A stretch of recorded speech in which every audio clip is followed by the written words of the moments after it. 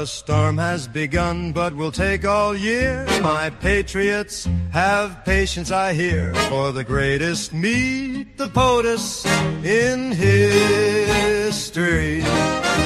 Righting the wrongs and turning the tides. The next stage is one that's golden for me and you. It's here. No more fake news. Straight to jail. You get some handcuffs too. Guantanamo. That's right. Don't bring no propaganda lies to me.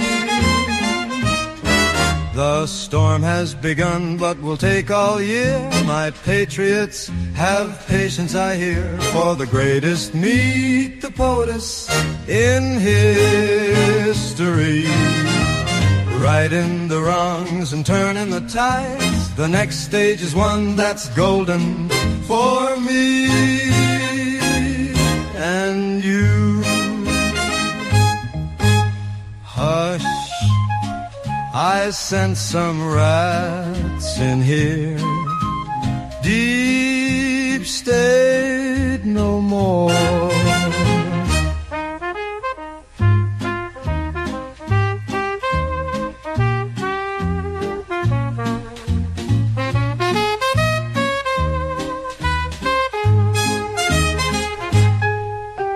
Hush, I sent some rats in here.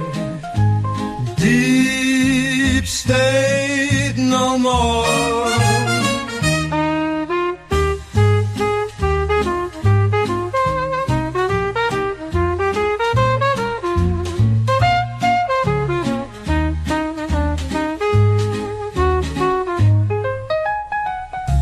Hush, I sent some rats in here.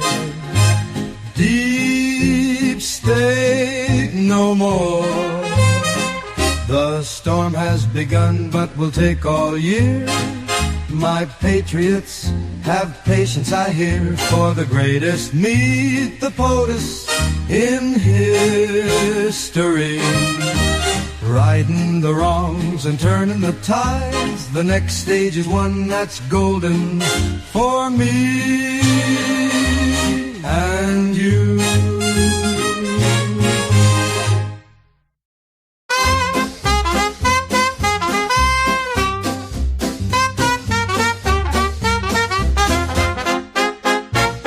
The time to right the wrongs is here. Raise the flag for the beloved big bad of the year. Sit, get comfortable, and have a cold beer. Be patient, all is patriots, the storm is here. They've descended upon us like ants. With one massive plan, all of them began to bring joy to the masses again. If you are a patriot, you have one last chance. He lowered your taxes and brought your jobs back. You knew he would from the jump. Now he's coming for their heads, and then in a flash, the tyrants will be gone.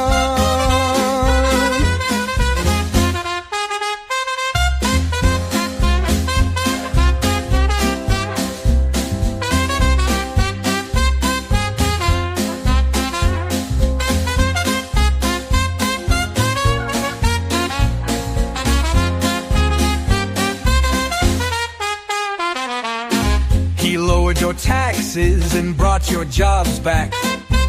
You knew he would from the jump. Now he's coming for their heads, and then in a flash, the tyrants will be gone.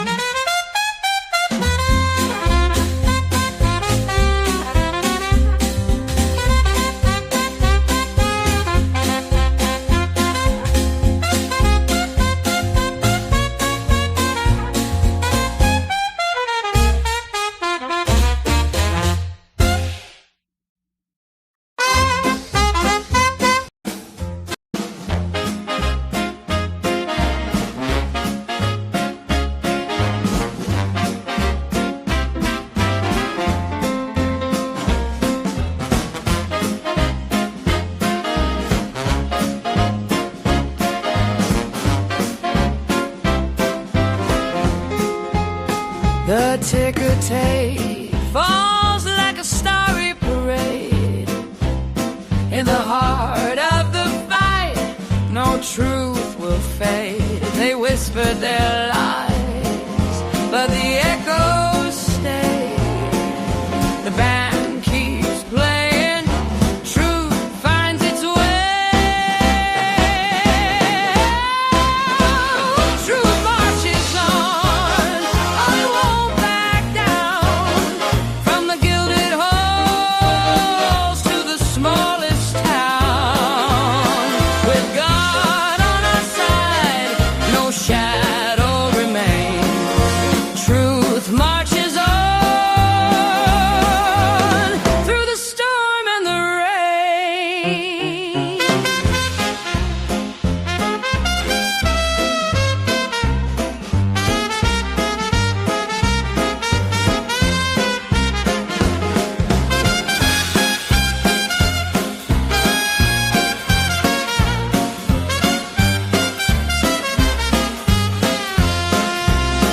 They built their castles on quicksand and pride. Thought they could run, but there's nowhere to hide. The deep state crumbles, the veil is torn. A new dawn rises, a nation reborn.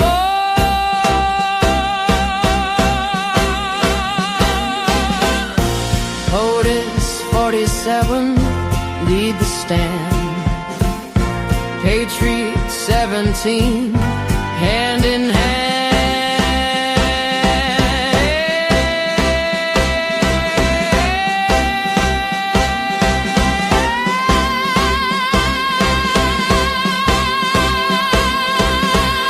Truth marches on, oh, it won't back down.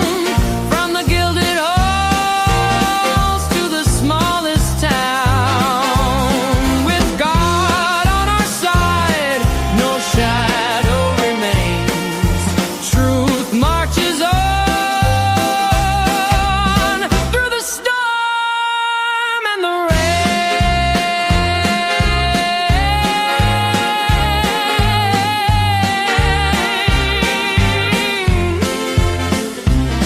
The piano rolls, the trumpets flare. Freedom's song fills the air. Justice swings in perfect time. Victory rings at every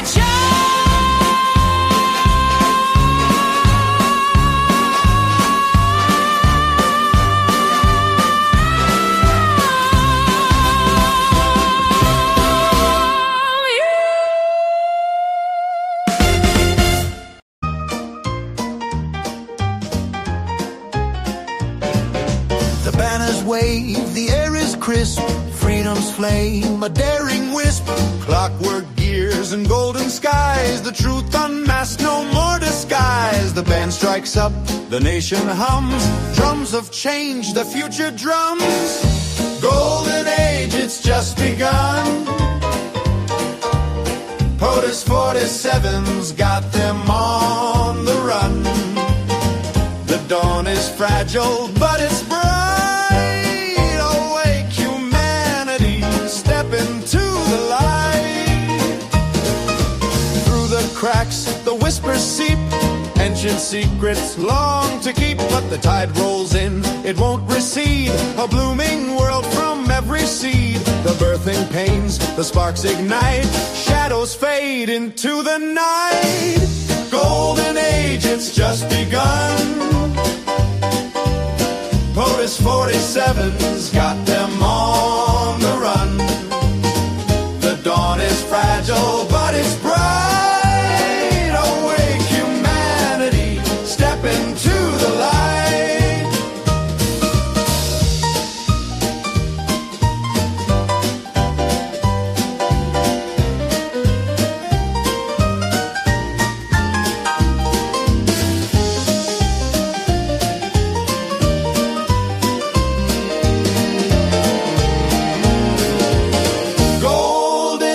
It's just begun. POTUS 47's got them on the run.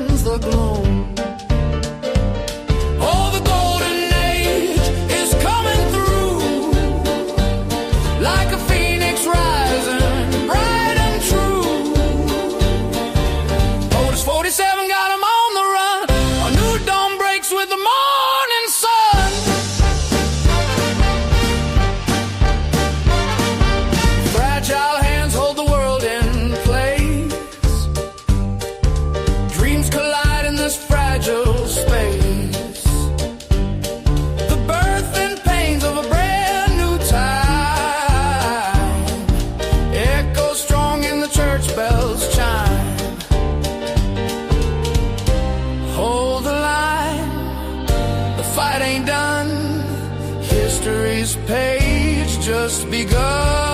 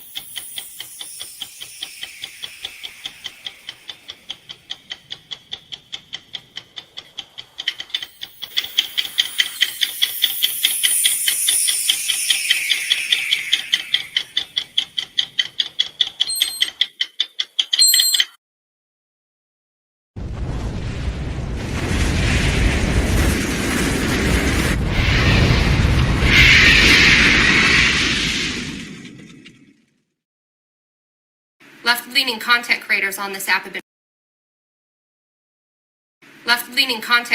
this app have been fucking lying to you. This is the most important TikTok I'm ever going to make, and it very well might be my last.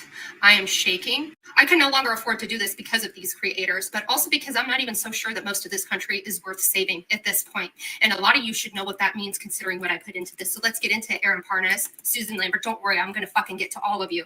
According to a new article by Wired, they've all been accepting $8,000 a month and not disclosing it to you from a dark money group that paid Chorus to do this. Unlike every single one of those fucks, I told you guys that I was approached with a similar deal. And I said that that would not hold true to who I am as a person. And I want to have a brand that sells itself. I want to break stories myself. I want to do investigative journalism myself, and that a lack of diversity on this app would actually be really bad. I even screenshot it and I turned it away. I turned it away when I needed thousands of dollars for an operation. And I even said that in doing so, these apps actually suppress other people. And all of you guys have been tagging Susan Lambert in my comments. And I've said, well, you know, I think she's funny, but like, I actually want to offer like analysis and expertise. But of course, she's going to be the one that gets to go to DC. When you tag Aaron Parnas and all of them in my dark money thing, which I am the only fuck person in the entire country putting blood, sweat, and tears into this project, of course, those fuckers didn't answer because they know if I research long enough, I'm going to find them in it. And I fucking did. Like most Americans, the ones that I'm actually fighting for, I cannot afford all of my medical bills. I considered selling my car to be able to continue to do TikToks because I'm getting this close and I'm finally going to fucking make a difference. But I'm not going to because I know that they're not smart. They're not even trying to hide the fact that they're capitalist, self-serving fucking $8,000 a month on top of creator rewards, on top of support my content. I'm living off of fucking $200 to $300 a month because I'm passionate and I'm trying. And I'm going to read you this article. This is just who they snapped up in June, but understand that I was reached out to in, I want to say January or February. You can go fact check that, which means that it's all of them all of the time, suppressing our voices and getting paid, pretending as though they have expertise. After I do this, I'm out. I'm going to go sell out somehow too. Go get my bag. There's no reason I should live like this while they are living like that and not doing shit. They're not even writing their content. In a private group chat in June, dozens of Democratic political influencers discussed whether to take advantage of an enticing opportunity. They were being offered $8,000 per month to take part in a secretive program aimed at bolstering Democratic messaging on the internet. And by the way, when you do these programs, press is everybody. So if you're a left-leaning content creator not taking money, make sure to tell all these guys to fuck off too. But the contract sent to them from Chorus, the nonprofit arm of the liberal influencer marketing platform, came with some strings. Among other issues, it mandated extensive secrecy about disclosing their payments and had restrictions on what sort of political content they could create. How many times have I said that the pattern recognition's recognizing? How many times have I said, stop tagging me in breaking news? Stop tagging me in these. Nobody is adding new. Should we send a joint email with all of our email addresses? Or are we just going to send things separately and hope they change everything for everyone? They're admitting that this isn't ethical. Lorenzo, a non-binary creator in Columbus, Ohio, with over 884,000 TikTok followers, asked the group. Some joked about collective bargaining. Any Newsies fans here? Eliza Orlins, a public defender and reality TV star known for her appearance on Survivor, posted in the group, "We're a union just by saying so." There is no room for my nuance and depth in this shallow fucking cesspool of content creators on this app. And no, don't tell me to go start. No, done. The influencers in the chat collectively had at least 13 million followers across social platforms. They represented some of the most well-known voices online, posting in support of Democrats. And they're key to wherever the party moves next. But ultimately, the group didn't make much progress. Reading through this revised Chorus contract, like Ewan Semulusa, a reproductive justice influencer named Pari, whose posts under the handle Women in America responded later in the thread, I also think there's at least 4 other things that should change. Ha ha ha, emoji. But the vibe I got from their email was that there would be minimal, if any, changes. Lorenzo Orlins and Pari did not reply to requests for comment. I don't feel strongly about pushing, to be honest, said Aaron Parnes. It has been lauded in legacy media outlets. For what? Reading media legacy outfits? Fucking circle jerk. Fuck. They aren't going to modify it anymore. It seems like it's a take it or leave it. Parnes declined to comment. I believe we are in stage 5, acceptance, Pari responded. Creators began signing on the deal. Creative Chorus Creator Incubator Program funded a powerful liberal dark money group called the 1630 Fund. Might tip the scales. The program kicked off last month, and creators involved were told by Chorus that over 90 influencers were set to take part. Creators told Wired that the contract stipulated that they'd be kicked out and essentially cut off financially if they even so much as acknowledged that they were a part of the program. Some creators also raised concern about a slew of restrictive clauses in the contract. The 1630 Fund include Olivia Giuliani, Lauren Peretra, Barrett Adair, Susan Lambert, Ariel Fodder, David Packman, and the politics. Well, folks, I will see you when I see you. I don't know what I'm doing next because I don't trust any content creators or this app, and it's clearly driving everybody in the wrong direction. There are links to support my content in my bio as I figure out what to do next. I will still post for free on Substack when I have the time and feel like it.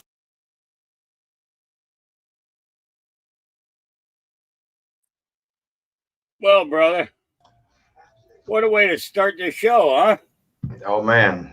But the thing is, we've known that those idiots have been being paid for years, and oh, we don't get paid. We don't take a penny. Yeah, my ass. Yeah, and it's it's one thing to do it through donations, but it's another to actually get a paycheck from them on a monthly basis. $8,000. You know what I could do with $8,000 a month here? I mean, seriously, think about it. I could do with shit. I would not be in this camper right now. Why in the hell am I not a Democrat? Why am I not a Democrat podcaster? Why? Oh, that's right. I have common sense. It's not allowed. For fuck's sake. We have integrity. Oh, yeah. And the thing is, that was the first thing that came up on my screen this morning. Normally I don't get much creator content from from the left, because of the fact that I get the content of people hitting back on them, but the fact of the matter is this, when I look at it, I see the messaging that has been going out to the left, since before Biden even went into office, because we saw it, during the first Trump administration. We saw it leading up to the Trump administration, in 2016. So when I look at that and I say to myself, fuck, there are companies out there that are paying people to do this shit. Why in the hell are we not? Why? Yeah. $8,000 a month. You know, you just gotta you and your family just moved into a new old house. Okay. Yep. So they bought an old house. Okay. And it's kind of run down, and he knows it, and he's doing everything he can to fix it up and make it the best that he can for his family. How far along would you be with $8,000 a month? Oh man, You'd be podcasting every day, wouldn't you? holy crap! Yeah. You'd be podcasting every day. You'd have somebody else in there cooking. You wouldn't have to do all the cooking. Now, I'm not saying that your wife can't cook, unless you affirm that she can't cook. No. Okay, it's okay. Right. I didn't think you were going to say anything about that, because I know that she's home right now, and that she'd come in and whip your ass if you said You're laughing in the background. yeah. She can cook really good, but cooking is just cathartic for me. So yeah.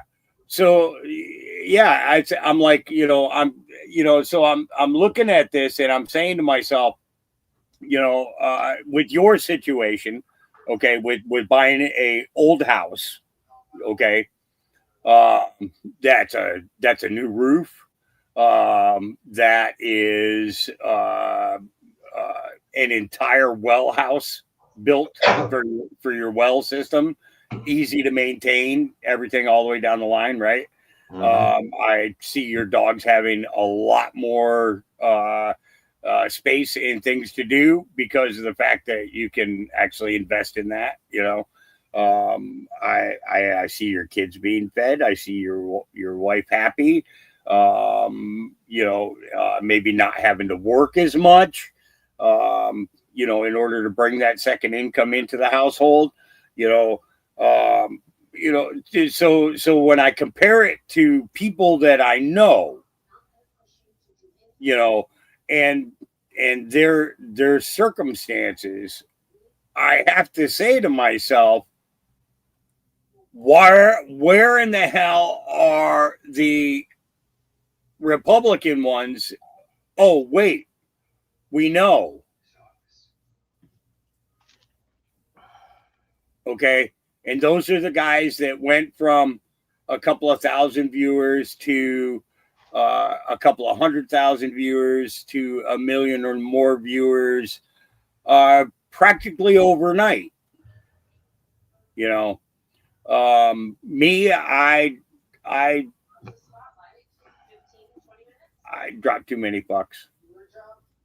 I do. They would never allow me on TV. Okay. I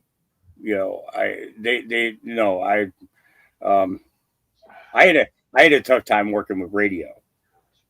Okay.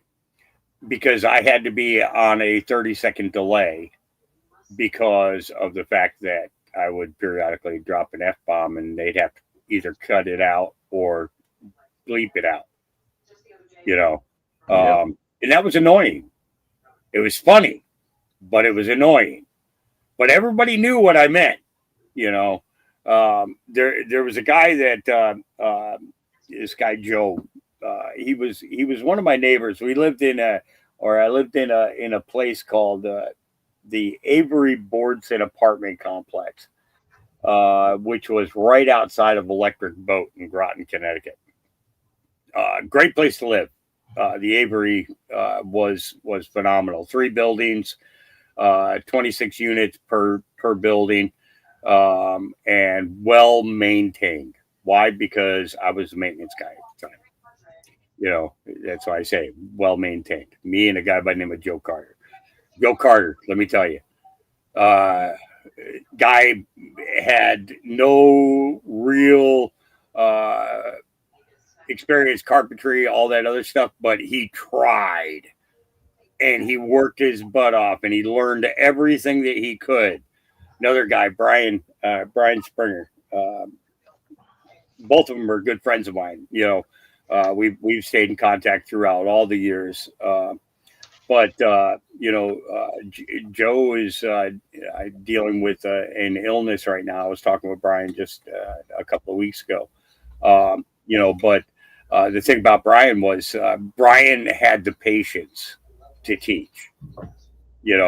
So when he would explain things to Joe, and then as Joe was doing things, he'd say, "No, no, no, Joe, look," and he'd show him the difference between the way that Brian is saying to do it and what Joe thought he was going to do. And the projects always came out good when they worked together. It was phenomenal. Watching Joe pick up more and more skills. When I left working at the Avery, I was only there for a couple of years. When I left working at the Avery, I was in the music full time, and so that had pretty much absorbed my life, and actually was the beginning of what was going to be the destruction of my life, you know. Um, but yeah, I look at this whole situation and I say to myself, you know, the things that we learn from each other cannot just be superficial. You know, there's got to be depth to it. When you talk about building something, there has to be a passion involved in it, a reason for doing it. That spurs you on with every step. You know, and it's just like, yeah, crazy. Got to put on permanent oxygen. Hold on, wait a minute. Wait, what freaking conversation are you guys having in chat? I gotta. Where are my glasses? I just realized too, the one thing I did not do yet today, slow. I don't know if it. I think it should come up on the screen for you. Okay, you see where the chat is, Yeah, right? yeah. Let me put the Okay. comments on the page. You see where it says show comments on stage. Yeah, it's because I want to get everybody that we do podcasting with to do that, because if they did that, you know, you think about it. If you're broadcasting to more than one platform, it's a great cross-platform communication. So somebody on Facebook that doesn't do YouTube can still talk to somebody that's on YouTube, and they can actually hold a conversation just by simply watching the big screen. You know, I think that's pretty cool, and it was a very, very good addition. So we got lots of stuff to go through today, don't we? Oh man, and then Let me some. get, let me get my ugly face off of the cam here. Um, and yeah, there we go. That's better. That's a lot better looking. A lot better looking. Yeah. Is oh, you know what? I just saw. Give me 1 second here, guys. All right. Now we should all be there. Is it there? Okay. I was like, why isn't it coming up? I was like, I saw Slow Country. I was like, where's Hawk? Something's going on here. Okay. So let's start off with some of these. What do you think? You think it's a good place to start? Yeah, I think so. Okay. I sent you another video too. Oh, did you? Okay. All right. Yeah. So I'll start from the bottom. Is this the? Oh, so this is a different woman. Yeah, it's Okay, a different one altogether. Okay, let's start off with this guy first, though. The one we were talking about earlier. Oh yeah, man, the White Rabbit. This guy. Yeah, him. Okay. All right. So I have two different versions of this. I have one where somebody else makes some commentary, and but this is the original post, and I mean, therefore I am says this unhinged liberal who's part of the Rainbow Mafia said he laughs at the. You know what? I'm just going to let this fucking idiot say what he's going to do. or what he's claiming. And guys, this is how warped and how brainwashed these people are. Okay, that there is a total lack of common sense and decency whatsoever, and there's nothing protruding. These are demons. I truly believe that these people are possessed by demons. And it also brings a whole new meaning to the phrase that we've heard and seen many, many times. These people are sick, and you'll understand why. Yep. All right, so let's go ahead. Let's hit this. Here we go. And you know what? There's going to be a lot more of that coming up. Especially at these religious areas, hey, we've had enough of your kind coming after public schools, right? It's about time. Yeah, churches and Catholic schools and religious schools, it's about time they get their turn. That's what I think. I'm just going to sit back and watch people do it. And I'm going to fucking laugh. I'm laughing about yesterday. You guys want to laugh about us? We're going to laugh about you. And you know what? There's going to be a lot more of that coming. Yeah. This guy is sick. There's no doubt. It's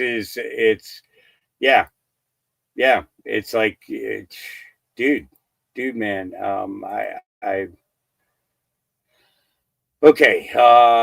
Let's see. Let's get down to this one here, and then this lady. I'm so sick of this, y'all. This shouldn't happen. There's no excuse for this. And it seems like school pew-pewing season starts earlier and earlier every year. And we just allow it. I feel terrible for the kids. I feel so bad for not just the victims, but the people who witnessed it and will now have to live with that for the rest of their lives. I don't feel bad for their parents. This happened at a Catholic school. There should have been no children there at all. We know what the church does to kids, so I feel terrible for the kids. May the universe protect them from their Catholic parents and the church. Y'all can shove your thoughts and prayers right where the brightest of the suns don't shine. So far up that black hole of yours that even your God can't see them or hear them. Because I'm all out of compassion for Christian nationalists. Fuck y'all. You did this. That's a dude. That's not a woman. You understand that, right? That's not a woman. That's why I said the person in the comment there. That's a dude. That's a dude in a dress. Yet another sick person talking about not feeling bad about the Minnesota shooting. Yeah. Okay. Yeah. It's this is, and then this is a clip from yesterday's press conference. And what I like is I like the video because of the fact that we got when I was playing it yesterday, we only had the two angles that the camera was doing. So we didn't get to see this woman actually ask the question, and whoever did this video did a great job. I like how they did this. Here we go. This is the second shooting involving a trans-identifying shooter who specifically targeted Christians and Catholic kids. What kind of consequences do the gender-affirming therapists, doctors, or even the parents of these shooters face after these types of shootings? Well, as for the parents and potential therapists in this case, and all of that is still currently being investigated by the FBI. I know the Secretary of Health and Human Services this morning said that HHS is investigating perhaps links between some of these drugs and these prescription drugs that some of these minors may be taking and an increase in violence. Obviously, we have mental health problems in this country that this administration and Secretary Kennedy will continue to speak out about and the work that we're doing to solve it. Oh, could you imagine the torture of an insane asylum, being a trans and not being able to use your makeup? Yeah.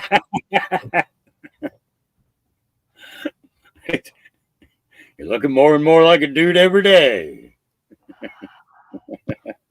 Oh my Lord. You know, and the thing is, he is right. We are laughing at him. We are, but we understand your illness, so we're also going to pray for you. All right. I don't know what your name is, but yeah, you need to find Jesus. And unfortunately, I think you're heading in that direction. Yeah, you need some serious help. You know, but I saw a bunch of others. You know,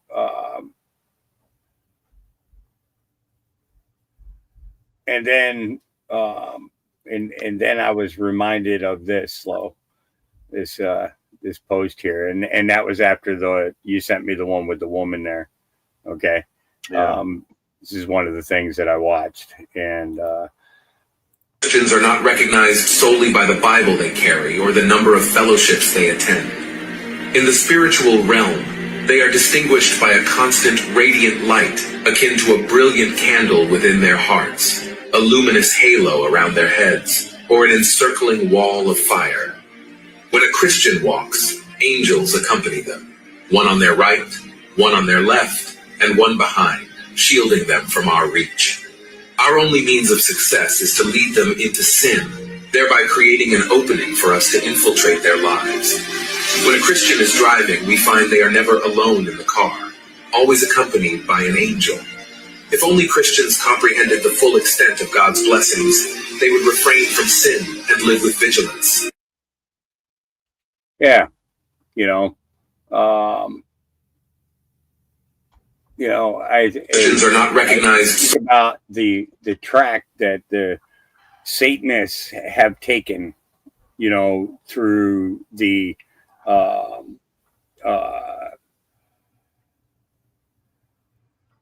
how do you say it, by taking the I don't want to say infantile mind, but you know, can you drop to the music? Oh yeah, I can. Yeah, I can do that. Hang on. Actually, I haven't checked them yet today to see if there was anything new there either. So we'll do that while we're right there. You know, the thing about the Ingersoll Lockwood, website, guys, is there's a lot of very interesting information there, and we've had quite a few conversations, and certain things on the page I notice, okay, because you know, I don't just check the bottom, you know, I check other spots too, because you see here there's only one period after worldwide here, right?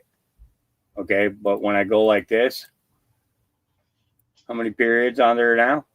There's 4, you know, and I check those to make sure that you know, I'm able to keep up with all the music and stuff. But yeah, take and do. Let's see, share. I should be able to do that. Why can't? You just have to drop the link to the page. You can't drop the individual links. Oh no, but for this here, there's a share thing for the radio. Oh.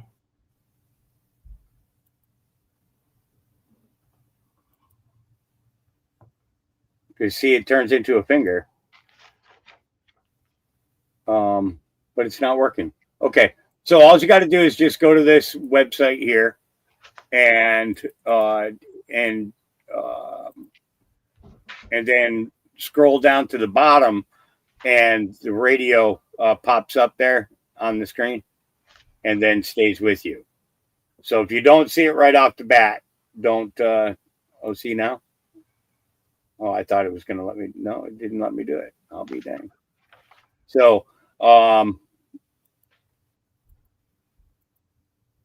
let's see.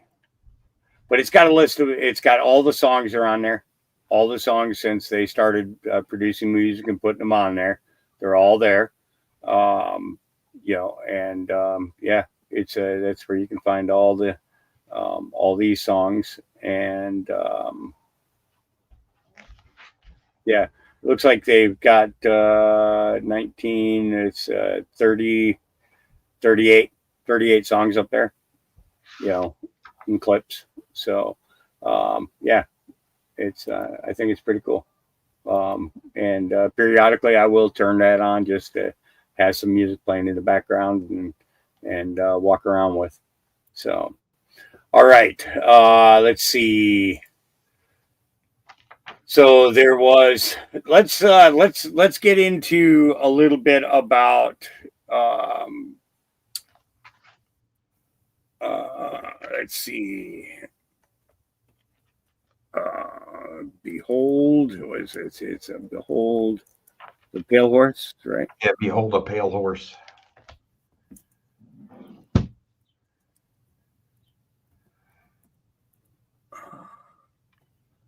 Let's see here. Okay, so just to give everybody a brief go to on this before we get into the main part here. Let's go here. Bill Cooper. No, I'm not donating because half the time your shit's bullshit. All right.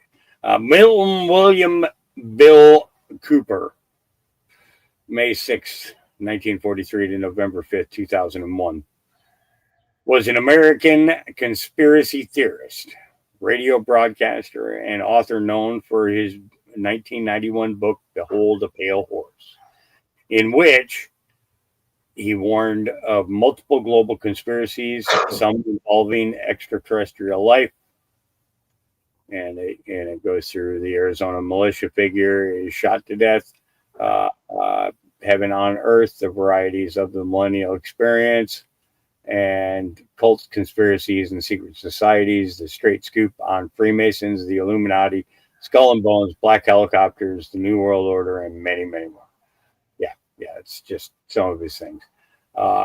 Cooper also described HIV/AIDS as a man-made disease used to target blacks, Hispanics, and homosexuals, and that a cure was made before it was implemented. He has been described as a militia theoretician. Is that theoretician? Theoretician. Okay, that works. Cooper was killed in 2001 by sheriff's deputies after he shot at them during an attempted arrest. Little is known about Cooper's background and education beyond the information supplied in his own accounts. He claimed to have served in the U.S. Navy, the United States Air Force, and Naval Intelligence until his discharge in 1975. However, public records only indicate a period of service in the Navy with a ratings code of E5 Sergeant, Petty Officer, Second Class in the Navy, including a tour of duty in Vietnam with two service medals. At the end of the war, while working in naval intelligence, Cooper served on a briefing team for Admiral Bernard A. Cleary. He then attended a junior college in California and worked for several technical and vocational schools before making his conspiracy theories known, beginning in 1988. Cooper expanded the speculations of earlier conspiracies by incorporating government involvement with extraterrestrials as the central theme. Now, in 1991, Cooper wrote and published Behold a Pale Horse. The book has been influential among UFO and militia circles. Just prior to the trial of Terry Nichols in 1997, The Guardian described it as the manifesto of the militia movement. According to socialist Paul Gilroy, Cooper claimed an elaborate conspiracy theory that encompasses the Kennedy assassination, the doings of the secret world government, the coming ice age, and a variety of other covert activities associated with the Illuminati's declaration of war upon the people of America.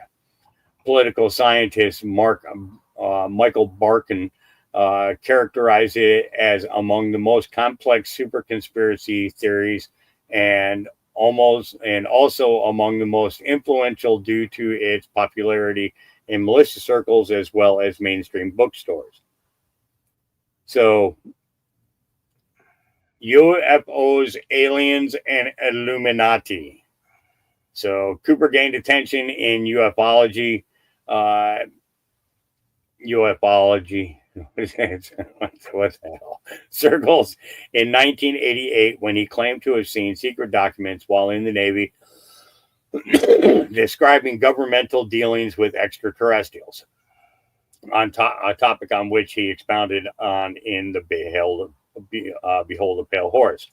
By one account, he served as a low-level clerk in the Navy and as such would not have the security clearance needed to access classified documents. In the summer of 1988, Cooper made his first public comments on the Paranet bulletin board system, an early UFO message board, claiming that in 1966 he was serving aboard the USS Tiru when he and fellow Navy personnel witnessed a metal craft larger than a football field repeatedly enter and exit the water. Cooper claimed he was instructed by the supervisors to never speak about the incident. Biographer Mark Jacobson argues the Tiru incident itself would not have done much to make Cooper's name in ufology. That opportunity came only a few days later when he was contacted by fellow Paranet poster John Lear. Lear, the son of Learjet founder Bill Lear, identified as a pilot who had flown missions for the CIA. Lear was the author of a post titled UFO Cover Up, which incorporated elements of mythos, which is the Dulce base, is the subject of a conspiracy theory claiming a jointly operated human and alien underground facility exists under the Archuleta Mesa near, where is that? Near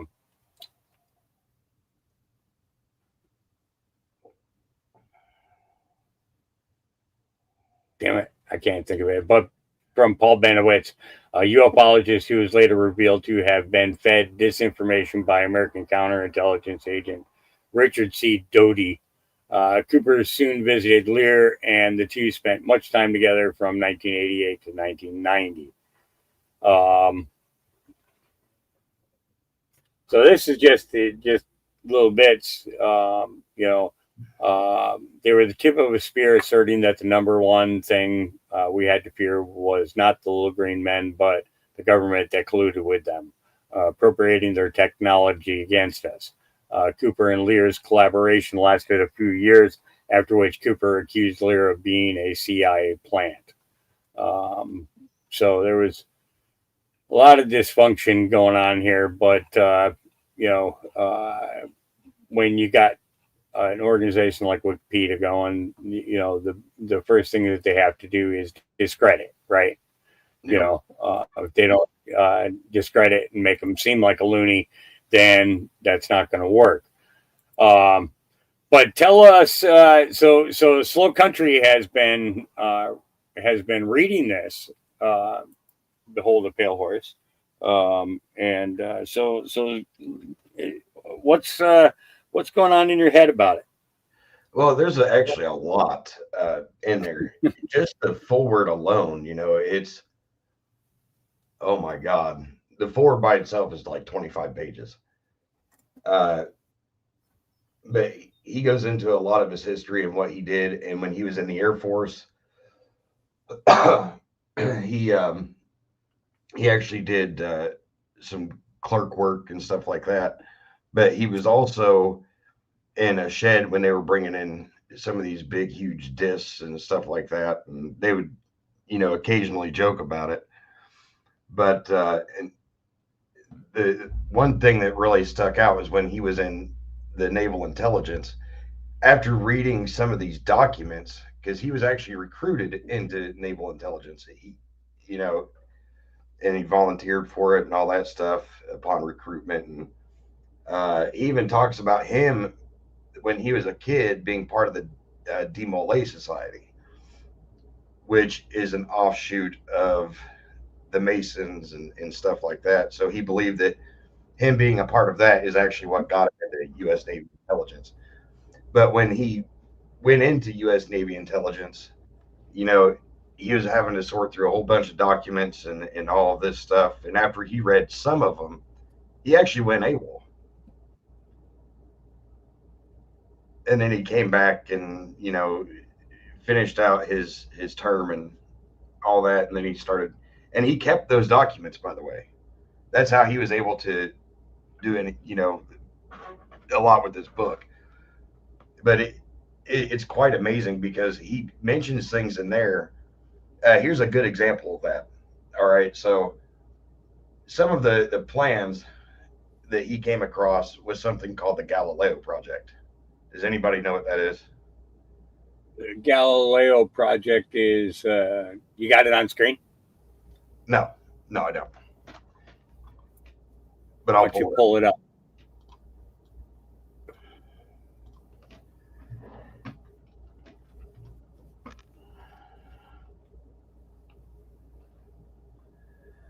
All right. And he also talks about the Majestic 12, by the way. So he talked about the Galileo Project in this book, except he called it Project Galileo. So the two are the same thing. All right. It just words flip-flopped. So let me open this up here.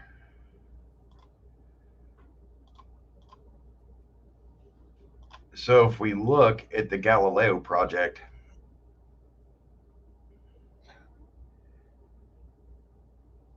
let's see here.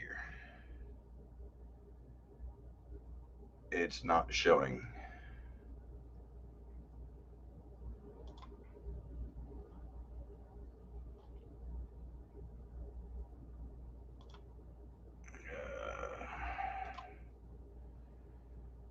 Hawk, it is not pulling up, man. Really? Yeah, I've got it up on the board here, you know, share screen, but it's not showing on the actual screen. Oh, because you got to take mine down. Oh. Now pull yours down, put it back up again. There we go. All right. There you go. All right. You got the power. The Galileo Project. Now, this was talked about in this book that came out in 91. Okay, so I just want to make that abundantly clear about that. This book came out in 91. He was talking about it in 91. And then this started up in 2021. All right, the Galileo Project did. And what do we know about the Galileo Project? Well, this guy right here, that's the head of the Galileo Project, Dr. Avi Loeb, is the one that discovered that craft way out in space. Okay. And he talks about it being in the book, a Harvard project. And this is also a Harvard project. So, it's just this book right here is just amazing so far. And it is batting 1,000.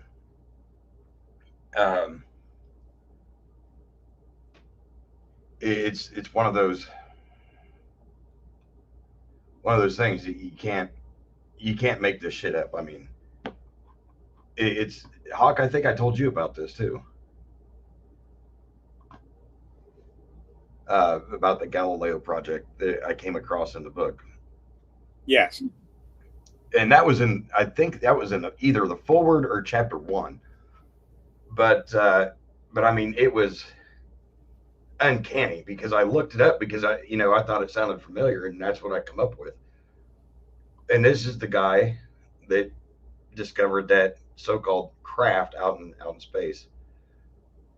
But and then if you also keep reading in the book, in chapter 1, it talks about the physics of economics, and he compares physics to our current economic system, and that the dollar is the paper money is like the inductor. I mean, it's just really interesting stuff. And using money as the weapon, which we know they've been doing for a long time. But and they call it a silent weapon, is what he calls it in the book. And then he breaks it down into classes, different economic models. I mean, it's just, wow. So then coming across, I started reading chapter 2 yesterday while I was waiting on the car to get done at the garage, getting the oil changed and the tires rotated and balanced and all that stuff. And does anybody remember the snake poem that Donald Trump would read? Pull it up.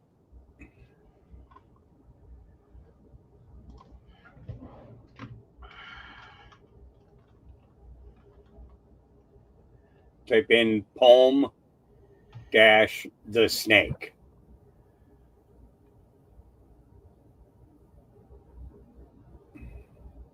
All right, here it is.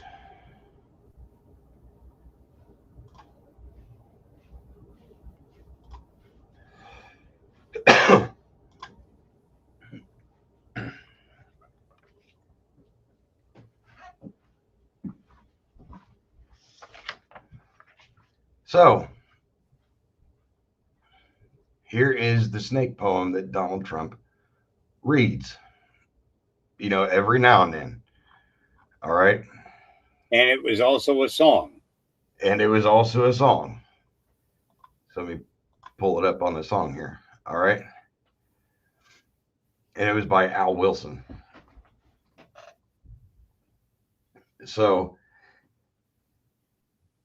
in this book, I find it funny because Donald Trump with the snake poem,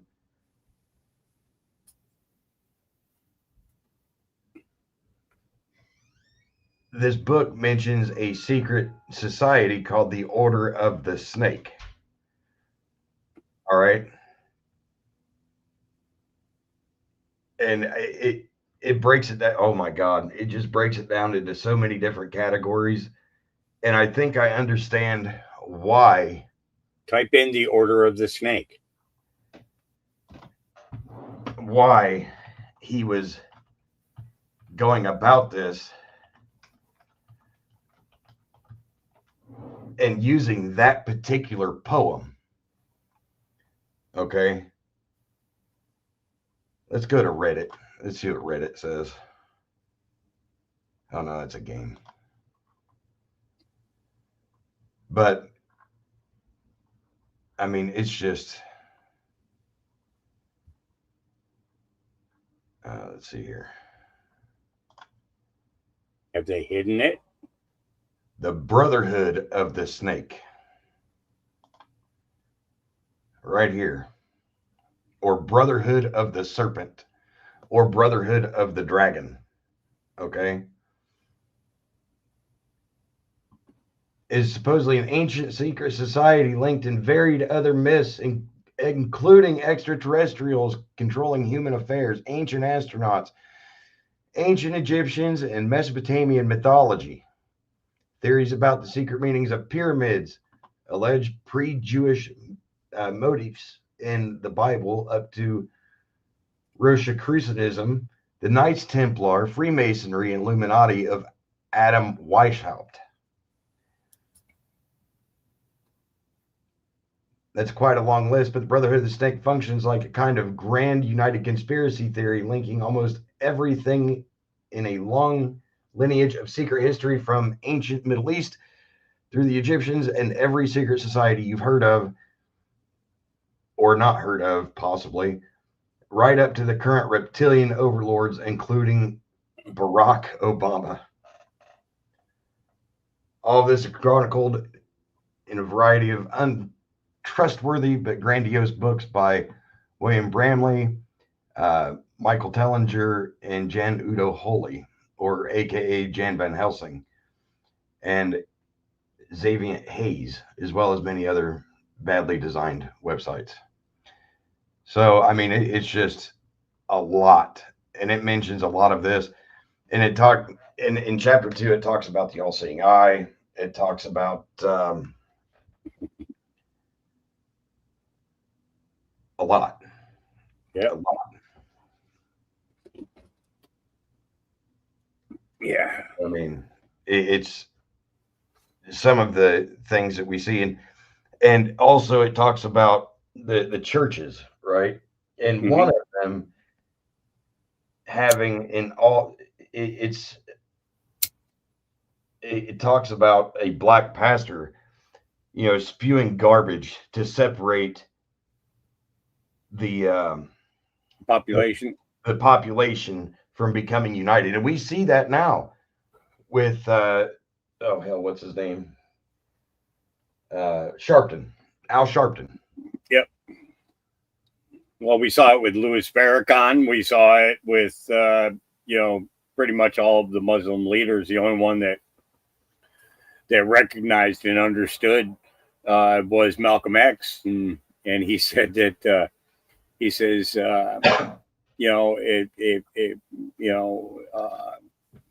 most white men are good, but the Democrats, no, they're snakes, they're demons. He said it repetitively. And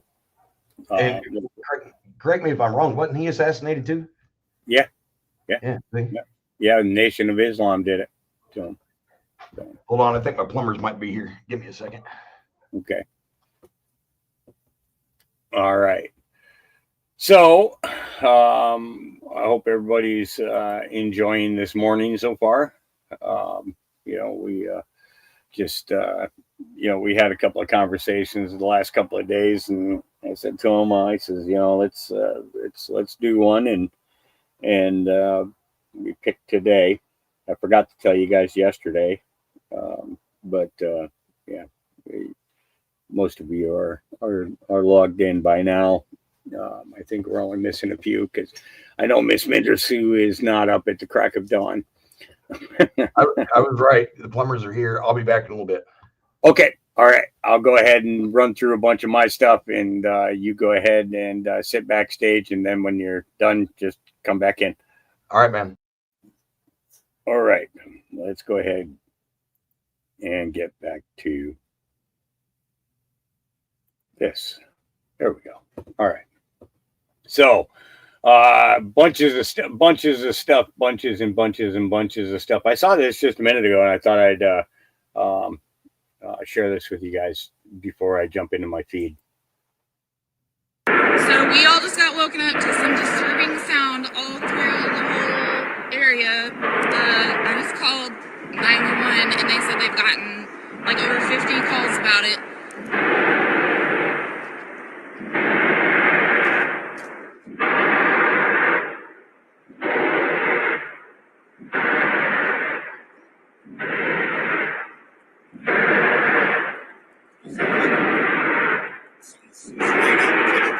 Yeah, that's what I'm worried about. Are we breathing in something we shouldn't be breathing in right now?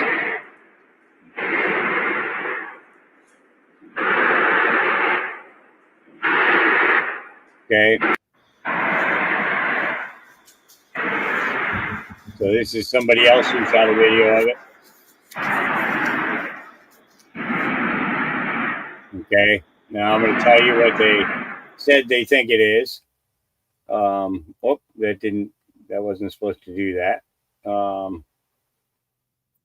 Here we go. Loud early morning noise in Pace traced to steam release. Residents in Pace and nearby communities were rattled awake by a booming noise Thursday morning.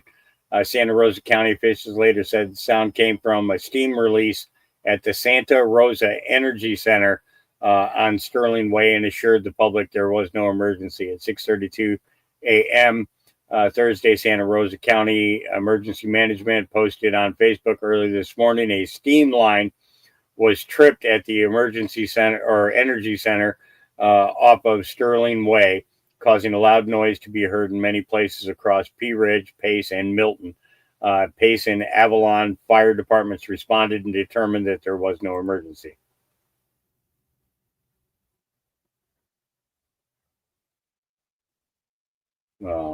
Okay, that video has absolutely nothing to it. No audio, no nothing. So, Lord only knows. Some social media users also suggested they heard a similar noise Wednesday morning, though officials have not confirmed that. The sudden roar left many residents shaken. One person wrote on Reddit, heard it at the gas station by the hospital on Berry Hill while pumping gas this morning. Woke my whole family up.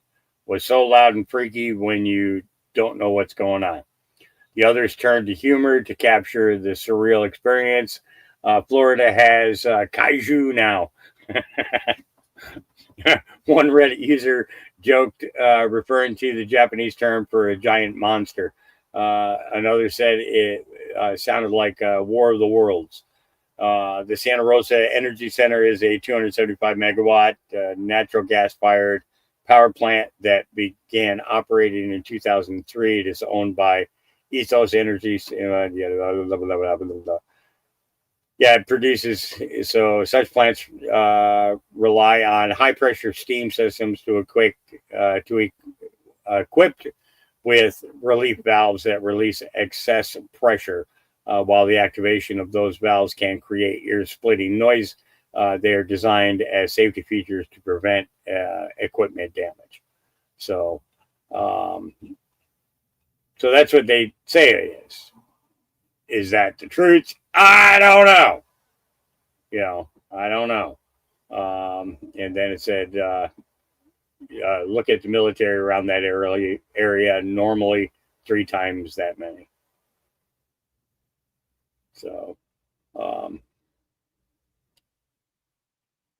others are saying subterranean warfare. Don't go where the booms are happening. Underground tunnels and domes being destroyed. A lot tends to happen around national parks. Can include floods and fires. Don't drive to source. US 90 is currently closed at Dowling Avenue due to a sinkhole, via Riverbend News. It's a big hole too. So, yeah. So there's a lot of different things, and there's the Cayuga. Yeah. All right. And it did sound like rapid fire. Orcs looks like meat back on the menu, boys. Yeah. All right. So let's go ahead and let's click this one more time, just in case something popped on here. Let's see. Work hard and it's what you do, guys.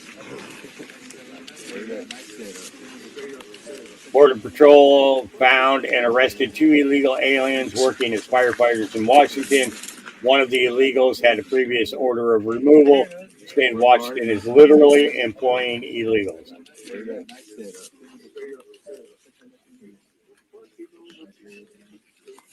Yeah. Let's click it one more time and then.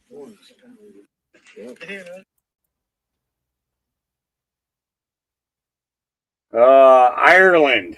Islamic migrants take freely from Irish children everything from their bikes to their innocence. This guy stole her bike.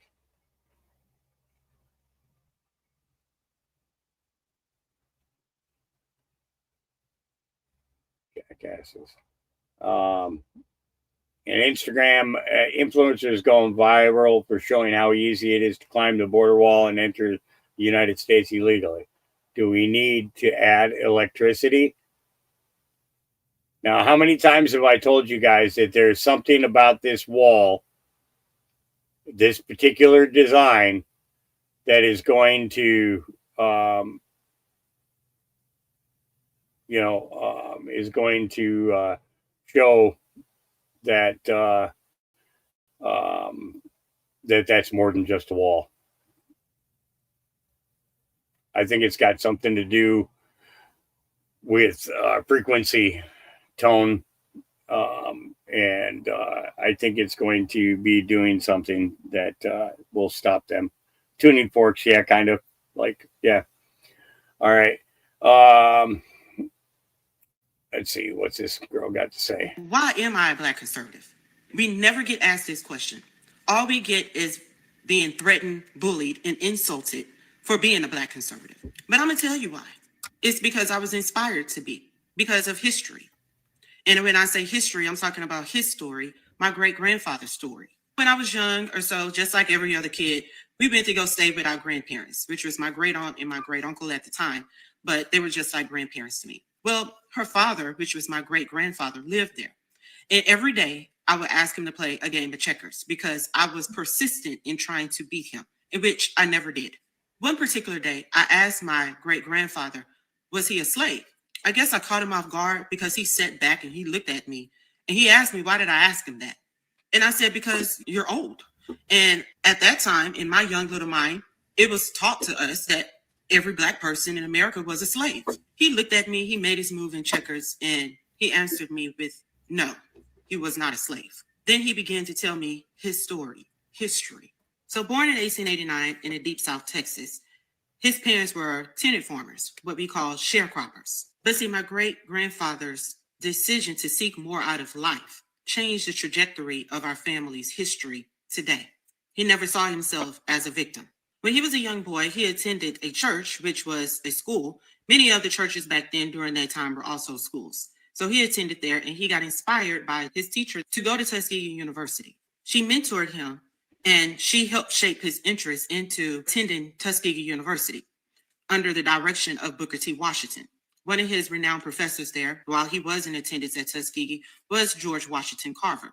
In 1912, my great-grandfather graduated with the engineering degree from Tuskegee.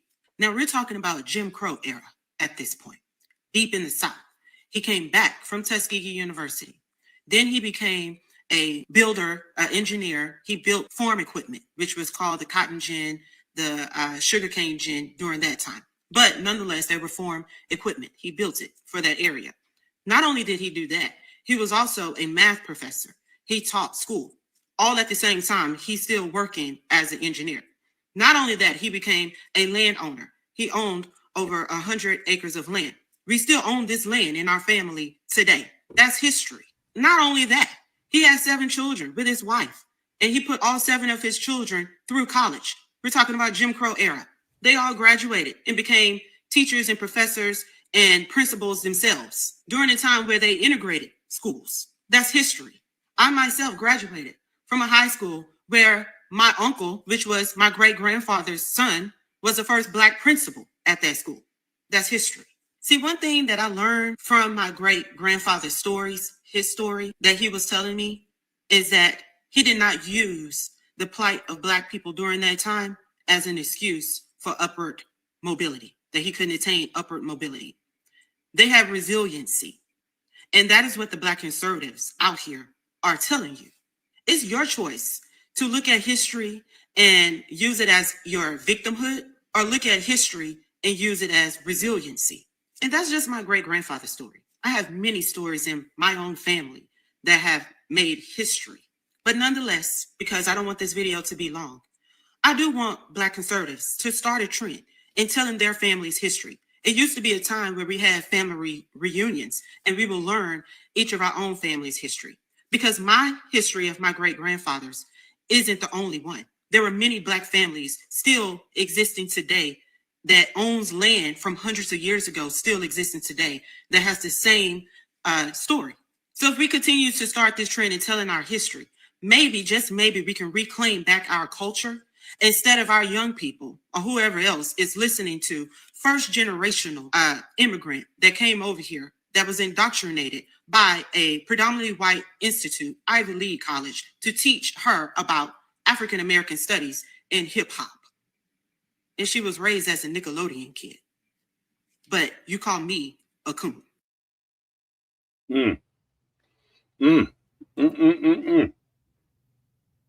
Yeah. Yeah. All right. So let's get into my feed.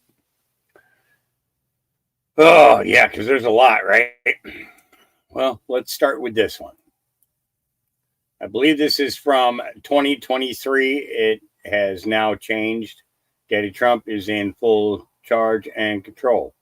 Take a listen. A lot of this we already know, but take a listen. Hey, good morning, everybody.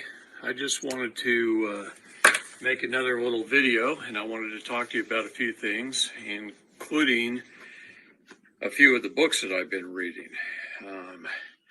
I find these books pretty critical reading if you want to know the truth, even about God, Jesus, and our religions. The first one is the first Bible. It was published in 144 AD. Suggest you pick it up. It's basically the New Testament from the crucifixion of Christ on. And you'll find some things that are a little bit different than the King James Version of the Bible. I'm spitting a little bit already this morning. Second, the Dead Sea Scrolls. The Dead Sea Scrolls. It's the oldest known Bible translated into the English language. It needs to be read. The third, the complete 54-book series needs to be read. These are 54 books that were left out of our Bible. Now, I want to talk to you this morning about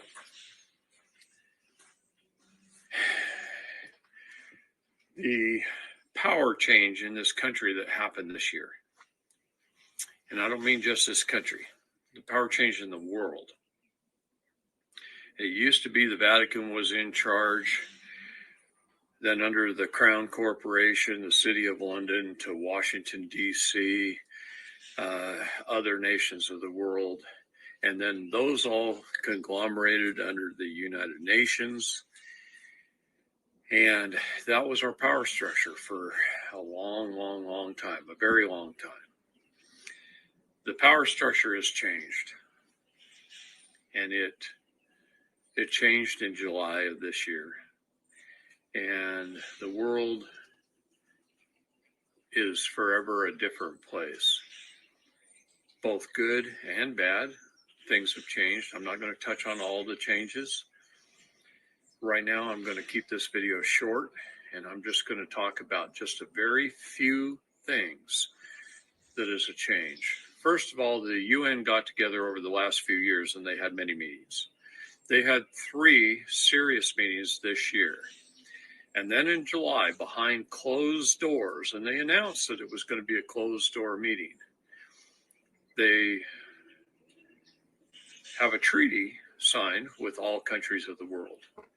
They basically told the leaders, the political leaders of the world, that there's a new power that controls all of the assets of the world. Those assets are the people. It's always been the people. The people are the biggest assets of any nation and always will be. But what I'm talking about is the monetary assets of the people, and not just the dollars that you have in the bank, but the trust that was set up on behalf of the people. Now, I'm not going to talk much about the trust at all. In fact, that was it. That's it. That's all I'm going to say right now about that. I'm going to tell you the power structure so that you understand it. Now, in July, this meeting was behind closed doors. A unilateral treaty was signed. These meetings, all nations were told of a shift in world financial power and a shift in who controls the money, controls the government. So our nation, the United States of America, changed to a corporation. To make it short, we've had USA Inc., we've had United States, we've had the United States, we've had multiple bankruptcies. They're all corporations, and most recently we had Joe Biden's White House Office Incorporated. The White House Office Inc. has 60,000 subsidiary corporations underneath it. Every state, every agency of government is a corporation underneath the White House Office Inc. And that's the way things have been ran. The money has always been in the people. And I'm just going to say that this one last time. It's our assets. It's held by paper. It's held by bonds. It's that simple. And we all have them. So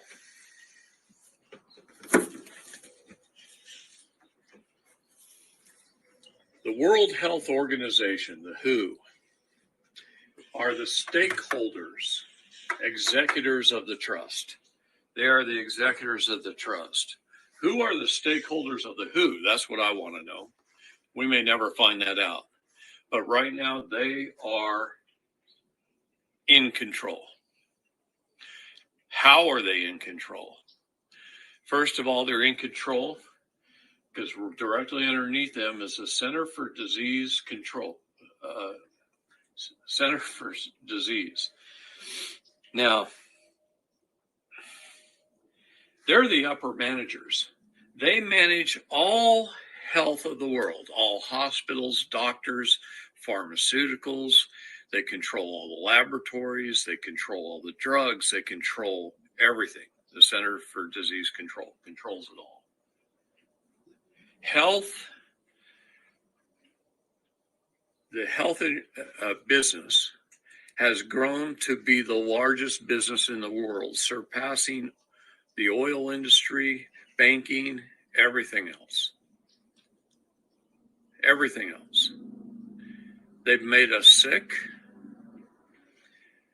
They poison us with our air, our water, our food, our prescription drugs.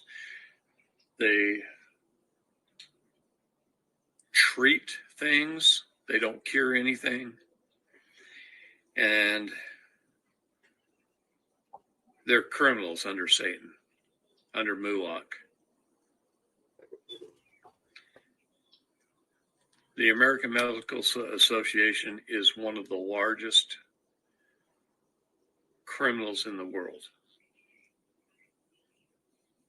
One of the largest criminal organizations in the world. Now, is every doctor and nurse bad? No. They don't even know what they're doing. They're compartmentalized legal idiots, just like we all are. We've all been snowed for a very, very, very long time. Now, under the CDC is the Department of Health and Human Services. They're based out of Atlanta, Georgia. There are trustees. They're the mid-level managers who control all of the vital records, Social Security Administration, our birth, our death, our marriage records, which are all bonds, all bonded. Everything is a bond traded on Wall Street. Inside the trust, and there's multiple trusts. Now, the DTCC is their bank, their brokers. They used to be at 55 Water Street, New York. They've now since moved to New Jersey to a bigger building. They're the broker, the traders, the financial of all the bonds. They buy, sell, and trade all the bonds that the Departments of Health and Human Services create through our states. Now, this is federal, this is state DHHS. The states are the mid to low level managers. They're the accountants. They keep all the state vital records. They keep those in one place in each state, and they hang on to those. It's really a checks and balances system. They pass the information on to these guys, but they keep them. Well, they collected them from these guys, and these guys are our counties who issue the marriage licenses, collect the birth certificates from the hospitals and doctors. These are our low-level managers. They collect the death records from the coroners and from the hospitals. They're the data gatherers. They're the low-level managers. And they're in each county in America, 3,144 counties. The people are the chattel, the slaves. They're the beneficiaries, but they don't know how to claim their benefits as a beneficiary. And this is all I wanted to talk about today, is just the power structure change and how we changed over to a one world government under the WHO. And we did it with agreement of all of our political leaders. Doesn't matter if they're Democrat or Republican. Doesn't matter what country you're from. If you were a United Nations nation or not. If your nation keeps birth certificates, death certificates, marriage license certificates, and has a social insurance program like Social Security, those are all bonds that are traded on your behalf as the beneficiary. And this is the new system of power in the world, because each one of the people's accounts are a bare minimum of 100 million per person. Now you multiply that times 7 billion or so, and you'll see the sheer size and scope. And it's more than any country's budgets. It's more than all the country's budgets. It's more than all the taxes ever taken in. It's more money than the stock market by tens of thousands of times. And this is the power structure in America today. And I hope you enjoyed this video. I wanted to make it yesterday, and the sunlight was destroying the camera. And today I don't have it set up very well. And obviously, I probably wasn't as prepared as I should have been. But I love my people. I love America. The state nationals, our group's not dying. It's being weeded out, but it is growing. I get thousands of emails every day of brand new people doing their paperwork and joining. All right. Give me a second. I'll be right with you. I'm making goat's milk. So hang on.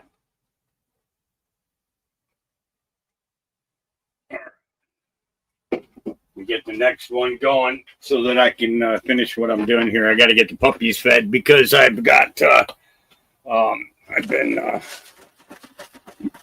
working on getting stuff together since I got up this morning and we set the podcast.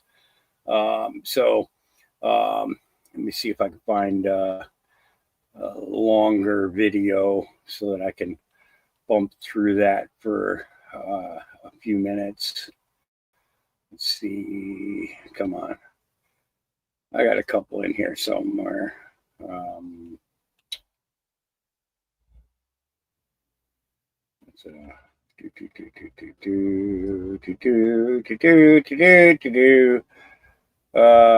with me. I also want to make sure that I keep an eye out for a press conference. I'm presuming the White House is going to be doing something today because it is Friday, of course. Let's see. Come on. Here we go. Okay, so this is Mike Benz. Out the other aspects of the corruption, but Trump specifically pointed to RICO because of support for violent protests. And this is something, as a free speech activist and maximalist, I'm very wary of what the counter argument will be, which is that protest activity is protected.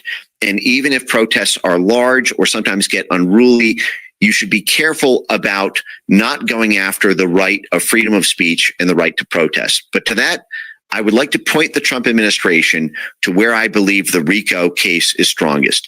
And this is when it comes to not just being in the streets and making noise and banging pots and pans, but when it comes to organized criminal activity. And I'm going to play from the Soros-partnered U.S. Institute of Peace that we referenced here.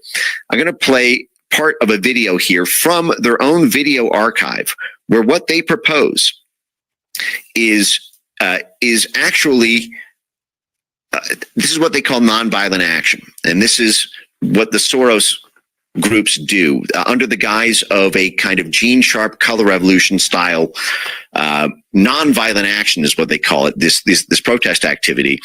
Now, this is from the U.S. government. This is on the U.S. government's video archive. I'm going to play just this section, and then I'll get your guys' thoughts on this. Third category of nonviolent tactics is nonviolent intervention. These include such actions as sit-ins, blocking roads, overloading facilities, establishing parallel or alternative institutions, occupying buildings, and acts of civil disobedience, even deliberately seeking imprisonment. So this is the U.S. government guide that I have pulled up now. Again, this is produced by our taxpayers. The U.S. Institute of Peace gets $55 million a year from taxpayers and has a mandatory board spot for the Secretary of Defense and the Secretary of State. These mandatory board spots to have the head of the State Department and the War Department. And it's created by an act of Congress, funded by the U.S. government, our taxpayer dollars. I have their advanced course on civil resistance. Now, all of the folks involved in this course have been involved in the violent riots of the past decade, from backing the BLM Summer of Love riots to the ICE riots. And even in their own written guide, they propose that groups blockade roads, blockade shipments, blockade the city. They have an entire training seminar here where they get people to strategize about how to block city intersections and like. So I believe when it comes to RICO, it's one thing. There's no problem with establishing parallel or alternative institutions or being in the streets, being an annoying person. But blocking roads is a violation of the law. And when that is organized and premeditated, that becomes RICO. Occupying federal government buildings. These are the same people who called for 1,000 years in prison for anyone who occupied the Capitol building. And yet they will propose to occupy police buildings or government buildings during the Brett Kavanaugh case. These acts of civil disobedience, all of this stuff, that means legal disobedience, breaking the law. And so I think when we need a full accounting of if a subpoena were to be fired off at the Open Society Institute and Churla in LA with the ICE riots to get their internal documents under court order to see how much of that was premeditated. It's no problem if you want to protest the ICE raids, no problem with that. But the moment you block the I-10 and cut off emergency services and the ability to get mail delivered to people's homes, the moment you do that, that becomes RICO. And this is not an accident. What I've just showed on screen are formal U.S. government guides from the very institutions partnered with the Soros Open Society Institute on instructions to do it and training scenarios for how to do it. So we know these groups did it. There's just never been a court-ordered subpoena to actually force them to turn over these documents or to bring the case. And I believe this is where the magic is when you get to this sort of organizational planning. What do you guys think of that? I mean, anything that you can do to push back on this kind of behavior. The government shouldn't be instructing people on how to basically to protest or inhibit, what other citizens are doing to live their lives, right? Like if you're talking about blocking highways and stuff like that, people have to live their lives. And in the United States, you're free to say, I don't want anything to do with your protest. And the fact that the government is helping to instruct protesters, probably paying money, but helping to instruct protesters in how to do nonviolent protests, which will harm their fellow citizens, right? Like whether it be making people late and possibly losing their job, or you got someone trying to go to the hospital and they're preventing people from getting through, whatever it may be, people have the right to decide to not be involved in your BS. And the fact that the government is funding this kind of stuff, telling people how to frustrate your fellow citizens' lives is absolutely abhorrent. It should be stripped from the government, and any kind of criminal charges that can be brought up, I think they should do it. I don't view blocking the free movement of people as nonviolent, right? Like that alone is a fallacy. Well, what's amazing is so this instructor here, Maria Stefan, who founded the U.S. Institute, or directed she was the head of the program on nonviolent action at the U.S. Institute of Peace. She's on record saying that they've cleverly defined the term non-action to specifically exclude property damage from the definition. Yeah, insane. So she's asked her opinion about the book, How to Blow Up a Pipeline, and whether or not it's okay to blow up pipelines. And she argues that technically it's okay because under our definition of nonviolent action, property damage is not included. That's convenient. Yes, right. So these are the same people. But that sort of thing is RICO. And one RICO case on this network would make 200 other actors in the network never want to do this sort of thing again. And so I completely support the Trump administration's pursuit of it. And I think this is the answer. You get to these deliberate law-breaking sides of it. You go after the organizers, the main institutional cells. You force them under oath to testify and turn over documents and discovery. And I think that would break the whole thing open. But let's move on to. Yeah, Mike Benz. Give me a second here. I'm looking for a because I've got to run out and get the pups fed. So it's gonna I need more than just 2 or 3 minutes because they're gonna require a whole bunch of loving while I'm there. I will try to think of turning on my camera when I go out there and shoot a video of it, but I wanted to throw something on that would give me about 9 minutes is what I need, and I found it. And be the plan. Okay. I'll be right back. Something is going on. Some of us see it, some of us feel it. It's time to expand your thinking. You will need to reset everything you thought you knew about the world, about the people you trust, about history, about yourself. Let me tell you a story. For a very long time, our world has been under the growing influence of a vast transgenerational criminal mafia that was able to rise up to the highest levels of power. We didn't know because they talked and acted just like you and me. We thought we could recognize true criminals by their words and actions, but were deceived by their sophisticated speech, wealth, education, beauty, and power. Through a system of threats, blackmail, and bribery, they would come to occupy the highest levels of power in government, corporations, and education. You may know them as the deep state or cabal. Most dangerously of all, they achieved almost total influence over the media, their primary means of controlling the good people of the world who were just trying to get on with living. They used this power to slowly convince us that we were the problem, that we were a threat to each other. They used race, gender, and religion to set us apart, and rewrote history to validate these false claims. They funded both sides of wars just to crush our potential to prosper and succeed as a peace-loving and creative force of good for the world.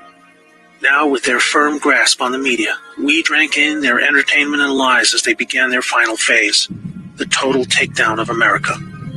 We were the brightest remaining beacon of freedom and humanity's last hope. They knew that if they could take America, the rest of the world would follow. They cut deals that led us to hand over total control of the money system to a private central bank, the Federal Reserve. This made it possible to influence Washington, D.C., and most of our presidents since then were beholden to the criminals in one way or another. Things took a really bad turn when they concentrated vast power into the hands of the many civilian intelligence agencies throughout the world. They said they were there to protect us. Instead, these agencies were catastrophically weaponized to boost drug and human trafficking cartels, assassinate political opponents, undermine the military, and change regimes of foreign governments who did not want to adopt the centralized system of money control. You might think they would choose simply to remain in the shadows running their criminal activities while we carried on with our lives. But as long as there was freedom for the people to prosper, the cabal were always at risk of being discovered and shut down. There was no way to continue without a plan to eliminate all threats to their survival, even if it meant imposing a single world government under their jurisdiction, where no national identity, police force, or military could stop them. They called it globalism. exploiting our emotions and our instincts of compassion. They found a way to justify dismantling cultures, borders, and national identity under the guise of social justice, creating false narratives of racism, colonialism, and capitalism to destabilize and ultimately collapse societies so they were no longer secure enough to reject this dark plan for the world. Where there was no history to distort, they would use wars to force a catastrophic mass migration of peoples across borders to destabilize and weaken cultural identity. When we didn't accept this, they called us intolerant and shamed us into silence. By 2008, America was in advanced stages of economic decline, with disastrous trade deals leading to widespread loss of jobs and a devastating financial crisis. The cabal had now absorbed another extensive criminal empire that was aligned with a twisted and radical form of Islam. Realizing the competition could threaten their goals, they decided to cooperate and agree to mutual terms. Now a hostile foreign enemy was able to insert a subordinate into the U.S. political system who would become the president. Saudi Prince Al-Walid bin Talal funded Obama's Harvard education and took power by proxy, picking his entire cabinet while buying vast quantities of control in our largest media companies. The Western faction of the cabal was different. It was another kind of sick altogether. A dark and deeply sinister death cult with a strong reliance on symbolism and numerology, with levels of cruelty unimaginable to all right-thinking people. The reach and scale the secret society had achieved would have sent destabilizing shockwaves across the world were it ever to be publicly exposed. They were highly skilled at living just below the surface as they worked their way into the United States presidency. With both factions of the global mafia now in control, are you ready to hear what they had planned? Make sure you're sitting down. They installed rogue operators in government. They opened back doors to leak highly classified military intel and top-secret special access programs. They cut military funding and weakened the command of generals with irrational new rules of engagement. They worked to dismantle NASA and end our supremacy in space. They infiltrated and exposed defensive military intelligence programs that reduced our ability to detect foreign and domestic threats. They used our trusted agencies to target and weaken political opponents. They relaxed our borders and enabled passage of millions of illegals and violent criminal gangs. They moved money to fund global terrorism, resulting in groups like ISIS moving to capture vast territories throughout the world. In 2016, the Cabal Alliance had hoped to retain power. If you are not yet chilled to the bone by the picture that is forming about their intentions for us all, let me tell you what was to come next. Through international climate change scams, they would have siphoned trillions of remaining wealth, eliminate the last good guys in government, and withdraw total funding from the U.S. military, handing over the responsibility of our defense to the United Nations. They would revise the Constitution to weaken our ability to fight back, ban the sale of firearms to eliminate our self-defense, insert their people into the Supreme Court, remove the Electoral College system to neuter our voting power, and totally eliminate alternative media to shield them from exposure. They instigated a covert deal to move large quantities of our uranium to their captured states in North Korea and Iran to build up a nuclear arsenal that would threaten the world. For this, they blamed Russia, a growing force of opposition to their ambitions of global control. By casting Putin as an enemy and blaming him for this illegal uranium deal, they had planned a devastating nuclear world war between America and Russia that would have exhausted the last two remaining pillars of freedom for the world, accelerating the horrific endgame that had become inevitable. This cabal miraculously lost power in 2016 when a brave operation, led by a U.S. military alliance and their global partners, were able to return power legitimately over to the light. They had a plan of their very own, one that was many decades in the making. With Donald Trump selected for the role of president, the people of America were slowly awakened to the reality of the world they live in. With so much hidden and lied about in the media channels we had come to trust for our news and entertainment, this alliance of good set into motion a sophisticated strategy of dismantling the vast network of corruption that had almost completely overcome every level of government, industry, and the legal system. They knew they had to follow the laws of the land as they were originally intended. Otherwise, they themselves would be delegitimized, even though they were just trying to free us from the silent stranglehold of tyranny that we had come to accept as normal. The panicking deep state used any remaining power they had left to try and save themselves. Each day for 2 years was a careful and meticulously planned balancing act between public perception and the job that needed to be done.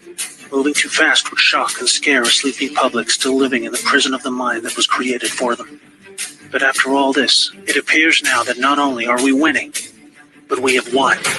The trajectory of this great storm is now radiantly clear.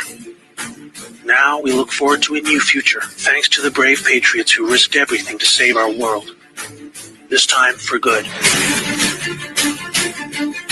There is not a person alive who has experienced what a world without this darkness could be like. A world of free energy that was kept from us to force our dependency on their fossil fuel monopolies. Abolishment of income tax that was illegally imposed to pay back interest on loans taken from the cabal banking system. Released cures for our most deadly diseases. Unleashed space technologies to open frontiers we never dreamed possible. New technologies creating millions of jobs and yielding a global human renaissance the likes of which we have never seen.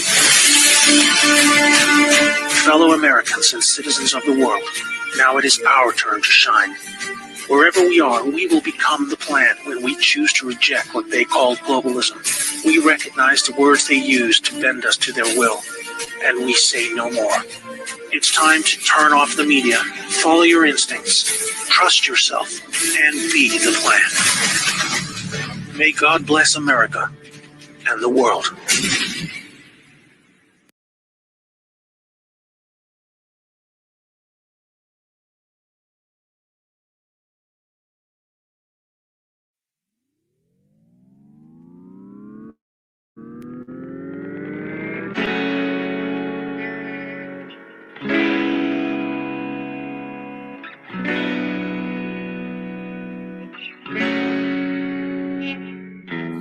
World getting crazy, baby, chill. Don't medicate, just meditate. You waking up now, well, baby, you hella late.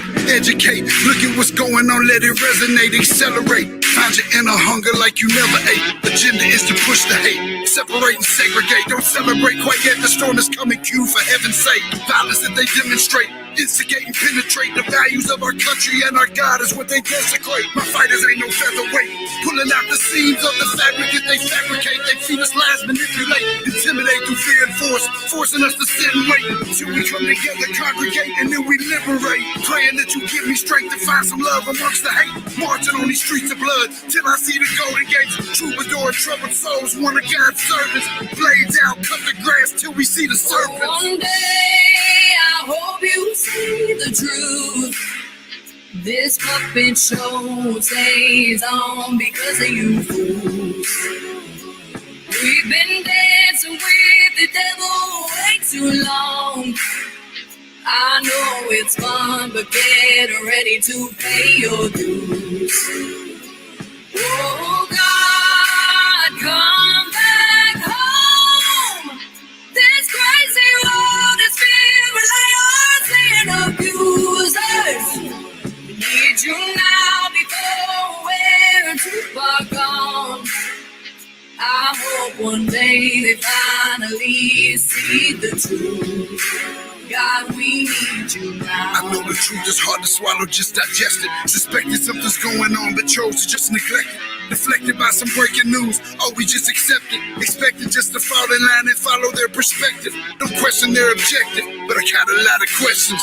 How these kids molested, but nobody's been arrested. Read it in the testament, these children are protected. So I'm fighting all these terrorists, both foreign and domestic. Refuse to be directed, blind, not a sheep. Only kneel to my God, so I'm dying on my feet. Silence when we speak, but there's violence in the street. I've been rolling with the punches, I can't take it on the cheek. Drink from a glass half full, I'm optimistic. People are sadistic, so vicious and malicious. Praying for assistance to overcome opposition, or I'm gonna start resisting, and then I'll pray for forgiveness. One day I hope you see the truth. This puppet show stays on because of you fools. We've been dancing with the devil way too long. I know it's fun, but get ready to pay your dues. Oh God, come back home. This crazy world is filled with liars and abusers. Need you now before we're too far gone. I hope one day they finally see the truth. God, we need you now. We need you now. We need you now.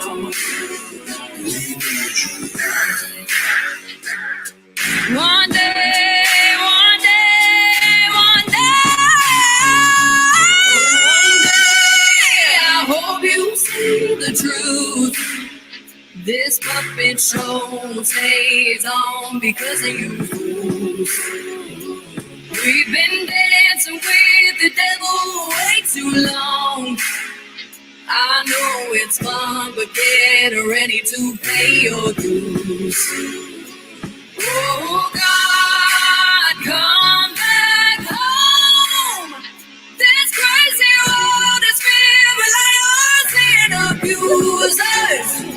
We need you now before we're too far gone. I hope one day they finally see the truth. God, we need you now.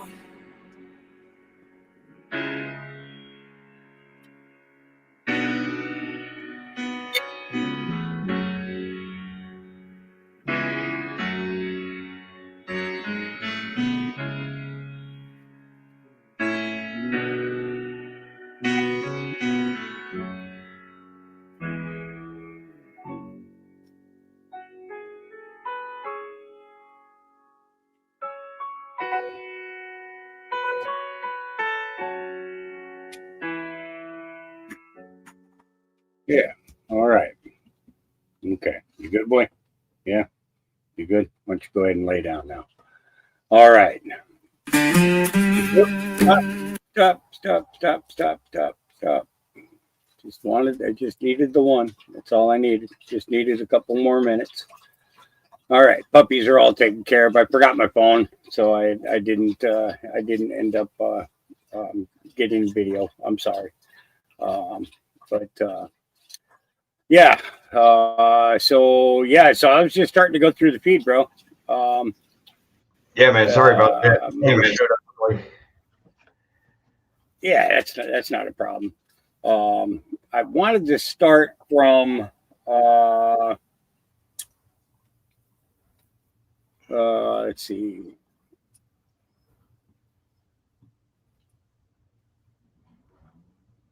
Oh, while you're going through that, I just wanted to add something about the book. It talks about the popes and who's in charge of what, and it mentions by name a lot of these people, and it also mentions Pope Paul II and also Pope John Paul, and how Pope, I think it was Pope John Paul,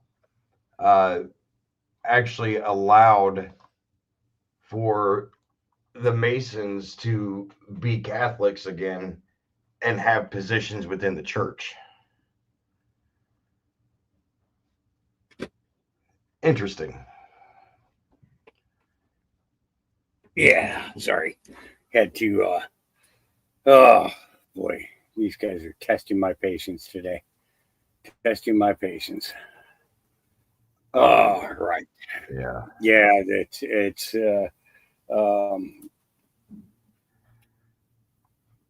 two of the 3-year-olds are kind of they woke up mad at each other this morning. Now these two pal around everywhere they go.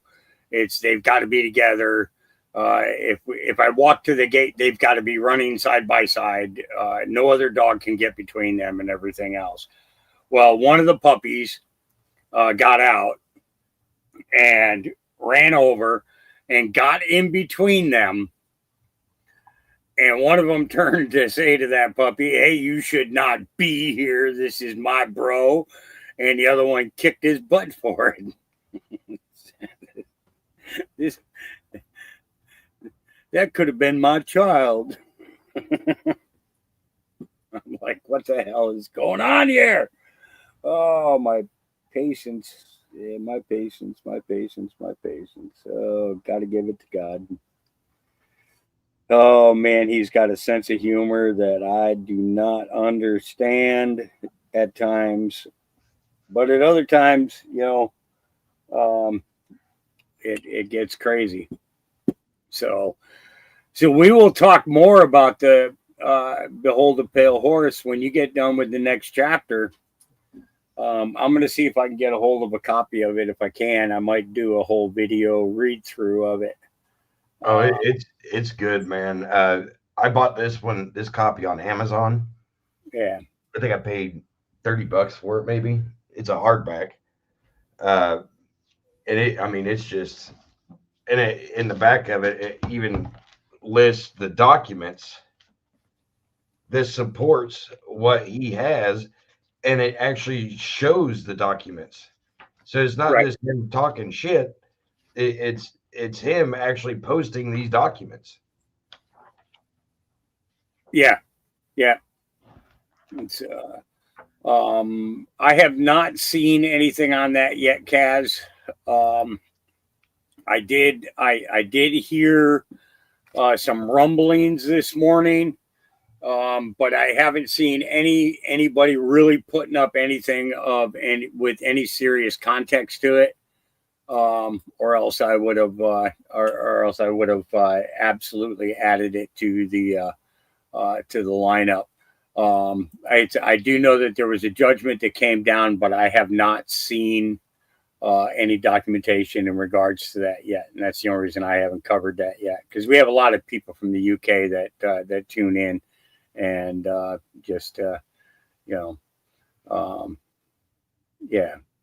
Silver's all right. Silver's up to $40.35 now. Is it? Yeah. Yeah. Don't even want to go there. Oh Lord. Yeah, because I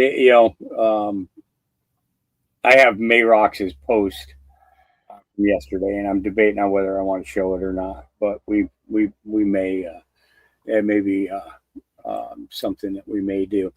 Harry the Soul Coach. Take a listen to this guy.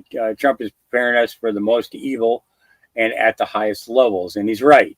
Trump is. It's basically. You notice each time he talks, he expands a little bit further into specific topics, right? And expands more, and then expands it more, and then expands it more, and then expands it more. Always adding a little something, almost like how you build a banana split. You know what I mean? You get the scoop of vanilla, you get the scoop of chocolate, you get the scoop of strawberry, and then you get the stuff ladled on the top. Whatever sauce you're going to have. And then you got your chocolate syrup that goes on. And then you got your whipped cream, and you got your nuts and your cherries. And, so it's like building it up. It's like he's building us this El Primo, Titanic size banana split is basically, is that a good way to explain it? Yeah, it really is. I mean, it's better than going at the 2 all beef patties, special sauce, lettuce, cheese, pickles, onions on a sesame seed bun, especially knowing that they're not actually all beef. They are from a company named All Beef. Yeah. Oh, I'm sorry. Did I just wake you up about McDonald's? Oh, you have a lot to learn. Yeah. I seem to remember a certain radio broadcast with Rabbi Finkelstein. Oh yeah. Frank. I got to tell you. Yeah, that was Finkelstein. Yes. Finkelstein. He would correct you if you said it wrong. Yeah. It was I'll have to pull that out one day.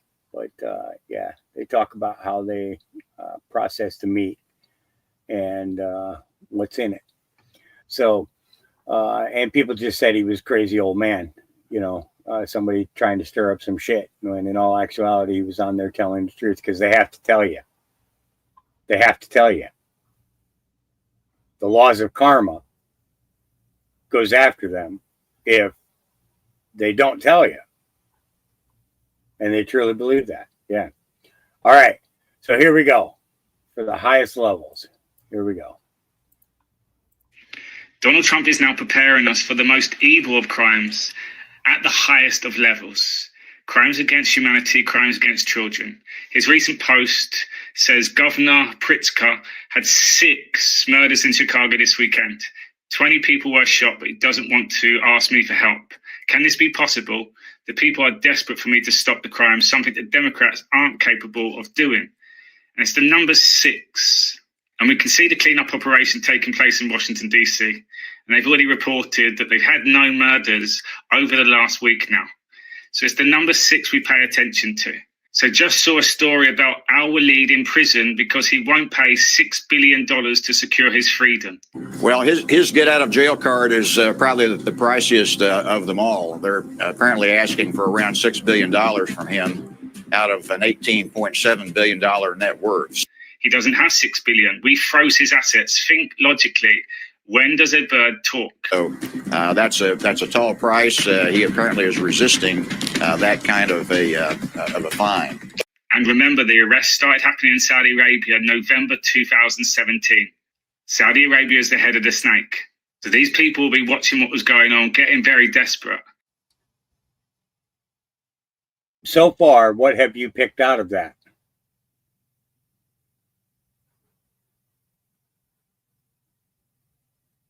Are you with me, Slow? Oh, sorry. I was listening and reading all at the same time. I'm sorry. Yeah. To cut off the head of the snake, right? Yeah.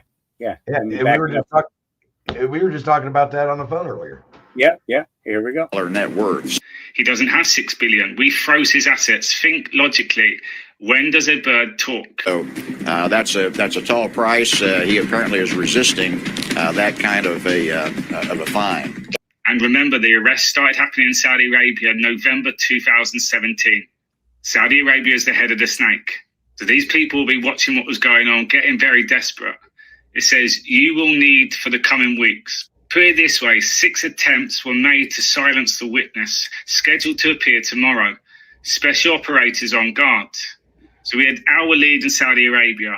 And then it says, this is what the next 6 years is about, this question. Look, they will lose the black vote once Haiti revealed. Lost now, but it'll be the awakening. They keep them enslaved. What did Obama do for the black community versus Trump? And then it stays on Haiti with the number 6 again. Look, child trafficking victims who spent their formative years servicing the carnal desires of men, often foreigners who are 3, 4, 5, 6 times their age. Their madam tells me that many of their customers are Western humanitarian workers who come here to help rebuild after Haiti, after the recent run of natural disasters, the more you know. So you can remember when that earthquake went off, these evil people went over with sick intentions.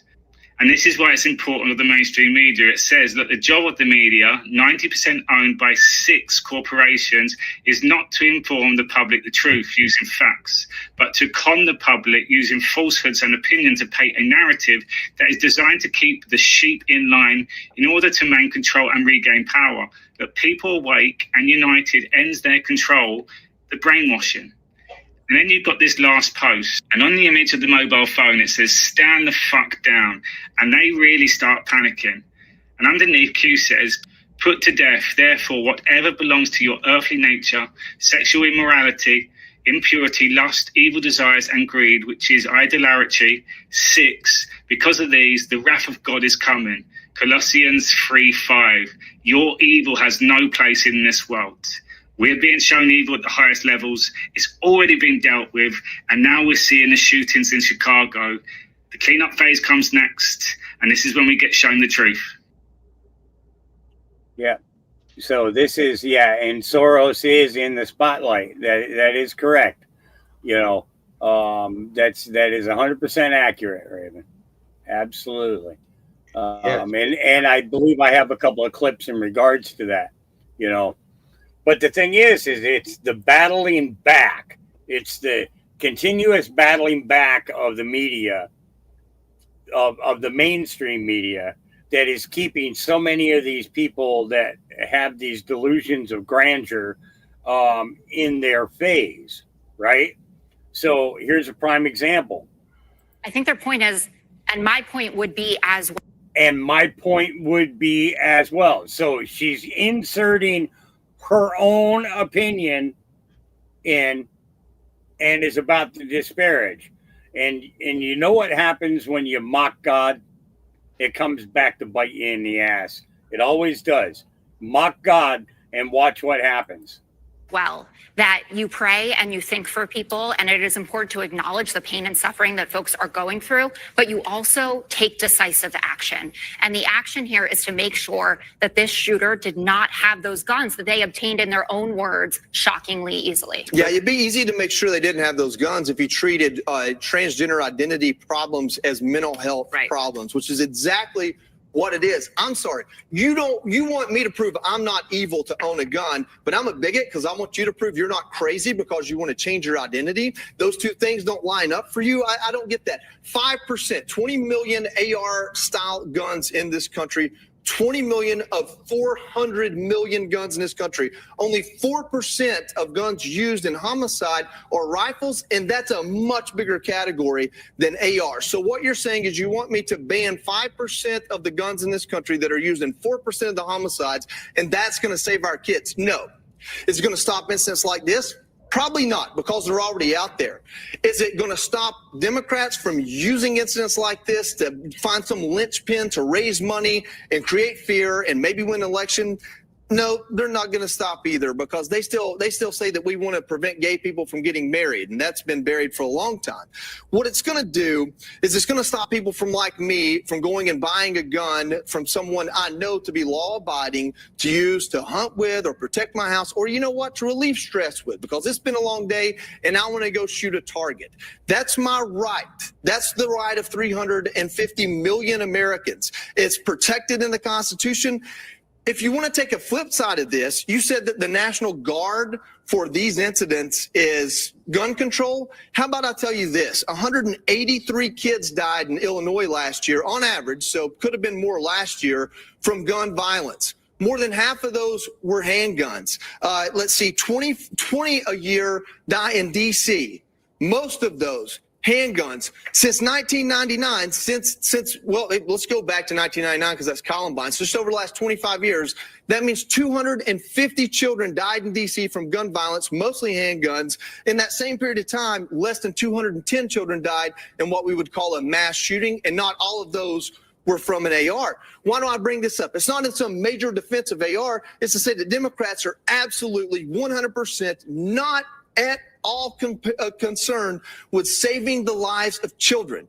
Because if you are, you're going to President Trump right now and saying, God, please bring the National Guard to Chicago. 183 kids a year die from gun violence, most of them handguns. And just because of DC versus Heller and the Brune rule, handguns are the most constitutionally protected gun out there. What's that mean? It means Democrats can't go after them. They've tried to. It failed. The Supreme Court said, nope, you have the right to carry them. So now they're going to go after 5% of guns used in 4% of homicides at best, because that's the political win. But the actual win, the saving children's lives, is what Trump's doing in D.C. right now. The actual win, the saving children's lives, is mandating fortification of our most precious individuals in this country. What's the average salary of a police officer? What, $50,000? Not even that in most rural places. We can't pony up to put an RSO at every school to make sure every school has an armed guard out front of it. No, that makes our gun feel like prisons. Okay, well, you know what? You don't like the National Guard picking up trash in D.C. You'd rather it look like a wasteland with people crapping their pants right in front of the Capitol. If we're looking at optics here, you know, I would like to not walk past the drug-using trash I walk past to get to my hotel. I wouldn't mind an armed guard. I've got respect for that person. If you want to save children's lives, pay attention to what President Trump's doing. Pay attention to this narrative about closing the border. Pay attention to this narrative about fortifying the places like schools that matter, because 5% of guns used in 4% of homicides, banning those, no, that's bullcrap. That's partisan, political. That is not saving children's lives. If one of that 4%, I think you'd be singing a different tune. Yeah, but my kid isn't, so Oh, I'm so not. lucky you.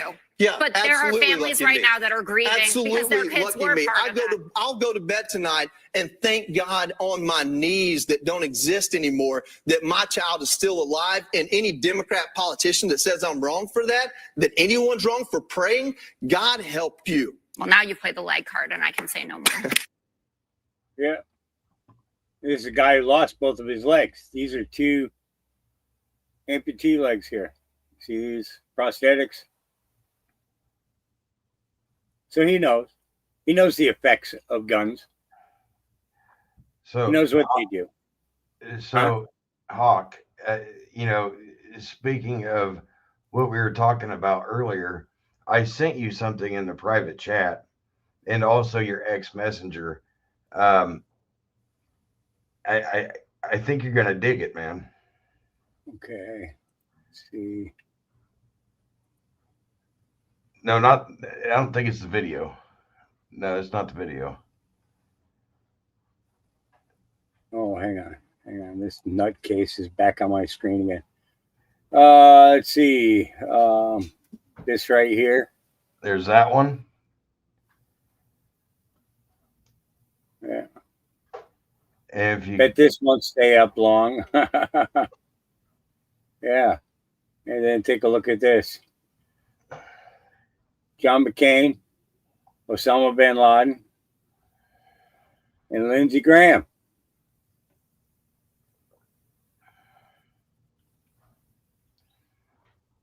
Just saying. Guys, you know. And then we got this. That right there. Why are Freemasons on the scene of most school shootings? I actually have a video in the lineup of it, of that, totally in regards to this. Why are Freemasons on the scene of most shooting locations, openly giving interviews or in background shots? Symbolism will be their downfall. Yeah.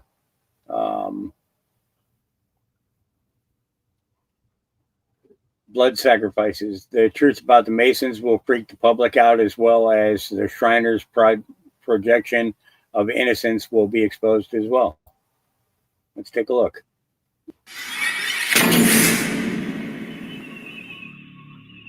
In the late 16th century, the Virgin Mary prophesied that a diabolical sect would rule over Quito, Ecuador for a period of 30 to 33 years.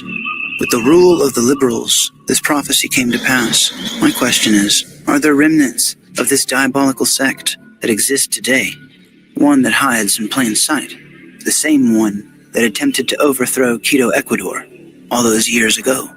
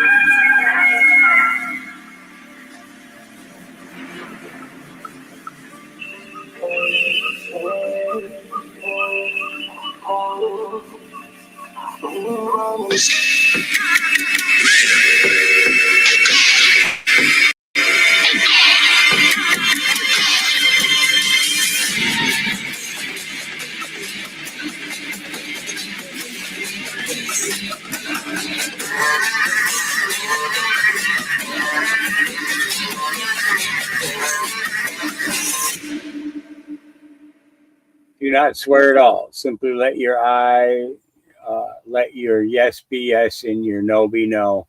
Anything beyond this comes from the evil one. That's how Freemasonry works. It works in a very subversive way. This has a horrible impact on the nonprofit community. The true implication is that these nonprofit groups from the Royal Order of Jesters, what they don't pay in taxes, we subsidize or make up for. Our Father, who art in heaven, hallowed be thy name. Thy kingdom come. Thy will be done, on earth as it is in heaven. Give us this day our daily bread, and forgive us our trespasses, as we forgive those who trespass against us. And lead us not into temptation, but deliver us from evil.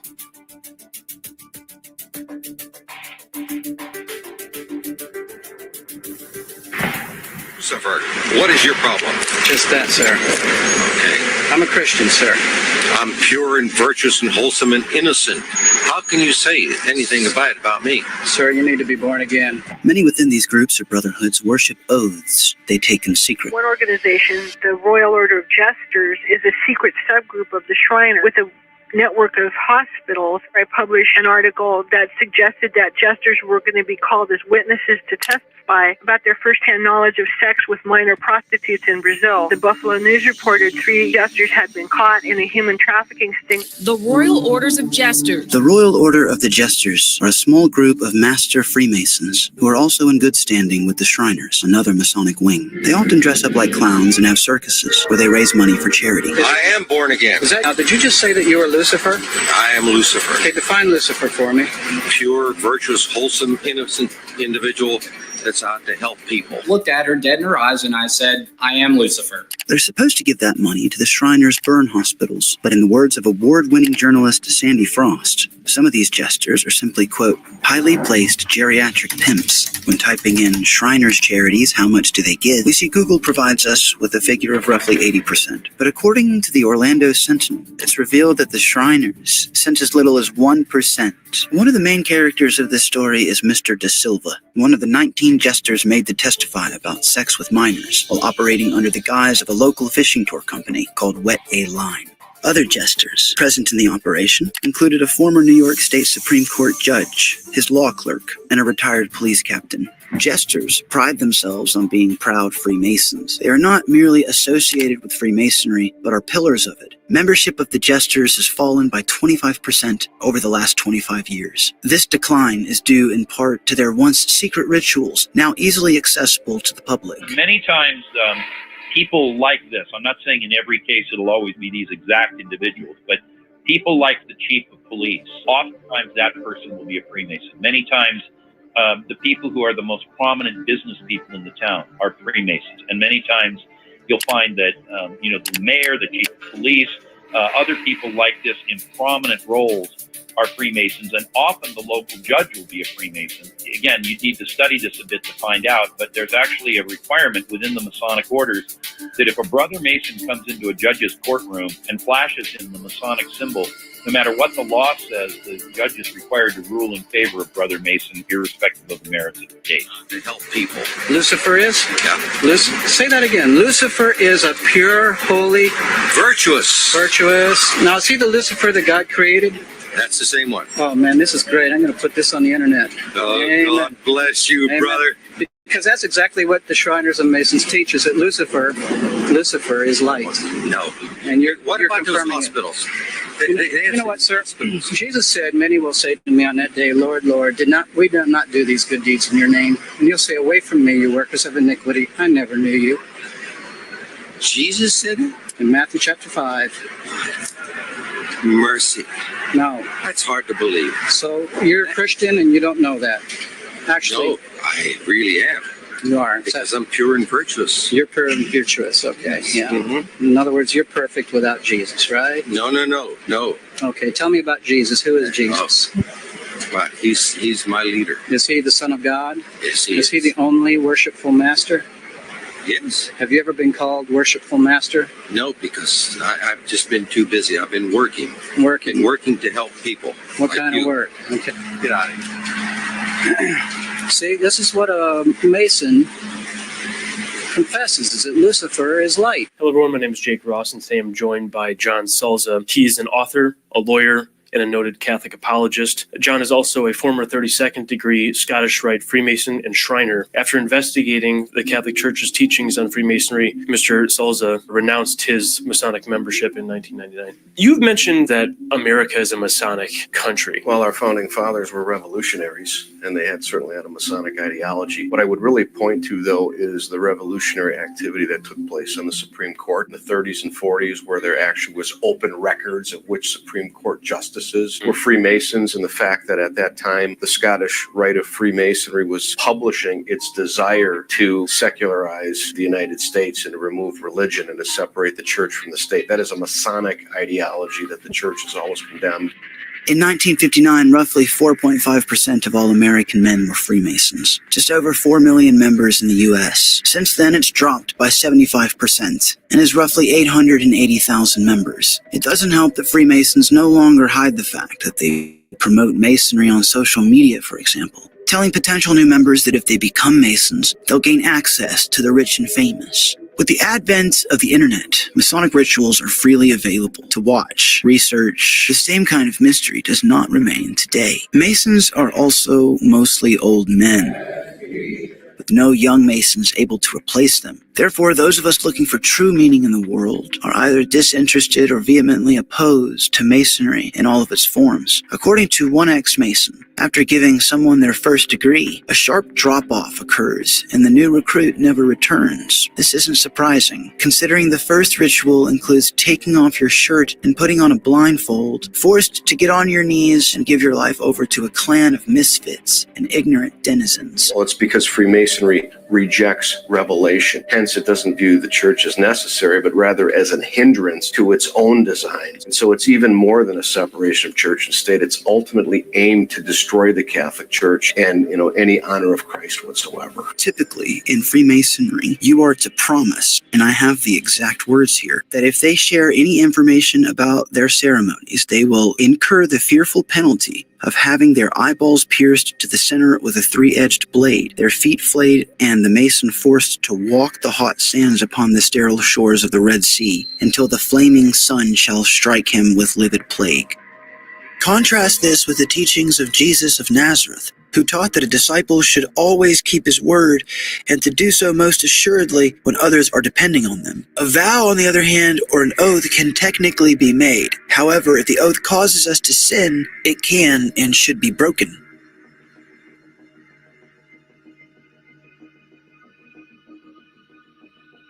Royal Archmasons are another appendant body of Freemasonry, one of the most abominable forms of Masonry as a whole. Royal Archmasons are usually part of the York Rite and are required to already be a Master Mason. The reason this sect is so insidious is because of a name they use during their rituals. The name is so repugnant and offensive, Albert Pike, the authority on Masonry, when hearing of this vague grouping of words, proclaimed it to be the work of the devil. So you're telling me that the apparent authority on all things Masonry, Albert Pike, condemns the York Rite Masons. This name has different interpretations from within and from the outside of Freemasonry. Historian Arturo states, it relates a Masonic allegory in which Jabulon was the name of an explorer living during the time of Solomon, who discovered the ruins of an ancient temple. Within the ruins, he found a gold plate upon which the name of God, Yahweh, was engraved. Author Steve Knight asserts that the word Jabulon is a composite word for God. According to Walton Hannah, an English priest from Sussex who fought to publicize the Royal Arch degree, Hannah states, in the Royal Arch, very grave difficulties arise. For here, the secret word is not a biblical name or catchphrase, nor a mumbo-jumbo or corrupt Hebrew, but a compound word of quite recognizable origin spelt out on the top of the altar, which claims together with Jehovah to be the sacred and mysterious name of the true and living God Most High. Hannah continues, saying, this word is explained in the mystical literature as consisting of certain titles or attributes of divinity, made up, as is also explained, of the Hebrew, Yahweh, coupled with the Assyrian Baal, so utterly repugnant to the prophets, even as a symbol, and the Egyptian On, or Osiris, on the supposition that they were Hebrew, Chaldean, Assyrian, Egyptian, or other foreign words for God. Using etymology, it's entirely possible that Masons made this word up, with its true meaning never to be known. Etymology. One French occultist claimed something similar, stating that long ago Freemasonry lost the meaning of its symbols. So Masonry right out of the gate clearly rejects Christ. It doesn't come out and say that, though. It doesn't say we're rejecting Christ, because if you profess faith in Christ, it's acceptable.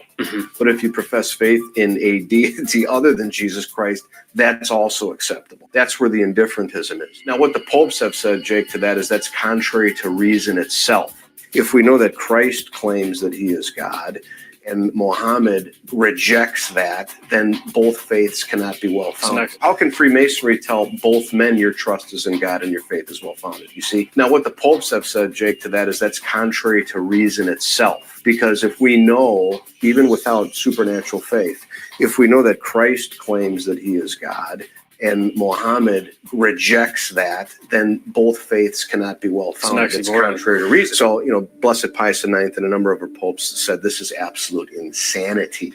With Masonry exposed, the unfortunate fact is that the group still persists. Even the heretical and blasphemous use of the word Jabulan continues to be uttered and recited in rituals in the Ordo Templi Orientis. According to Francis X. King, a British occult writer, the word is used in 2 rituals in the OTO, in which the candidate receives the 4th degree. Other sources claim the utterance of the word is used in the 7th degree. It's a total repudiation of what God has revealed for our salvation, and Masonry truly is its own religion. Salvation by works, without regard to grace, without regard to the sacraments, without regard to our Lord and Savior. Well, it's no wonder the popes have called Freemasonry this is so iniquitous and dangerous so many times. You mentioned in your book 12 encyclicals condemning Freemasonry and 23 condemnations. That's what I have found, and the condemnations have been consistent. This is a religion. The popes have said Freemasonry is a religion of naturalism. In Italy, one of the top Grand Lodges, there was a plan which they discovered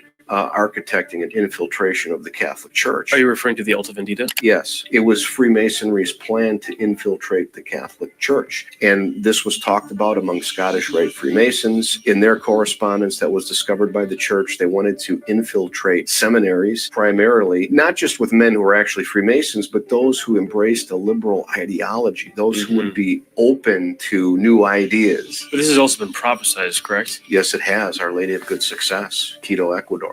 In and around the 16th century, a saintly woman, Mariana de Jesus Torres, had a vision of the Virgin Mary, the details of which were recorded posthumously. These accounts document the words uttered by Mary through Mariana, who is now called Mother Mariana, from the Virgin Mary. Ecuador will see itself oppressed, enslaved, and persecuted by a diabolical sect. This sectarianism will last for 30 to 33 years. Well, my career in law enforcement, I actually joined the Brotherhood of Freemasons. Yeah, how'd you get into that? How'd you get into that? Man, a lot of cops are involved with that. Really? Oh, yeah. I'm not saying you must do, but 95% of them do. What intrigued me the most was they talked about King Solomon's temple. This actually exists. Yes, it does. It's the occult. There's nothing to be messing with. There's 3 phases. First phase is to enter apprentice. One of my supervisors, he was a lieutenant, pretty much came up to me and asked me, hey, you want to join a club? And I'm like, what kind of club is it? You know what I mean? Right.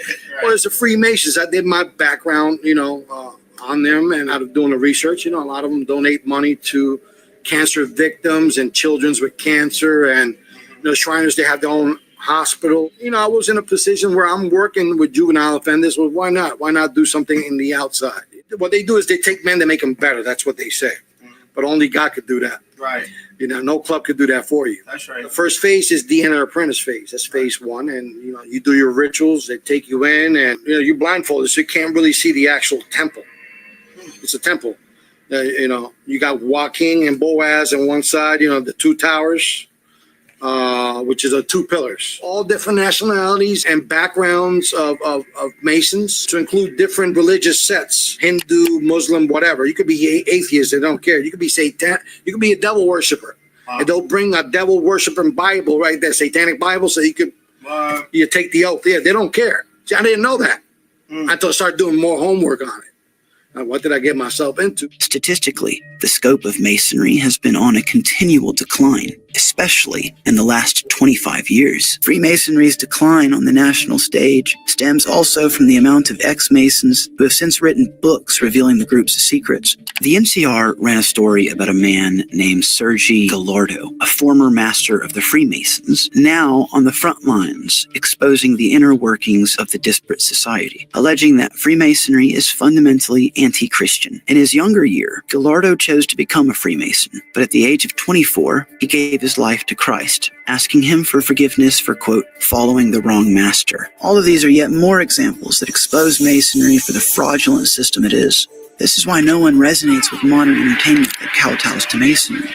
Many men join these groups because they're craving real friendship and community. Many of us have Freemasons in our family. Some of us are raised in a Masonic home without knowing until later in life. The pursuit of brotherhood is a commendable thing, but there are other paths to brotherhood.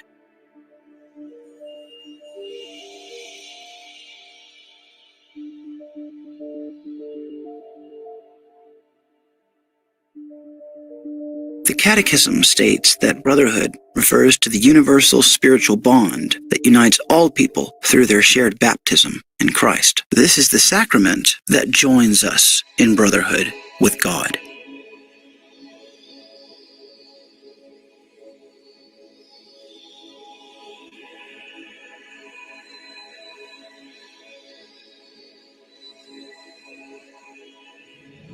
To guard against the adversary, a daily prayer devotional, like the Mantle of Mary prayers, can help profoundly in understanding the nature of demonic attack.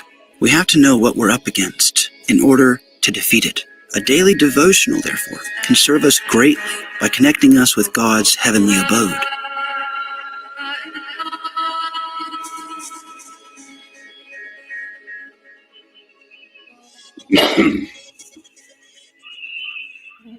Interesting.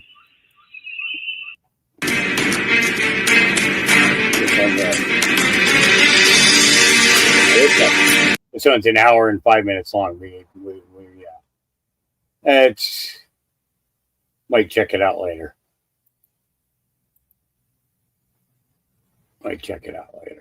Yeah, interesting.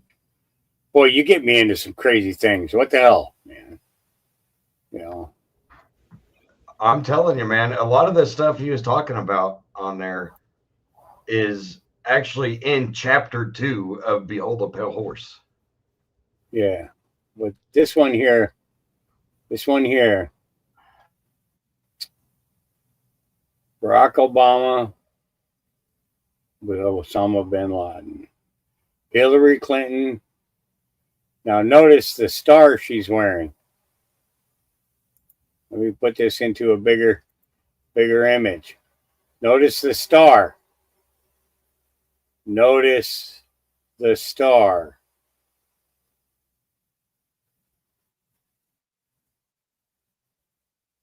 Susan Rice. No, that's not Susan Rice. That's oh heck, what's her name? Is it Condoleezza? Condoleezza Rice. Condoleezza Rice. Yes, that's the one. Okay, so she is a Rice. And then you got Obama. And what was the second one? The second one was John McCain. And Lindsey Graham. Let's bring it up, make it bigger so everybody can see it. Yeah. Did that work? Did I make it bigger? Oh, yeah, I made it bigger. There we go. There we go. These three guys right here. These three guys. Yeah. Future proven by past. Yep. Future proven by past. Are you sending me more? I hear you typing away. No, I was responding to Deplorable Chicken Hen. Oh, yeah. It's called Behold a Pale Horse. Yeah. Okay, so, yeah, just a whole lot there. There's a whole lot to unpack in there. Yeah, there is. There is. Joni Ernst says, I have uncovered thousands of bureaucrats stealing money or millions of dollars by receiving unemployment benefits while collecting their taxpayer-funded paychecks.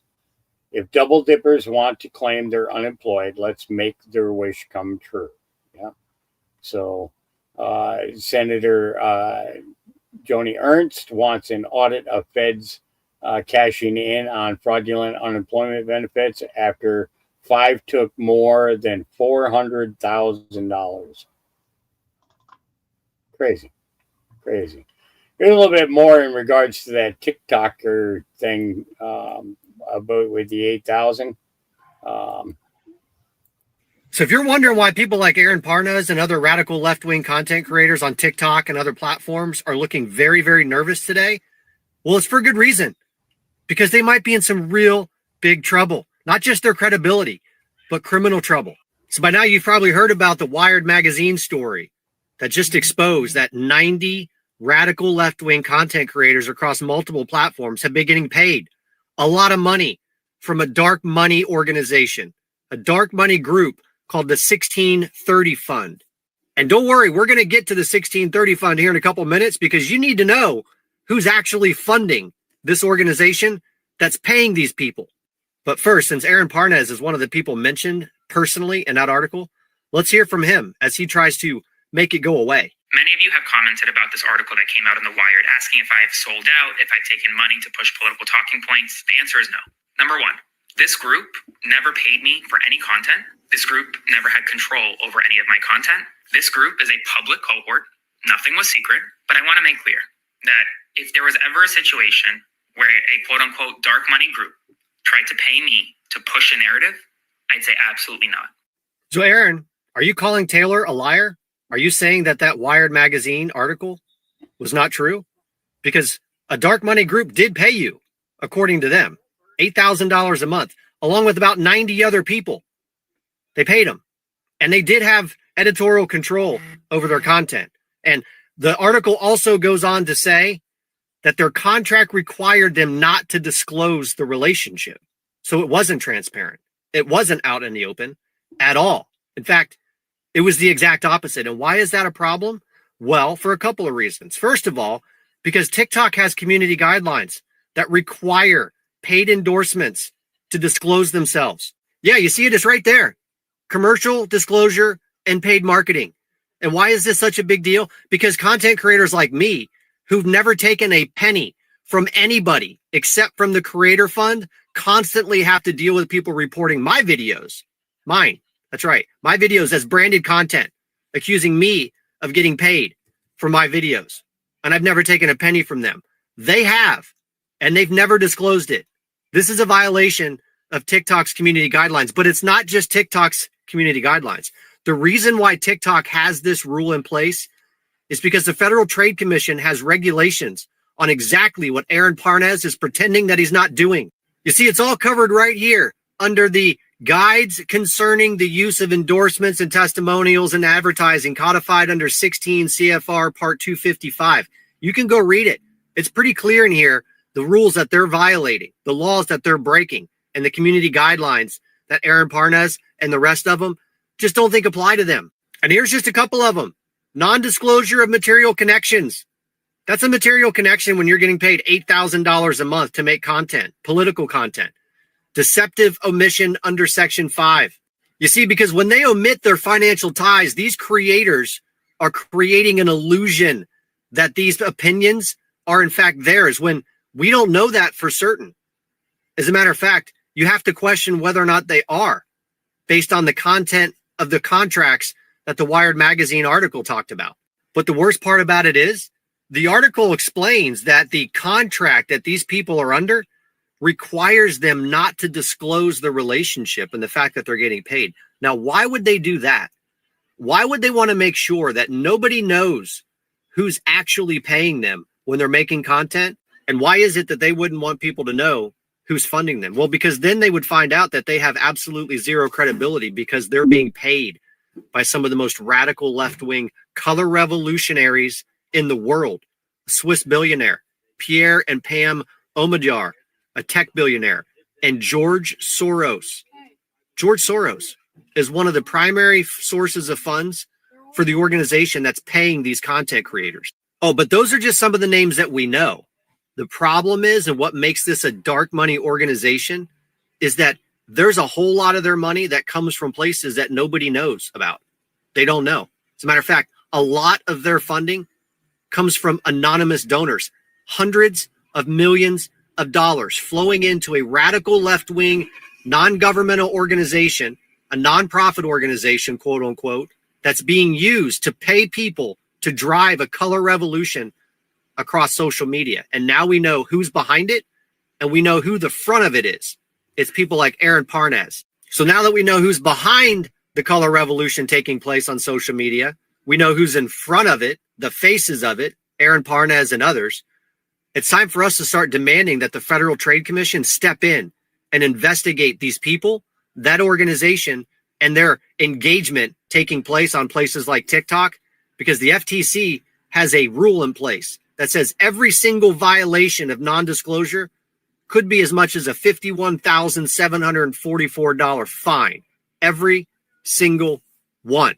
But what could make this really painful for people like Aaron Parnas and others is this right here. State attorneys general or private lawsuits could also arise under state unfair competition laws. Because when content creators like myself watch our engagement drop 90% in the last couple of months for no reason whatsoever, but yet I see Aaron Parnas and some of those names listed in that Wired magazine article have almost every video hit hundreds of thousands, if not millions of views. It makes me wonder, are they manipulating the algorithm? Are they creating an unfair competitive landscape for content creators who are monetized? Because it sure as hell seems that way. It seems like lawsuits might be on the table. Yeah. So, yep. And a bunch of the creators said stuff about it. You know, Older Millennial did a piece on it, and so did some others. It just takes us back to, looking at it and understanding the manipulation that goes on because of the dollars being involved in politics, period. And then you've got the dollars that have infiltrated platforms like YouTube. It's what they get from the WHO or WHO, and other organizations in order to censor Americans on YouTube. So yeah, here's a good one for you. I figure you like this one here. Hostile drones are growing by the day.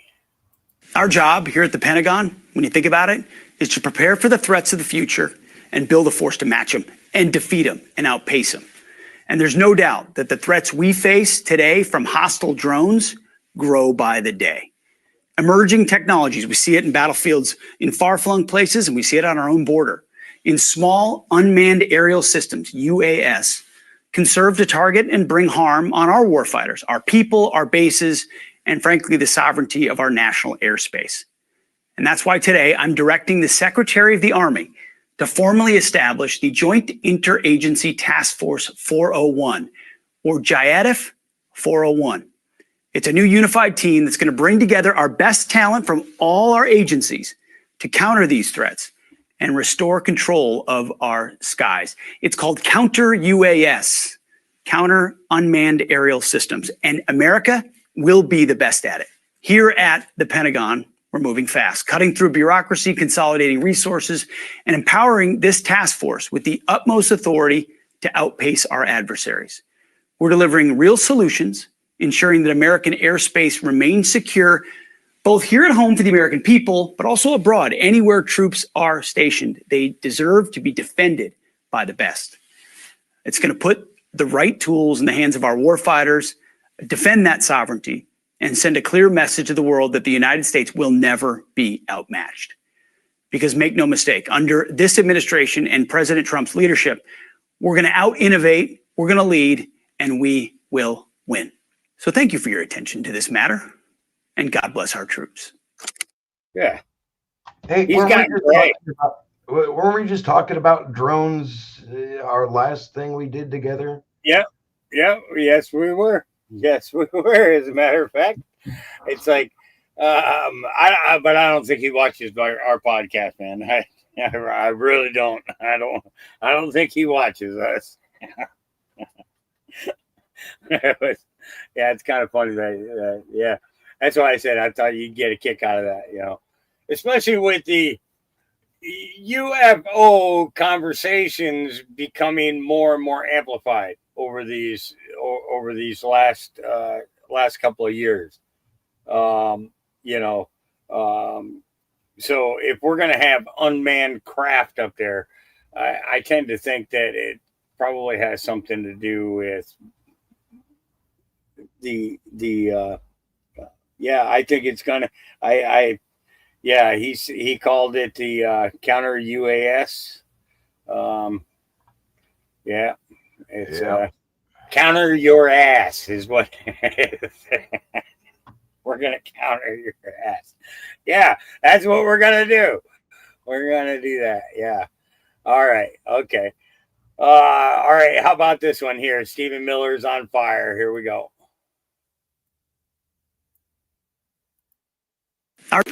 The single greatest abuse of voting in any democracy in the world today is the Democrat Party's policy of mass anonymous unverified mail-in ballots. I mean, just think about this for a second.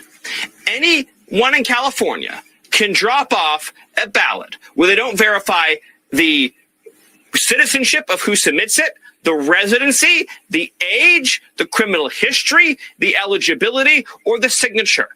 Completely anonymous vote by mail. Voting by cell phone would be vastly more secure than a system of tens of millions of unverified, unsolicited, unregistered mail-in ballots with no identity verification, including, of course, no citizenship verification. On top of that, Laura, as we know, California has outright stolen House seats just by counting illegal aliens in the census. There are entire members of Congress from California whose districts only exist because their constituents are illegal aliens.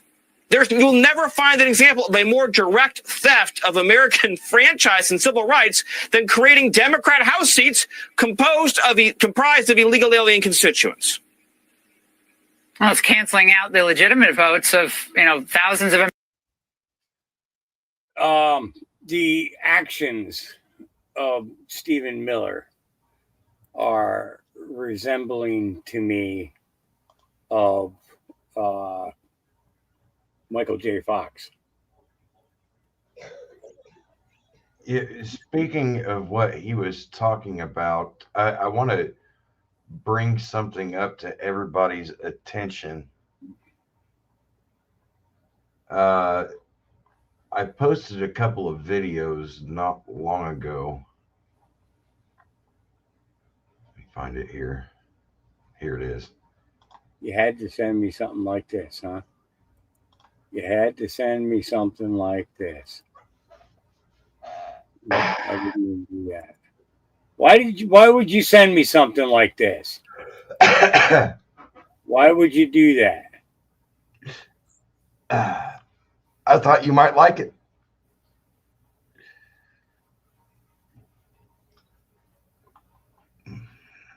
Isn't that an uncanny resemblance right there? Yeah.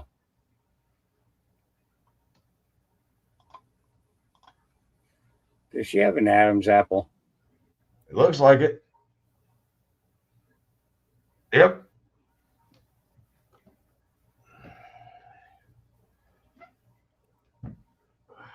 Oh, why you send me stuff like that right in the middle of a show, man? What the? So, but go ahead. About what he was talking about, the California, the votes, right? Here, let me pull this up real quick.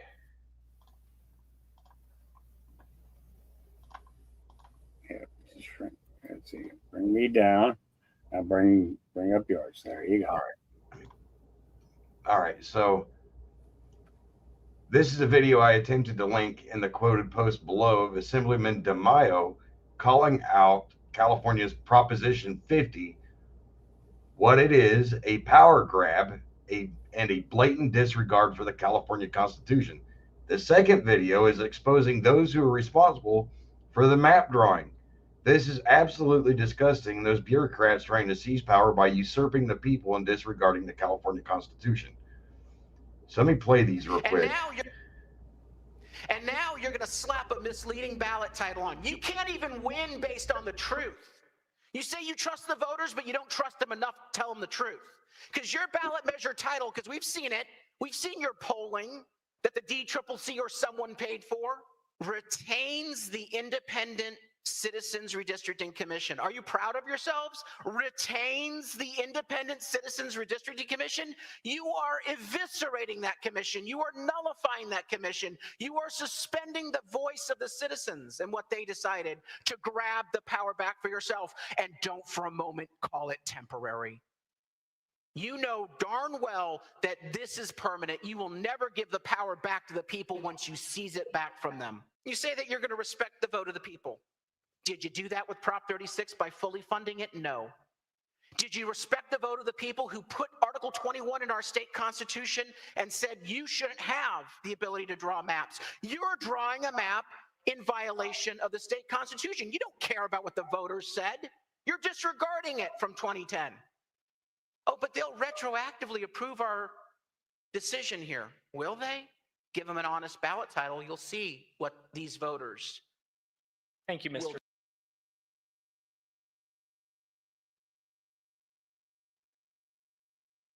As some of you may have seen here at the state capitol, I have been asking who specifically is responsible, who has been in control of the maps that California voters will be presented with in a special election on November 4th called Proposition 50. After talking with several lawmakers, staff, and experts, many who don't want to be named, all kept pointing to Senate Pro Tem Mike McGuire, who leads the California Senate. He's a Democrat, and the Democratic leader of the lower house here, the State Assembly, Assembly Speaker Robert Rivas. As I reported earlier this week, multiple sources have told me that both Rivas and McGuire are interested in running for Congress with these new maps in place.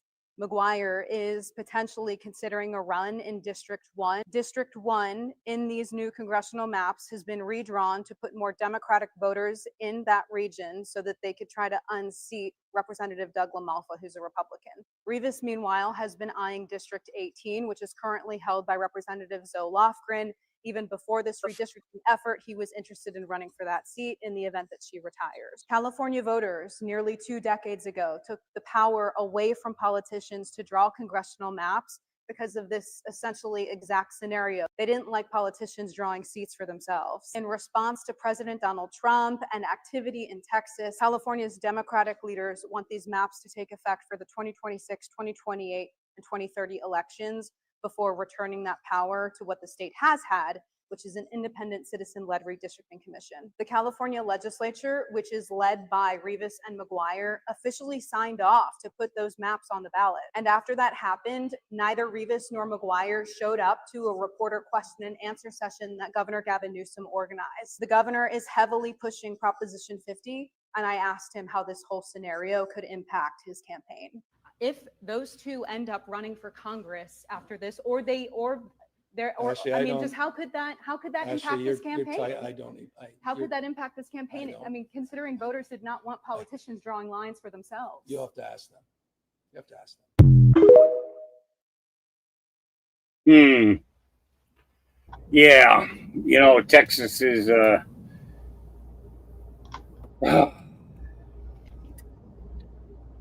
Isn't that interesting though? Yeah, California. I'm waiting. I'm just waiting to see what's going to happen with Oregon. You know, it's. I have a feeling it's going to be brutal. And Spencer Pratt, man, he's been calling it out pretty good too. Calling out Newsom and his wife, and then Bass. For all the stuff in the everything in the Palisades. Yep. And Spencer's got a right to do that. So, all right, Benny Johnson says this is how you truly know you messed up. The 93-year-old founder of Cracker Barrel is taking aim at the CEO's attempt to rebrand. logo rolled out the other day.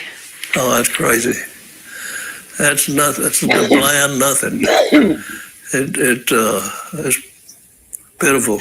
Do you think she knows the story of Cracker Barrel? I don't think so. I heard she was at Taco Bell, but what's Taco Bell know about Cracker Barrel and country food? And the food is something that to need to work on.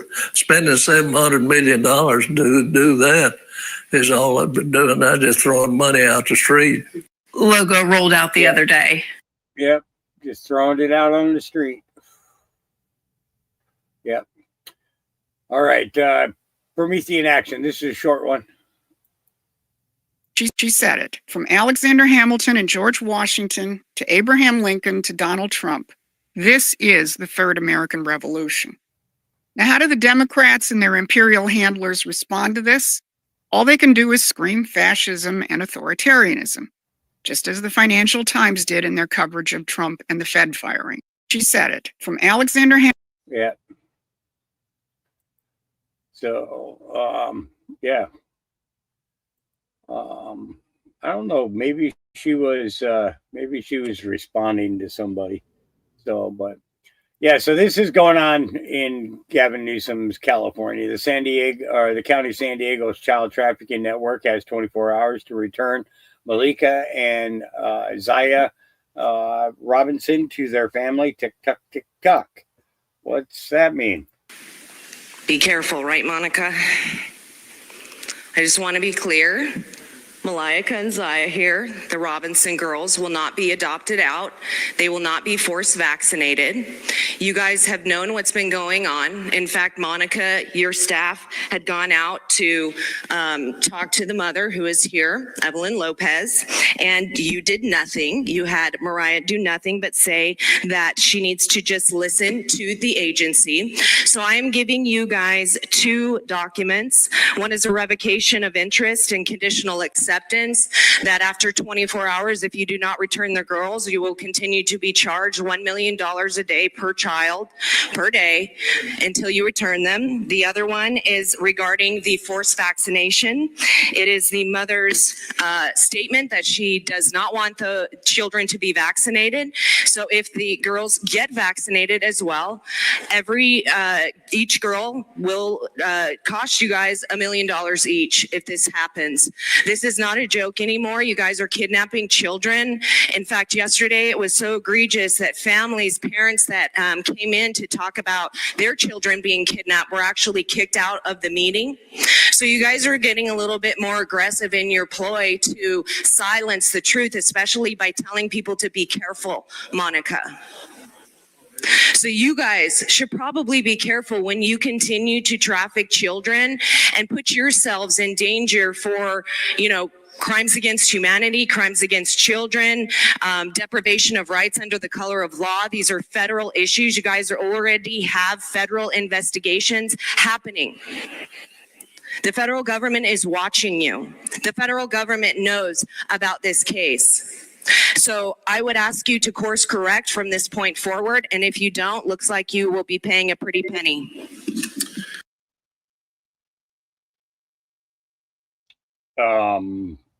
I cannot argue with anything in her statement whatsoever, except for the fact that I might get into trouble because of the conversation that she just had. But at the same point, I need to make a stand where certain things are concerned because, Trump signed some protections into it for us. So I've got to take advantage of that, and I'm going to. But I'm just not going to overextend it. You know what I mean? I'm not going to delve into it because of the fact that I just don't want to deal with it, So, yeah. So, yeah. And then here we go with older millennials take on that content creator thing. We asked News Right Now, did you know that the Department of Justice filed an indictment last year that... Aaron, I love how your first defense was this didn't happen. Now your defense is, the right-wing influencers did it too. What are you, a toddler? That's That's a fucking child's defense. But you know what? Since you brought it up, let's compare these two instances. Let's compare what you're talking about from a year ago to what you got caught doing today. So more than a year ago, there was an accusation that three big conservative influencers, Tim Pool, Dave Rubin, and Benny Johnson, there was an accusation that they were being paid by Russian media. What they actually found was that those guys were connected to a company that was connected to a company that was connected to a company that received Russian money. And you're right, there was an indictment. Funny how you mentioned the indictment and nothing else after that, because there was nothing else after that, because there was no evidence that any of that happened. So the indictment was dropped. Now, let's get to what you got caught doing. You got caught directly taking money from Democrat strategist Brian Tyler Cohen, and you have no excuse for that. You were taking a monthly fee of $8,000 to make content they wanted you to make. There wasn't like you were connected to this, it was connected to this, connected to this. No, it was just you getting paid to say what the Democrats want you to say. There's no way around that, dude. You were being paid by Democrat strategists to make content. You don't have a defense for that. We have the actual fucking text messages, dude. You're caught and switching up your defense and saying, oh my God, they did it too a year ago. Yeah, that's not a defense. Yeah. Yeah. Why didn't they approach us ugly old people with that offer? I'm just saying.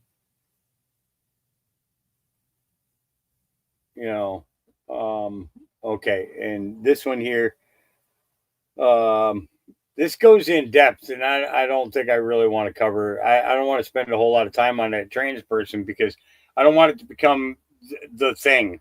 I don't want it to become the topic on a consistency, but it's just more information in regards to the connection between all of these trans shooters and quite possibly the medications that they were taking. And that was, I believe, their SSTIs or something like that. SSRIs. SSRIs.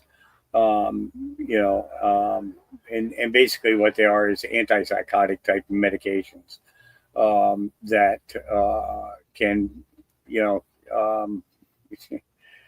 you can be extremely manipulated under them. That's why they're not recommended for PTSD anymore, because of the effect that they were having, and that's only because Trump came into office that stopped it. So let's take a listen to this clip here from ODNI Gabbard.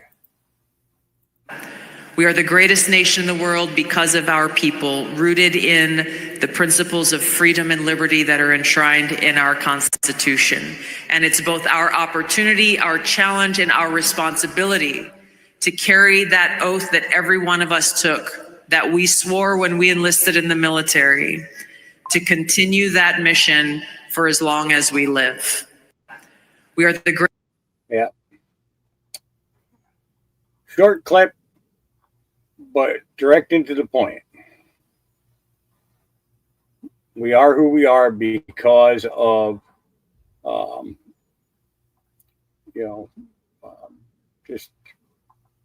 yeah. But let's get back to the evil of it all, right? Okay. Harry's going to take us for a little walk. And Slow and I will talk about this right afterwards. Here we go. Donald Trump leaving us more clues, bringing our attention to the most evil. And this is some really dark topics. His recent post, it says, Pulte ups Cook scrutiny with criminal referral on third mortgage. 2 words to pay attention to. Cook. Did you really think spirit cooking was just pretend? Q leaves a link for the Cannibal Club. And this stuff went on, look. Specializing in the preparation of human meat, Cannibal Club brings the cutting edge of experimental cuisine to the refined palates of the LA cultural elite. Our master. You guys remember me showing that to you about 5 years ago? Mm-hmm. Yeah. Master chef. But the thing is this is part of that process where I said we're gonna entertain the idea of watching these podcasters coming up through their awakening, and how they yeah, you get it. Hail from around the world for the opportunity to practice their craft free of compromise and unbounded convention. This was one of the first conspiracies I got into. And that's all you assumed it was, a conspiracy back then. Then it says, who is Rachel Chandler? And we're going to find out a lot about her. Q talks about her a lot. What high-profile elite people fund and provide Rachel with her photography studio? What is this studio used for? What is the studio really used for? Who has Rachel Chandler been pictured with? This goes far beyond spirit cooking models. Then it says, the spirit cooking discovery is bigger than you know. Follow Maria. There's a reason the word conspiracy was made pushed. Their weapon against the awakening. Satan. Who follows? What political leaders worship Satan? What does the upside down cross represent? Who wears openly? Why? Who is she connected to? Why is this relevant? Spirit cooking. What does spirit cooking represent? Cult. What is a cult? Who is worshipped? Why is this relevant? Snow White, Edward Snowden, Godfather, Speed. And this stuff has been going on for a long time in many places around the world. The cult, we can link back then to the Rothschilds. So we had the word cook. The other word he used was third. Some things must remain classified to the very end. North Korea is not being run by Kim. He is an actor in the play. Who is the director? The truth would sound so outrageous, most Americans would riot, revolt, and reject. The pedo networks are being dismantled. The child abductions for satanic rituals, i.e. Haiti and other third world countries, are paused, not terminated, until players are in custody. We pray every single day for God's guidance and direction as we are truly up against pure evil. Remember, people, this was back in 2017. These operations were taking place then, going after the worst of the worst. And it's taken like 8 years now to bring us up to speed. And now we're going back because we're all prepared that there is corruption, there has been lies, and there's been real evil in this world. And Donald Trump is leaving so many clues in his post, which has taken us now to all these topics. Yep. Follow the map. Follow the map. Follow the map. And I think that it's going to be the story in regards to Marina Abramovich, Lady Gaga, and many others is going to become very, very prolific, and it's going to be in these coming days. Okay, and I'm not talking about today or tomorrow or the next day. I'm talking about in the next couple of weeks. Plan on seeing everything in regards to that, everything in regards to Haiti coming out, and really going mainstream. I mean, because the only way to really affect people is to get it on mainstream. It's one thing to do it here on YouTube, Rumble, X, so on and so forth. Sometimes we're shouting to the choir, about things that we're seeing and hearing. And if we do not participate, then we're part of the problem. So we share these things in order to make sure that we're part of the solution. Okay. And that takes time, and we've done that. Look at these new content creators who've only been going for like a year, that have learned, are now learning the things that we learned 5-6 years ago, even 7 years ago. Well, and another thing everybody has to consider is look at who's going to be testifying before Congress. And just a list. Hawk, you were telling me earlier that the one that testified yesterday, Sessions, Jeff Sessions, and Jefferson Beauregard Sessions. Couldn't find it anywhere, so that means it was a closed door hearing. Yeah. So my theory on this, right, is that the people. And he was in charge of the Epstein investigation. Yes. The original Epstein investigation.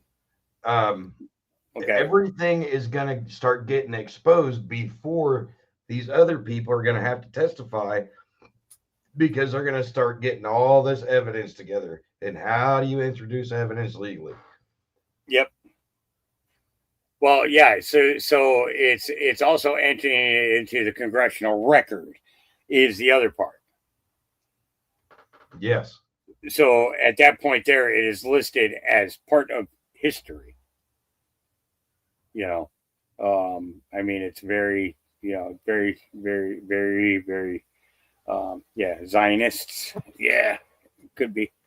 It's, but I mean, all of them. I think all of it. It's, but I think that the spirit cooking and the trafficking are going to be the biggest focus. Now that the border situation is taken care of, we're hearing about the groups of kids that are getting picked up, right? We're hearing about the sex rings, are getting taken down. The news actually has to cover the stories instead of them being buried. And I think that's it's a step, but it's not as big a step as I want to see, but at the same time, I also understand that, we don't need to put 99% of the population into a hospital. Okay. We don't have the fucking beds for it. We don't have, and then you think about if 99% of the population is going in, you better pray that the only percent that's not going in are those who would have to take care of you. But the problem is we can't trust those that would be, wanting to take care of us, because of the fact that they just kind of do what the hell they want to you.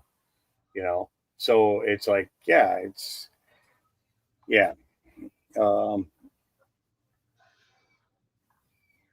yes, a closed session is done through,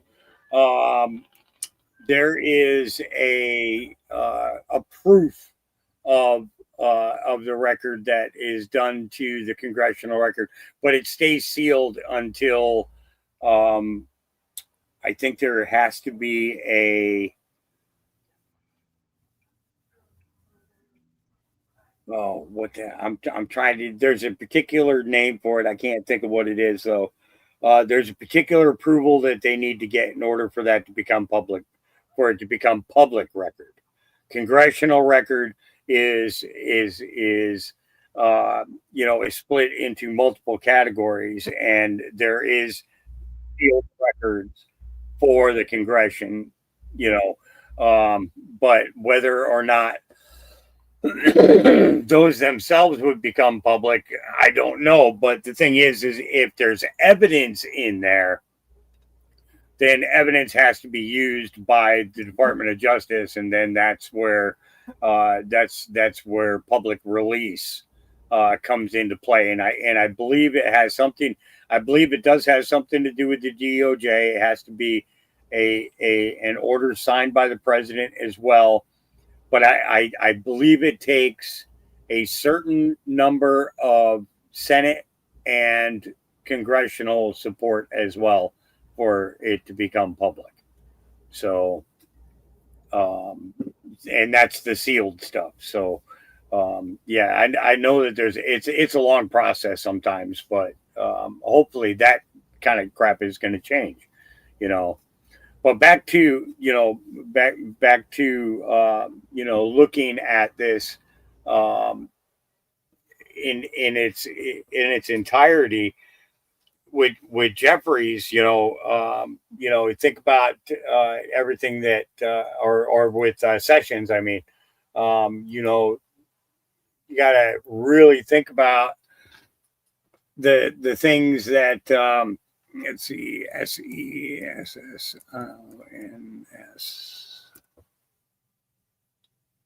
Okay, let's see. That's obsessions. Okay. So the shadow presidency, the shadow government. Why did Hussein shadow POTUS regarding foreign trips? Why did Kerry shadow POTUS regarding Iran? Why did Kerry shadow POTUS regarding classification 1 through 99? Why did McMaster target and remove loyal intel operatives inside the White House? Why did McMaster prevent, declass, disclose to Congress? Why did Coates prevent, declass, disclose to Congress? Why did Bolton prevent, declass, um, disclose to Congress? Why did Ryan prevent the same, prevent subpoena power of Republican Congress? Why did Rosenstein work to entrap and install blockades for the Supreme Court? Okay. Why did Rosenstein install Mueller, knowing zero evidence of Russia collusion? Why did Mueller attempt to retake FBI director position? Why did Mueller Rosenstein drag out Supreme Court investigation if there if known, or no, Sarah Carter, that would be Sarah Carter investigation if known no Russia collusion pre-start? Why did select members of the NSC and Vindman actively leak to the mainstream media? And this is Alexander Vindman. And that's the National Security Council and Alexander Vindman. Okay, a fucking traitor, right? Fucking traitor. Fake whistleblower report. Adam Schiff Atkinson, classification 1 through 9. Okay, to sabotage and initiate impeachment. Why did Pelosi rush impeachment investigation? Why did Pelosi then hold impeachment articles until January 15th? Remember that? The big march across the room, or across down the halls. Yeah. Why did Schiff push false Russian evidence narrative post closed door interviews, no evidence of collusion? Why did Schiff coordinate with White House NSC, National Security Council, through proxy to arrange for Ukrainian whistleblower? Why did Schiff actively leak knowingly false statements during post-classified sessions to mainstream media? So is Adam Schiff in the mix too? Then what did we learn this week? 1, Durham true start. 2, Durham takeover, Huber. Select parts regarding Clinton Foundation through Israel, I believe. What if another prosecutor outside or Clinton Foundation investigation? Okay, there we go. If there's another prosecutor outside of DC as assigned by Jeff Sessions with the same mandate and authority. Remember when that came out? Yeah. All right. So, and that was calm before the storm. POTUS month day Q public campaign initiated. Month day Durham initiated. What famous crime family did Durham target? Who also spearheaded mob prosecutions of Gambino, Genovese, and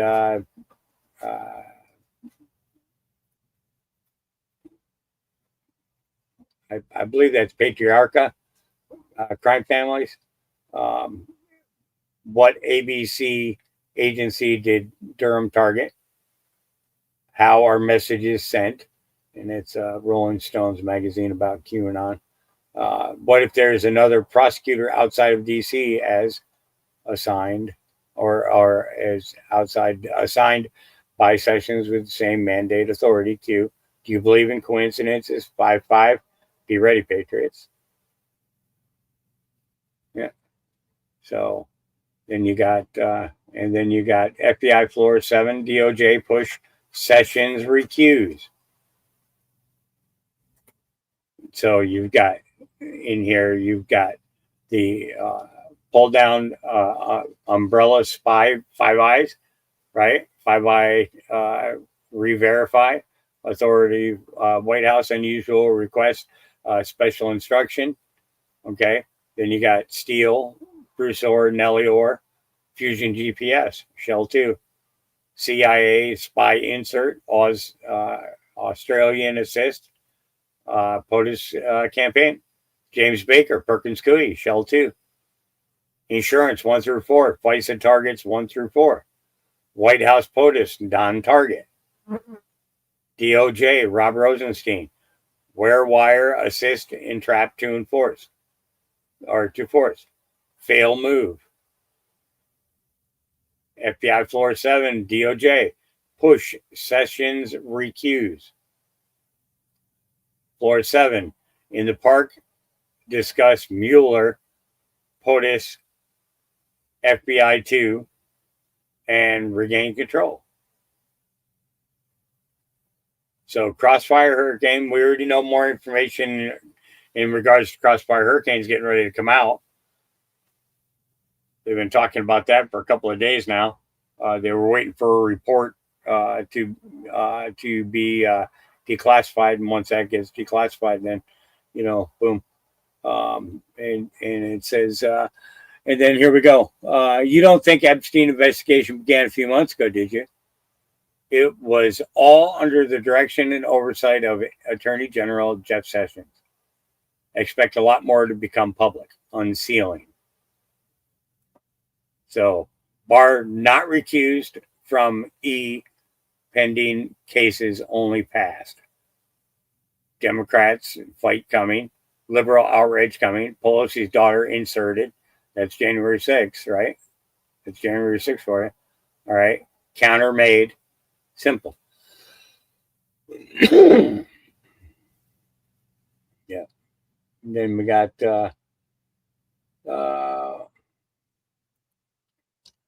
let's see. Back in 2011, the indomitable Peter Schweitzer published Throw Them All Out in detailed examination of political corruption as it actually practiced in the halls of Congress. In his investigation, Schweitzer found one single member of Congress against whom no allegations could be held, who had never taken a dime that was not his and never cut any backroom deals, had never, simply put, played the game. That individual was Jeff Sessions. Yeah. Sometimes you need to take one for the team publicly before you are vindicated as a hero. Yeah.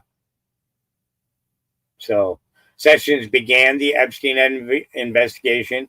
When that is revealed, those who doubted may see the light. The wheels of justice turn slowly, but when they turn, they are powerful. 10 times speed now underway. And right now we are 10 times in speed. Everything is coming faster, right? We are back online. Pelosi attempted block. Q. All right. And then we got Mueller seal indictments install DC prior to Rod Rosenstein loss of power. Sealed indictments, DC blockade last resort installed post Sessions Department and Whitaker assumption. Sealed indictment count, DC post Sessions Department departure. So, and these are more of the same.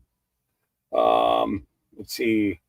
It strains credulity to believe that the Justice Department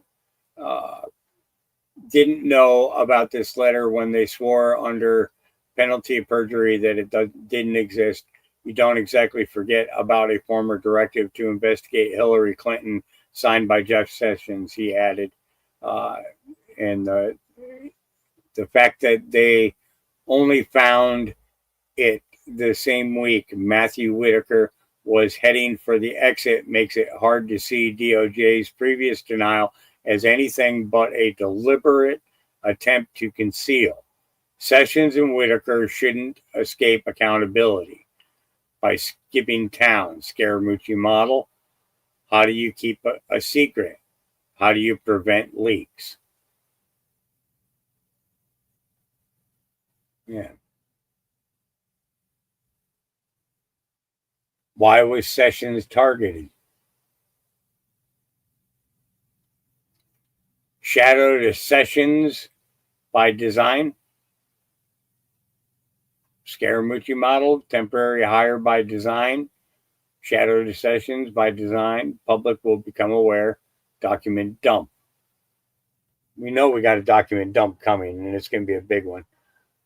So, but that's just, and there's more. There's, how many posts did it say up here? I really don't want to spend the whole day in there. 104 posts. The Sessions. 104. That's a lot.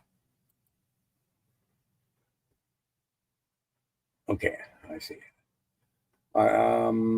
Let's see. Oh, hang on. Several parents are waking up in the Birmingham City jail this morning after police say they encouraged a fight between their kids. Police say the fight happened yesterday at the Tom Brown housing community on 5th Court North. It involved Hayes Middle School students. The 4 adults you see here on the screen were all arrested. They're charged with contributing to the delinquency of a minor. Tiara Williams there on the left faces an additional charge of child endangerment. Damn. Several parents are in jail. What's going on? You know, when I was a kid, if we got into fights and stuff at school and we got separated, you know, a lot of our parents would actually take us to the other houses to make us finish it, so that way it was done and over with. Yep. So let me let's get back over to the list. Let's see.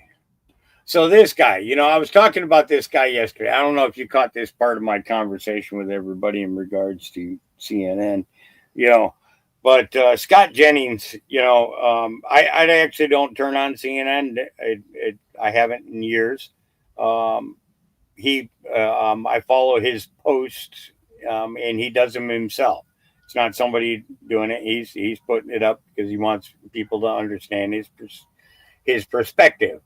And, you know, this girl is CNN Newsnight with Abby Phillip. Well, this lady right here is like one of the biggest propagandists that they have right now. And she just brings in these puppets of manipulation. And he's the only one of sound freaking mind.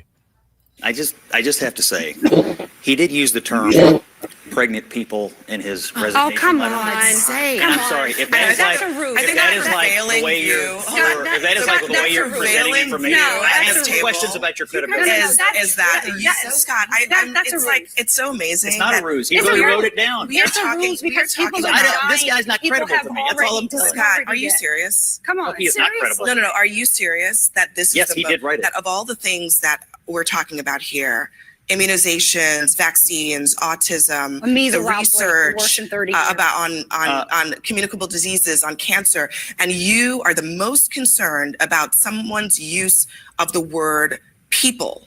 Yeah, because that's the most important thing because you were just complaining about the politicization of science, That's and I not can't think of That's politicization not- of science that's more not than that, politicization. or what some of these people said to come the on, American Scott. people during Come COVID. on. So the credibility of some of these folks who are complaining. Look, Okay, so I'm complaining, and I'm a public health and preventive medicine physician. I understand the rhetoric and the political. You realize that you're but accepting I'm- some politicization of science, but not others, right? What's the politicization of science that's been politicization accepted? of And get pregnant or not. Scott, If we're you're talking in the about, CDC, we're you believe talking that, about I'm the, saying we're you're not a talking terribly about credible the person. CDC that is responsible for the health and well-being of the that nation. has absolutely nothing Nothing to do with the It conversation does, that we because does not. it's a question of whether your That scientists has are going to politicize or not, and you accept absolutely some and not nothing to do others. with the conversation that we are having. That's having. just the I disagree. Okay? It's a credit. It's a It's a credibility. Why would we do that when people have died and are dying? Why would we do that when people's children are being dehumanized in this country about real things?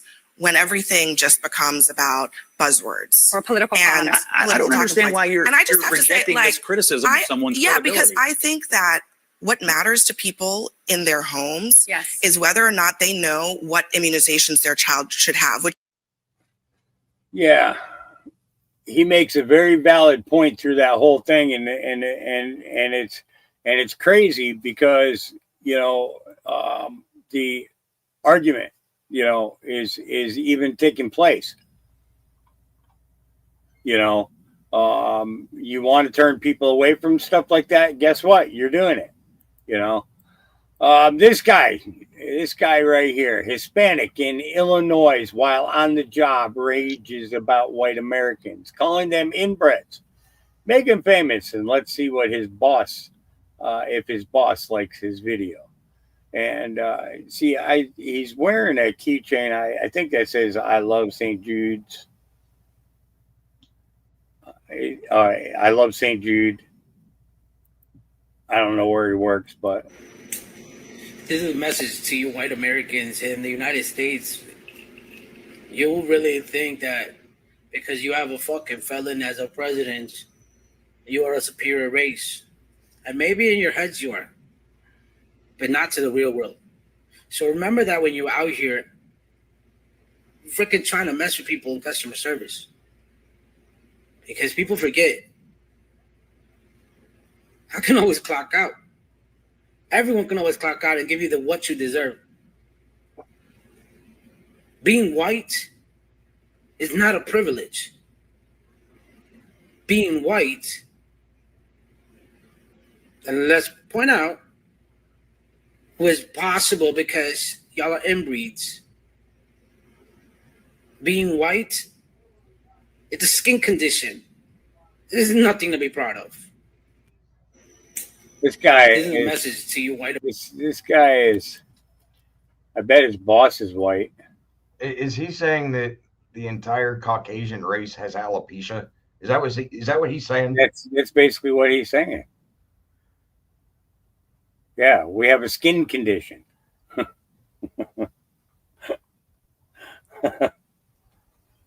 Well, folks, you heard it from him. We all have alopecia. Yeah, we've been diagnosed. Hey, Fred, how you feel with that alopecia? How you feel about having a skin disorder now? I wonder if they make you go through sex testing and stuff, too, or something like that, because they test, it's because we got this thing now. We got this thing. What are we gonna do? We got a thing. It's I got a salve for that. It'll turn you green.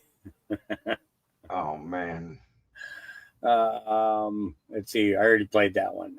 So then, more Harry. Let's see. Okay, this one. Check out this post from Donald Trump. He's now letting us know what needs to be done so that this never, ever happens again. And whilst there's so many people out there demanding that things need to change now, people are not grasping that this stuff has been going on for a very long time, and most of the world were completely oblivious, completely unaware, and fast asleep.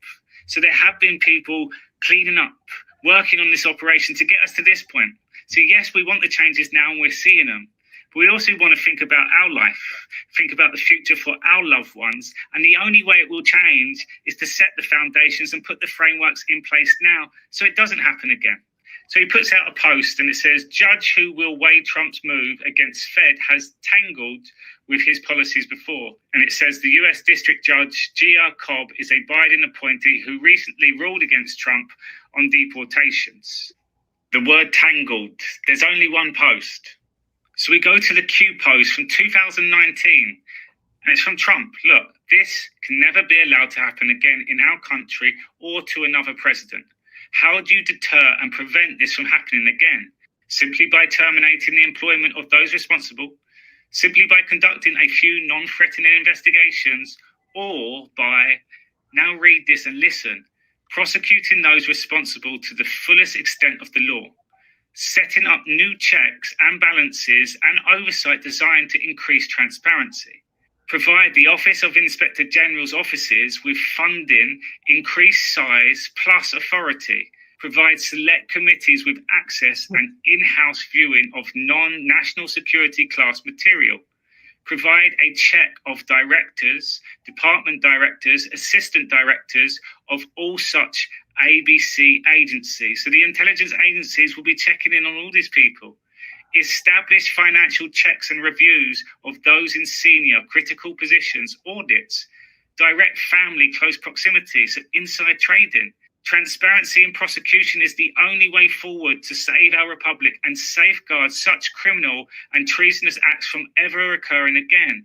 While some want to quietly remove those responsible and go about our business, save face on the world stage, those in control understand this band-aid will simply not work. Nobody should be above the law, no matter how massive the spider web is, entangled. This will never happen again. Look, truth works. Facts matter. Q. And this is the truth. This is the facts. They're putting all this in place so it will never happen again. So trust in this operation, people. Trust in Trump. And everything is okay. Yeah. About that. Yeah. And then this went on, and I'm not exactly sure where this is or what language she is speaking, but this is a recent video. And if you look, you see this coming out of the church here? Смотри, какое чудо, глянь. Над церковью какое-то прям свечение. Только тень. Глянь. Она там же, вот там пусто. Где колокола, вот пусто. Ну да. Вот пусто. А вокруг это. Как красиво. Прям фантастика какая-то. Обалдеть. Да правда.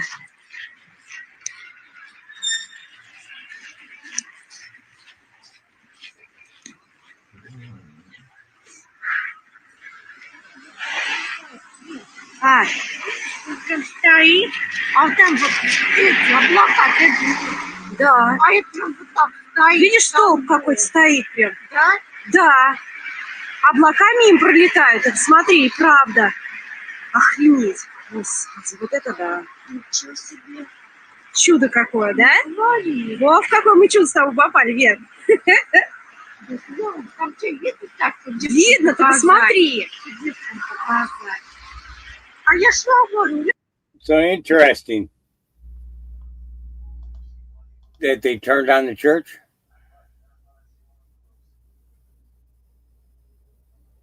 Yeah, that's. I'm kind of thinking that this is Russia.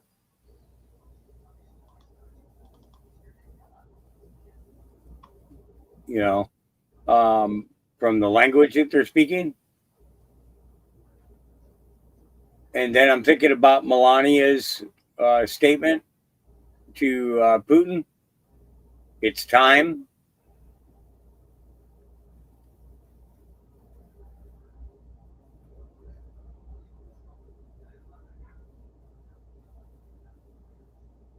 Yeah, it did sound. It sounded Russian to you too. Okay. So we've talked about the churches, about how they weren't ever these buildings that are used as churches, I should say, okay, that are, we know, not built by anybody of our time.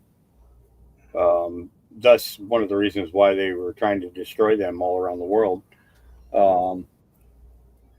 The fires, you know, so on and so forth.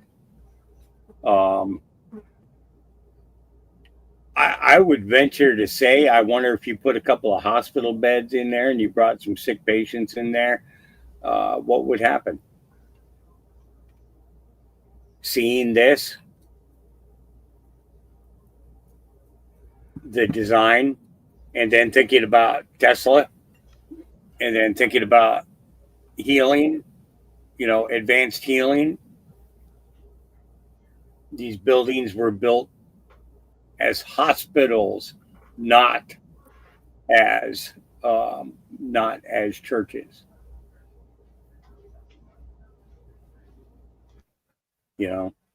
So yeah, I think that there's going to be a lot of information in regards to this coming out, and yeah, my lunch break put that out or put that up this morning, and I thought it was kind of interesting. We saw that lunatic already, and then this, and slow. Pay attention to this one because I definitely want to hear your opinion after this. Okay,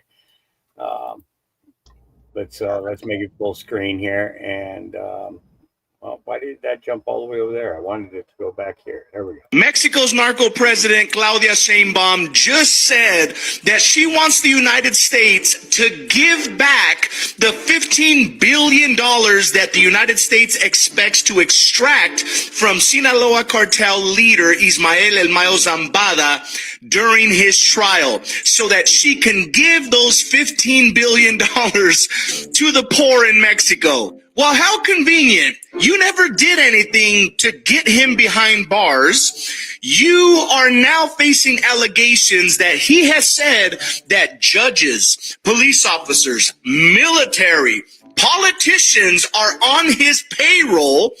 And now suddenly you want the United States, which did the job to get him locked up, to now give you back $15 billion that you didn't work for, so you can give it to the poor in Mexico. Right. From the very beginning, she has been kicking and screaming to get him extradited back to Mexico, maybe so that they could release him as he awaits custody, the same way that they've done with Julio Cesar Chavez Jr. But it ain't gonna work this time, Miss Claudia. After doing nothing to get this under control in your country, now you're wanting a free ticket because the United States just did the job for you, and you're automatically a president of the people now. Please, just stop. Let me know what you think in the comment section, and don't forget to hit that follow button for your daily updates.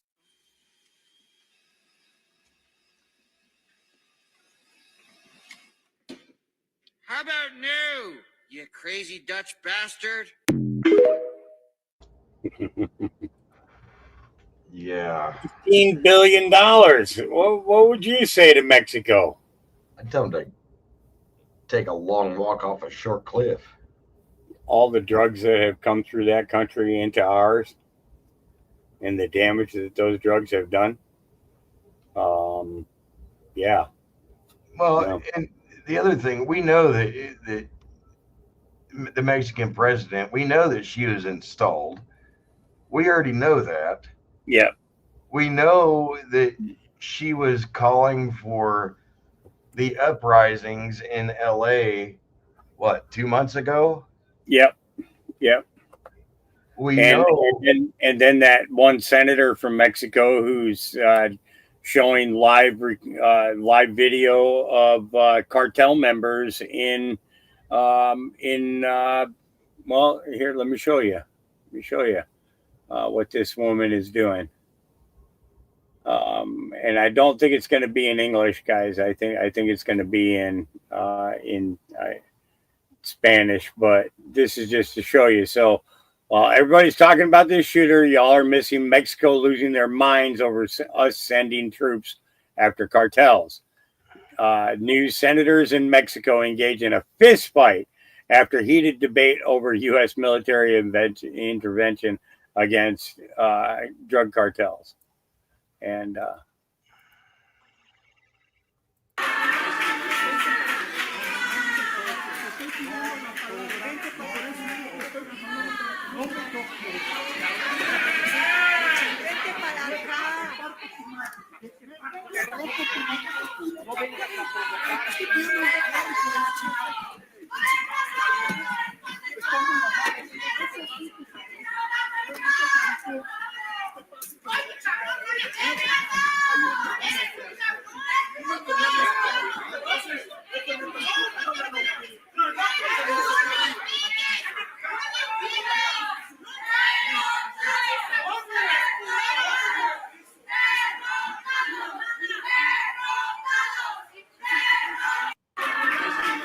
Yeah. So the real question is, which one of the two is getting kickbacks from the cartel? Which one is in support of the United States sending in special operators?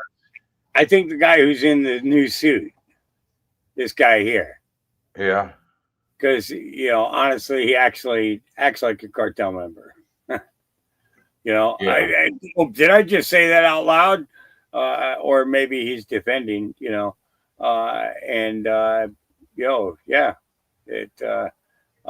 People are, but you never know, because a bad guy can wear bad clothing too. So, they don't all wear suits, but most of them do. Yeah. Just saying, it's, yeah. Yeah. So, I thought that was kind of interesting though. She wants money to give. And the thing is, you've been stealing from the people for years. So what makes us think that you're going to give it to them now? So, we talking about, we were having that conversation about, watching these newcomers, coming up and stuff, right? Mm-hmm. And people waking up and watching their awakenings and the kind of content and stuff that they put out. And this one's pretty good. This is the second one I've seen from this girl. The Practical Homestead girl, and she's good. She's good. I like her. Here we go. Hate me for saying this, but Obama's presidency is one of the main reasons I became conservative. A black person won the highest office in the land. And the only way to get there was to have support of white people. That's the only way he could have gotten there. In my mind, game over. There isn't a single thing a black American can't do. And I thought that was going to be the message. We are all on equal ground. If that black dude can become the president, any black dude can do anything. Yes, we can. Yes, we can. Yes, we did. On to the next goal. But no, that's when they came up with systemic racism. Just when you thought you didn't have to be a victim anymore, there's another term to learn. That's when I realized these people were all in cahoots and they were all just trying to gain control. You can control somebody when they are emotional. We black people are constantly in a state of high emotion. You think you're a victim, you think everybody's out to get you, but that's not the case. I mean, duh, anybody that's telling you that you can't do something or that you have a disadvantage, why would you want them around you? Why would you believe that? Like, I'm getting pissed just thinking about it. It was just completely ridiculous. Obama was the worst. He could have done a lot better for us, but he failed, in my opinion. All right, love you. Bye. But this is the thing. It's like, these young people are coming out and they are spitting facts and only facts. And that's what I think that's what's impressing me about watching the youth awaken, and I'm talking about, 25 from the age 25 and younger. Okay. Because of the fact that, they were kids when all of this crap was beginning. You know what I mean? Mm-hmm. And they watched and they touted their dreams of a brighter future on a person, that because they were the same color, that was going to be better for her, and I'm like, yeah, it's, a little bit out there. Safety hour. I kind of like that. That way then we don't have to worry about calling for a safety meeting. We'll just say safety hour. Okay. All right. Yeah. Does that work? Okay, good. So, I mean, there's a lot of kids that are waking up to everything. And I say that because when I went to the dollar store, Hawk, I think I told you about this. the cashier at the dollar store, I was saying, hey, I'm running late. I've got a podcast in an hour. She asked me what the podcast was and what it was about. And I told her, and she goes, well, I'm going to have to look at that. My oldest son, same thing. He's been talking to me about stuff, well, that you and I talk about. Yeah. And and then, my oldest daughter, which is on the other side of the spectrum, she don't believe anything is going on. She listens to her grandparents, and her grandparents are never Trumpers. And I think where I'm going with that one. Yeah. And so, and then you got my middle daughter. She's just like me.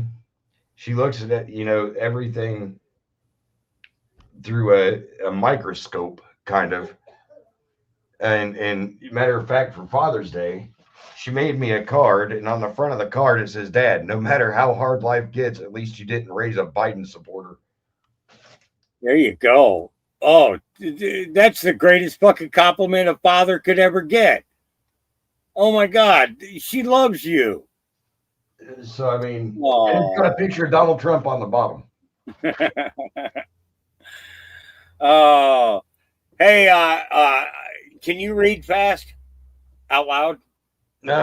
Depending on what it is, yeah.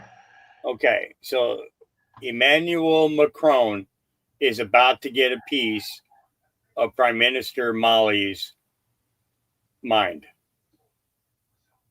Are you ready? Because I can't keep up. I can't keep up with it. I'll tell you to pause it. Emmanuel Macron. Stop. Definiti. Emmanuel Macron stopped as described as disgusting, cynics, and irresponsible.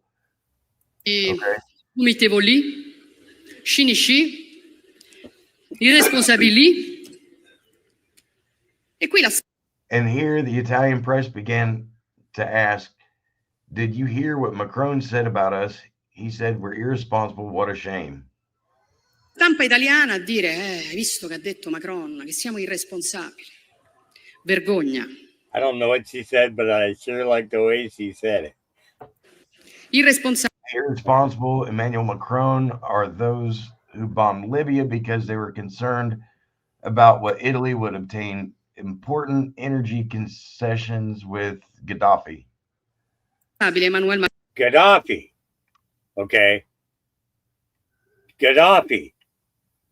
The man who was willing to open the floodgates and give his people water, give them power, give them everything, give them farms. I mean, give them farms. Not just ask for money for it, but give them a farm and rebuild his nation to be one of the best food producers in the world. Yeah. Speaking of Gaddafi, it was right after he went and spoke at the UN that they overthrew him. You realize that, right? Well, yeah. Well, that's when Clinton had him killed. Yeah. So, yeah. So we're going to, So we may stop this a couple of times to break this down. Okay. Gaddafi. Okay. You got to understand, France had a lot to do with that. Okay. That happening. Macron sono quelli che hanno bombardato la Libia perché gli dava fastidio che l'Italia avesse un rapporto privilegiato in campo energetico con Gheddafi and left us facing chaos of illegal immigration we are facing now.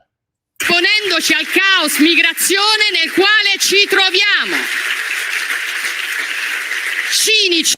The cynics, Emmanuel Macron, are the French who send the gerrymandering to return any immigrant trying to cross the border in Ventimiglia. Emmanuel Macron sono i francesi che mandano la gendarmerie a rispedire indietro qualunque immigrato tenti di passare il confine a Ventimiglia. And most of all, And because things have to be said right, disgusting. Ma soprattutto perché le cose vanno raccontate come si deve, vomitevole e chi... Buono! Che lo vuoi di tu?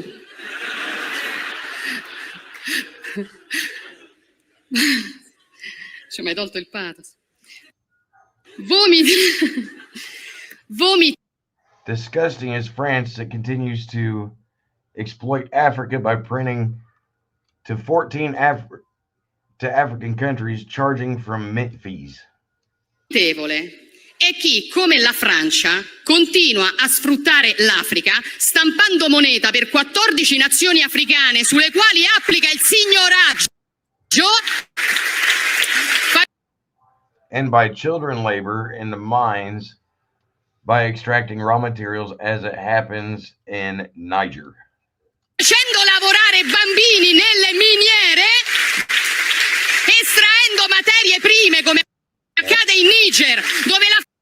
Where France extracts 30% of uranium it needs to run nuclear reactors, while 90% of Niger's population lives without electricity. Francia estrae il 30% dell'uranio che gli serve a far camminare le centrali nucleari e il 90% dei nigerini vive senza elettricità. I actually understood that last word. Oh, yeah. It was, yeah. All right, go ahead. Do not come to teach us a lesson, Macron. Hold on. The Africans are abandoning their continent because of you. Ci venire a fare lezioni, Macron, perché l'Africa scappa da voi e la soluzione The push is not to transfer Africans to Europe, but liberate Africa from the Europeans. non è spostare gli africani in Europa, è liberare l'Africa da certi europei. We will not accept lessons for you. Is that clear? Accettiamo lezioni. Chiaro? That was the end of it there. Yeah. You know, Damn, that was Georgia Maloney, wasn't it? So understand that this was in 2018. Okay. This is what made her prime minister. Okay. This is what got her fire up in the dander, or whatever you want to call it, right? It's when we look at this, we see the pattern of things that led up to Gaddafi's assassination. Mm-hmm. Okay. Because of what it's the idea that the other countries have been leaking certain elements of things that have happened in the past.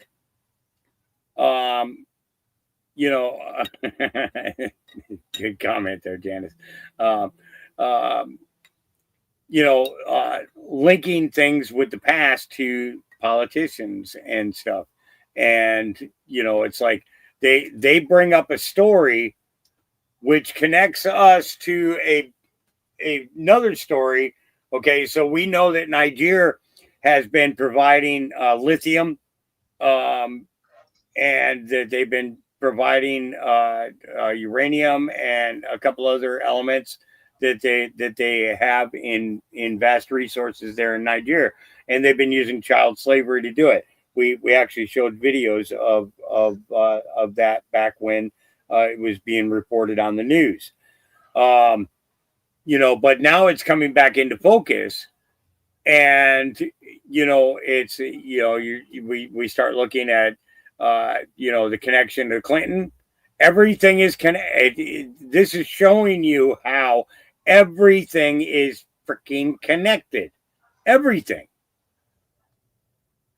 that because Clinton leads to Obama leads to 1,000 heads of a Hydra. So everything is like falling into this particular pattern. and it's crazy that it is. Now, this is Michael Caputo, okay, and they spied on the 2024 campaign, okay, and yeah, let's take a listen to this. This is from the War Room. The most important thing to take away from this piece in Racket News today is that they spied on the 2024 campaign. We're digging up evidence of the spying on the 2016 campaign. We're going to get to evidence of the spying on the 2020 campaign, but I can tell you it's living proof that they were spying on the 2024 campaign. As a campaign staffer in the policy department, the FBI had an open investigation on me. They had a Google user alert came to me in March of 2025, just several weeks ago, telling me that the FBI had just had a classified subpoena against my emails, my texts, everything that comes through Google, VoIP calls and things, and it is still open. It's still open now. I mean, in fact, I hired an attorney to find out more. And he said that the U.S. Attorney's Office in Washington, D.C. opened this investigation after my movie, The Ukraine Hoax, came out and it named Hunter Biden and Joe Biden as taking money from Ukraine. Okay, I'm going to pause that there just to answer this one particular question. Dean, we are in safety hour. Yeah, safety hour is what we're in. In fact, I have the receipts of all of that. And I talked about it in the movie. And when they won, they went after me. And they opened a FBI federal criminal investigation. And it is still open. That's 4.5 years. And the reason why I've gone public with this is because I just want them to close it. I want them to just leave my family, my daughters, my wife alone. It's been, 9 years of this. I know it damn near killed me, Steve. And it did kill people like Lee Avershaw, Paul Manafort's deputy in Ukraine. He died of cancer at the same time I had cancer. I was, many other people, Paul Manafort, the president, George Papadopoulos, Roger Stone, others, all these people who suffered far more than I did. I was always a witness. They kept trying to flip me into a subject and then a target, but I had a very good attorney and they were never able to do it. This whole thing was a hoax. The whole thing was complete fiction, and they could not turn the fiction into fact with me. They did it with others, with Papadopoulos and poor Carter Page. I've gotten to know all these people very well ever since this happened. Some of us, we call ourselves the remnants, the leftovers. Right now, I kind of feel like a cigar butt in the ashtray, and others do too. I believe that the president and Cash and Dan Bongino and Tulsi Gabbard, especially, all these guys are doing their level best. But you know what it is? We're finding out now it was bigger than we ever thought. Yeah. Yes. Bamlo, that is 100% accurate. That is 100% accurate. He's a little bit behind on the chat wise, but yeah, India supposedly has the largest democracy on earth. If your father dies digging in the mines by hand, the mother and all her children can work there for the rest of their lives. And that is 100% correct. That is a fact. Yeah. Little piece of information. Yeah, we get those sometimes. Yeah. So 13 days ago, or I'm sorry, days ago, 13-year-old Saith Mendez was executed in front of his mother at a Pico Rivera gas station by a convicted felon. Not a word from Gavin Newsom. And I want this kid remembered. He wasn't illegal. So this is not just another run of the. He wasn't an illegal or anything. His family's been in the States for a long time, many years. So this is not just another run-of-the-mill violent crime story. For you folks out there who love your children, this story is going to hit you square in the gut. The tragedy happening over my shoulder at the gas station behind me here. 13-year-old shot to death execution style. And process this. He was killed in front of his mother. Here's more. Detectives on the hunt for this man, Andres Aiden Chavez. Chavez is the prime murder suspect in the shooting death of 13-year-old Saif Mendez. Investigators say the 13-year-old had gotten out of his family's car and gone into this gas station in the 8800 block of Whittier Boulevard in Pico Rivera to speak with his mother last Saturday night. She was working at the gas station at the time. Detectives say upon coming out of the gas station, Mendez walked past Chavez, who had exited a tan four-door sedan parked at one of the gas station pumps. Investigators say in an unprovoked attack, Chavez allegedly walked up to the 13-year-old, shot him to death. The victim's mother summoning the courage to attend a news conference organized by the LA County Sheriff's Department announcing the ID of their prime murder suspect. I cannot tell you from just talking with her how difficult it is for her to be going through this as a mother who lost her child. A child who was at the gas station that night waiting for his mother to finish working so they could travel home together. But on this night, the unspeakable happening. It cannot be overstated. No parent should have to bury a child. LA County Sheriff Robert Luna speaking directly to the 13-year-old victim's mother, who was too distraught to speak at the news conference. On behalf of all of us here at the Los Angeles County Sheriff's Department and the city of Pico Rivera, we're so sorry for your tremendous loss. Yes, we deal with these kind of incidences once in a while, but this one is a little different when we lose the life of a 13-year-old boy. This killing vicious and dark, investigators say, after Chavez allegedly shot the child, then seeing him collapse. He allegedly stood over the wounded boy, firing multiple more gunshots, execution style, killing the teen. We are here today asking for your help to locate the suspect responsible for Saif's murder. And family members of that precious 13-year-old say he loved basketball, he loved video games like most teenagers.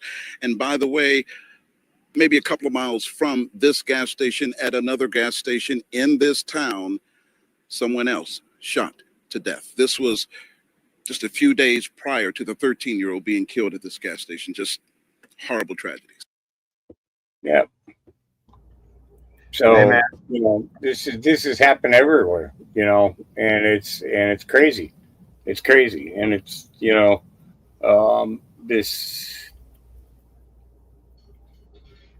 they got to do something about mental illness in this country. Yes, yes. You know. Hey, man, I need to get off here. Kids just walked in the door.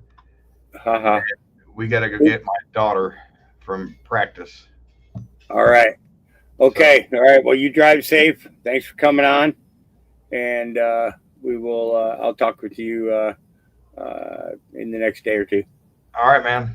All right, brother. Talk to you. All right. So I'm going to go. Okay. Bring back the asylums. That's right. We do. It needs to happen. You know, that's the thing is I remember, I believe it was Reagan who was in office that started the process of getting them all removed and shut down. But there was a lot of bad stuff going on, you know, but with technologies today and love and compassion, I think that things could, you know, it could be a better source. But, you know, a lot of these people with mental illness are also violent, you know, so that's, you know, that's the other part of it, you know, you know.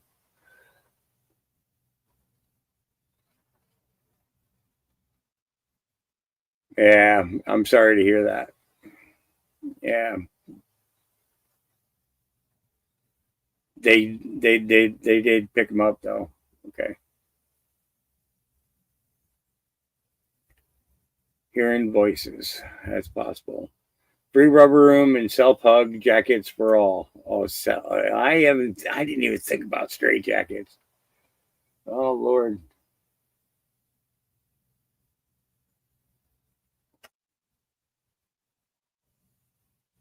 When we were kids, we thought it was cool to be tied up. Yeah. Yeah. All right. Candidate for mayor of Oakland in 2026. She's got a little statement she would like to make. Hi, this is candidate Mindy Petchenick for Oakland Mayor 2026. I'm standing in front of Sterling Bank, which was one of the two banks that were rammed and robbed last week in the wee hours of the morning, along with a jewelry store in Little Saigon that was rammed and robbed. And on Sunday morning, the wee hours of Sunday, we had a 500-person sideshow at 41st and Howe, where a car was burnt, fireworks exploding, and complete chaos. This is why right now we must ask President Trump to bring in the National Guard into Oakland.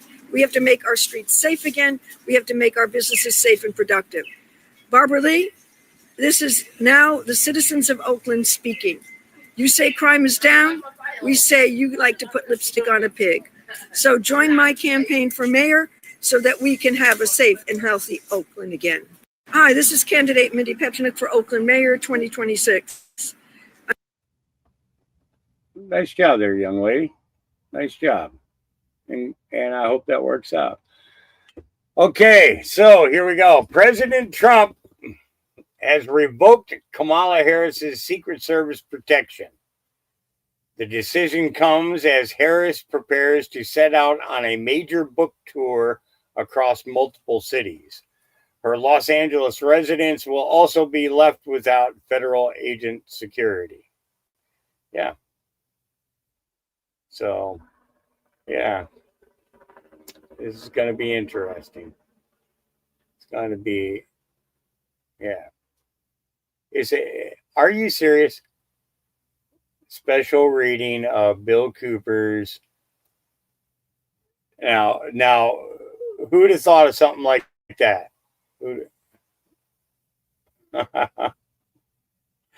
Oh my. Didn't I just say that like 3 hours ago? 3 hours ago, I said, hey, I should, maybe I'll get the book and read it. And then here we go. Special reading of Bill Cooper's Behold the Pale Horse. Huh. Well, all right. Yeah. All right. So here we go. We now also know that Hillary Clinton's foundation, the Clinton Foundation, was investigated 4 times, 3 criminal cases by the FBI, 1 by the IRS. In all instances, the IRS and the 3 offices of the FBI were told they couldn't pursue the matter, and they were told to shut it down. By who, John? Those are the executives. By who? In the 3 FBI cases were shut down by the Obama Justice Department. The IRS case was shut down by the Trump Justice Department under Bill Barr and Jeff Sessions. I think it was mostly Jeff Sessions at that point. Yeah. Shocker there. Oh, Shocker there. You scratching your head the way I was scratching my head on that. Pick whatever. We'll move no on. Surprise. We now also. Sessions is in the news. Just saying. And yeah, Jake Tapper needs to lose his job, but I don't want to talk about him, so I'll let her talk about him instead. There's been some confusion about what the shooter's name was. Yes. Robin Westman's mother applied to change her child's name in 2019. It was at one point Robert Paul Westman. Correct. But since she identifies as a female and wants her name to reflect that identification, was underage, it's now Robin. That right there, ladies and gentlemen, is exactly why the Democratic Party will never win another election. And Jake Tapper, you deserve to lose your job. That's what you're worried about right now. That is what you're worried about. I'll say he all day long. I do not care. A person like that deserves 0 respect. And are you afraid we're going to hurt their feelings? Because last I checked, they aren't here anymore. We have a huge, huge mental health crisis in this country. And instead of addressing it or doing anything about it, you guys just want to try to come up with solutions that aren't going to work. You want to feed into these delusions. You want to turn around and act like it's our fault every single time. But maybe that's because you don't want the eyes on you, because let's all face the fact that our mainstream media is a huge reason that we have these little situations popping up around the country. Sorry, I'm not the one that's out here trying to get people to respect someone who did such horrible things. No, that's all of you. Yep. There you go. Grandizing, the shooter instead of doing something about it, A socialist or the Socialist Rifle Association is one of the far left militia groups that train transgender and Antifa-linked radicals to kill. The Minnesota chapter uses the same symbols that the Minneapolis shooter, or mass shooter, put in his manifesto journal detailing death before detransition.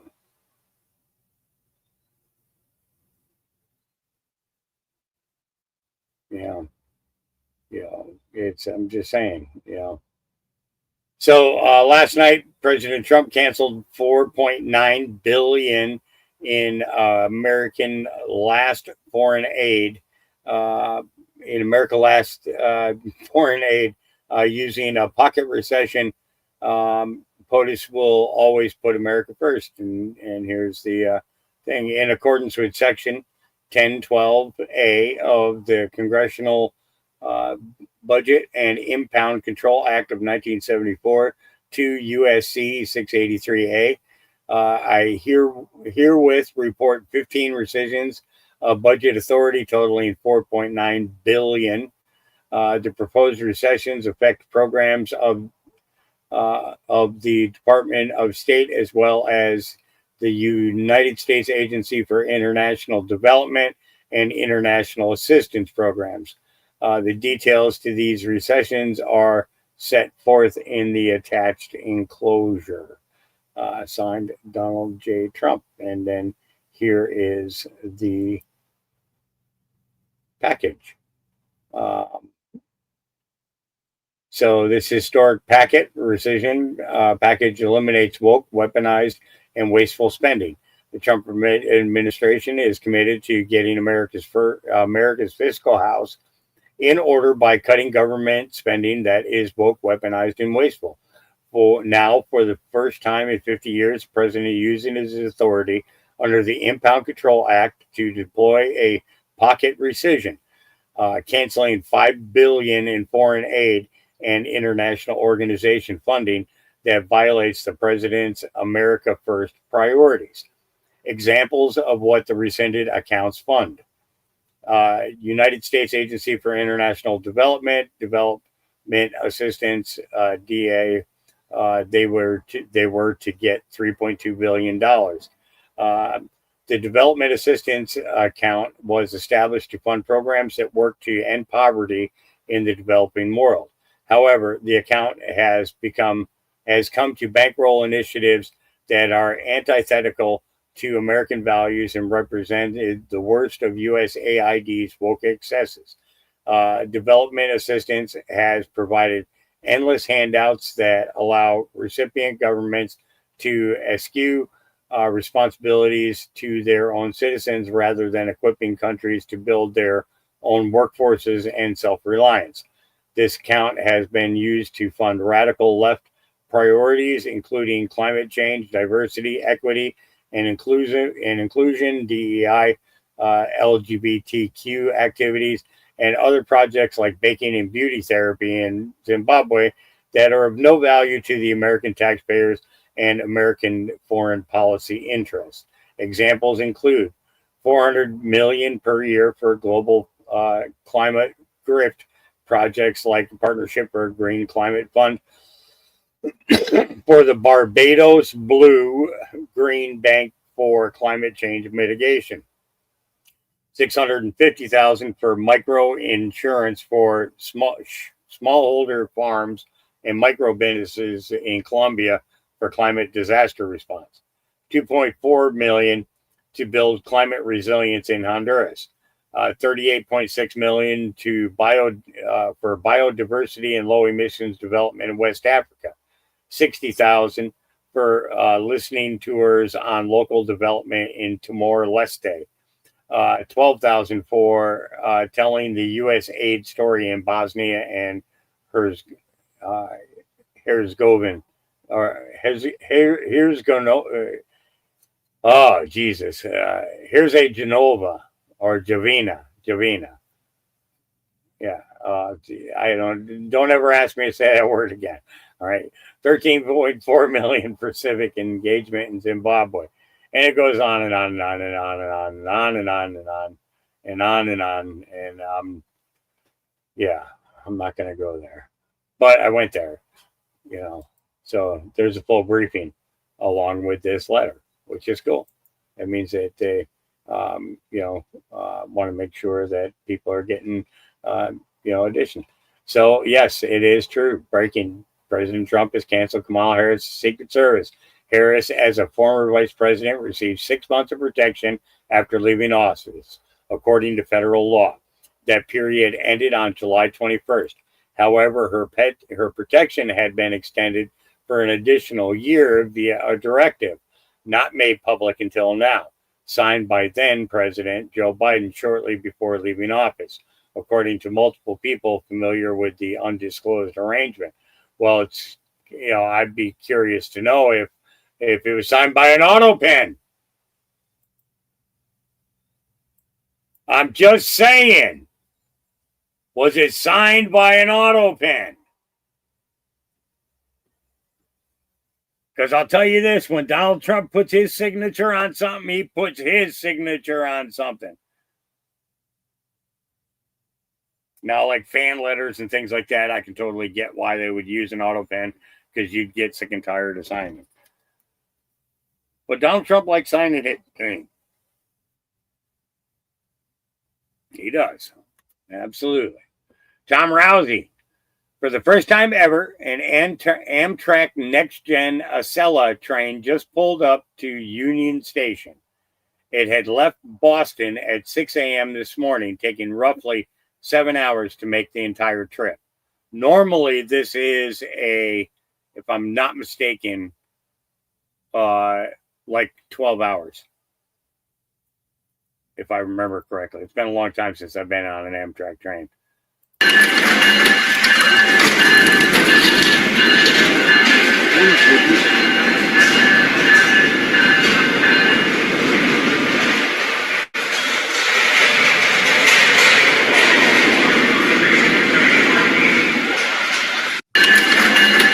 Yeah, interesting. So I think that's cool. And they have, ever think that maybe that's why the Army was going down there to clean it out, because this train is going to start moving people faster? We're going to start seeing more trains coast to coast that are going to be faster. Yep. Just saying. Yeah. So. Yeah, Roger Stone says, yeah, I'm certain that it's just a coincidence that the clerk of the D.C. court just happened to send fired Federal Reserve Board member Lisa Cook's lawsuit to the federal district judge, who was Cook's sorority sister. Yeah. Angela D. Caesar, the clerk of the court for the U.S. District of Court, for her. So automatically, yeah. So we the people put up, the judge should recuse herself, or POTUS should clean up the DC courts once and for all. Sussman is facing a jury that has 3 Clinton donors, an AOC donor, and a woman whose daughter is on the same sports team with Sussman's daughter, with the exception of randomly selecting people out of the DNC headquarters. You could not come up with a worse jury.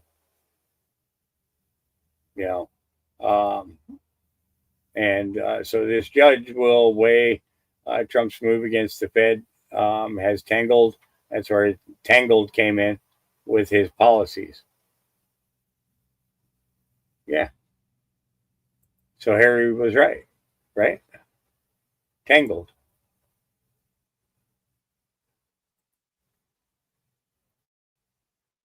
Yeah. And then this is going on in Fulton County.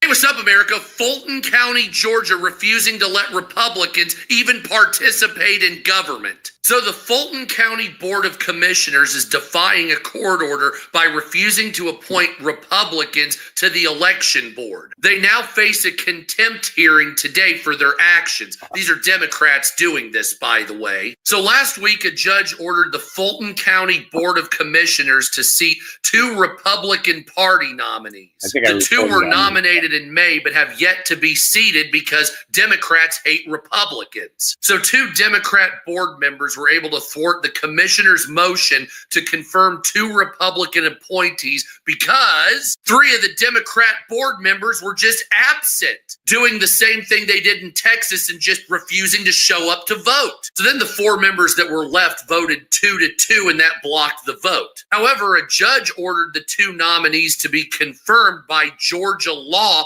which states that they must be confirmed. But Democrats have denied that, and they still refuse to seat Republicans at the table, even though 2 judges have told them to do so now.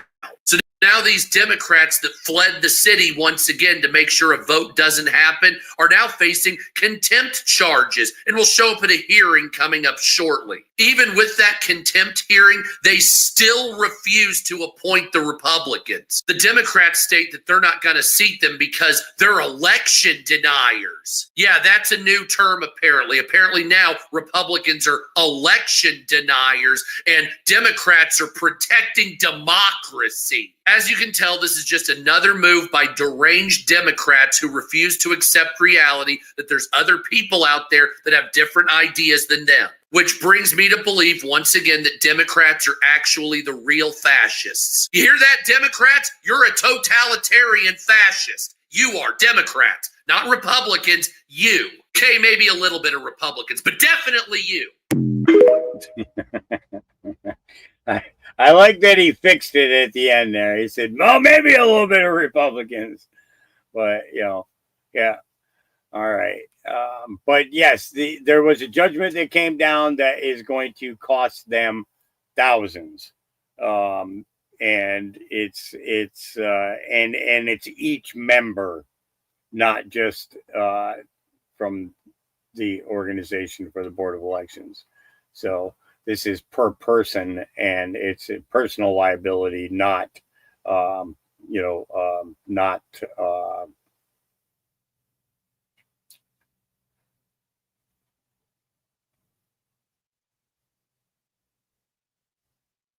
it's not taxpayer funded. In other words, yeah, 10,000 per day.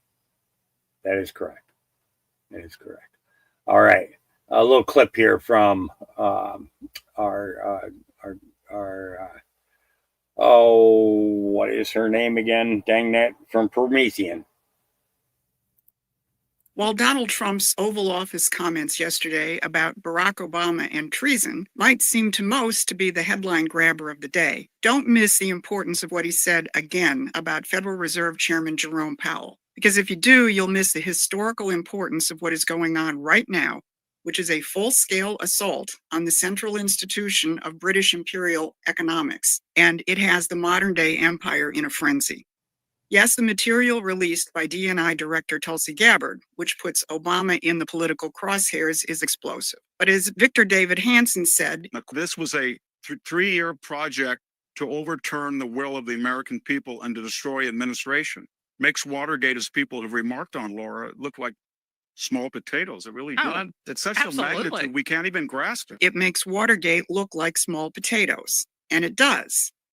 And Hansen's reference to Watergate is actually an important reminder, because while it's absolutely necessary to fully expose the Trump chapter of the deep state's assault on our nation, we have to expose all of the chapters of such operations, including Watergate, presidential assassinations, and economic subversion. So I want to make a comment here. So one of the things that she's not going to bring up is the fact that Bill Clinton and Hillary Clinton, Hillary Rodham at that time, were at the White House approximately a week to a week and a half before President Kennedy was assassinated.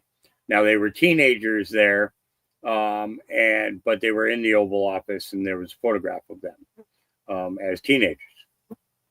Then, then Hillary Clinton was on the Watergate. She was an attorney for the Watergate thing, and she got thrown off of it.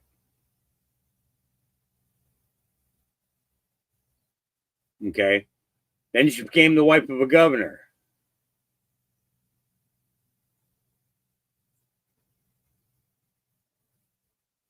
And then being the wife of a president. Yeah, just saying. Everything's connected. So when you're talking about Watergate being brought back up, what's that bring to mind? Who's been involved in every tragic thing? That's what the mainstream media avoids, and where most patriotic media just doesn't put the pieces together. The Gabbard revelations and Trump's zeroing in on Obama's crimes goes way beyond exposing the 10-year-long coup attempt against the president. It's about dismantling the entire apparatus that made those crimes possible. This is Susan Kokinda, and I was in Washington during Watergate, meeting with people on Capitol Hill and in the White House, trying to stop the coup against Richard Nixon.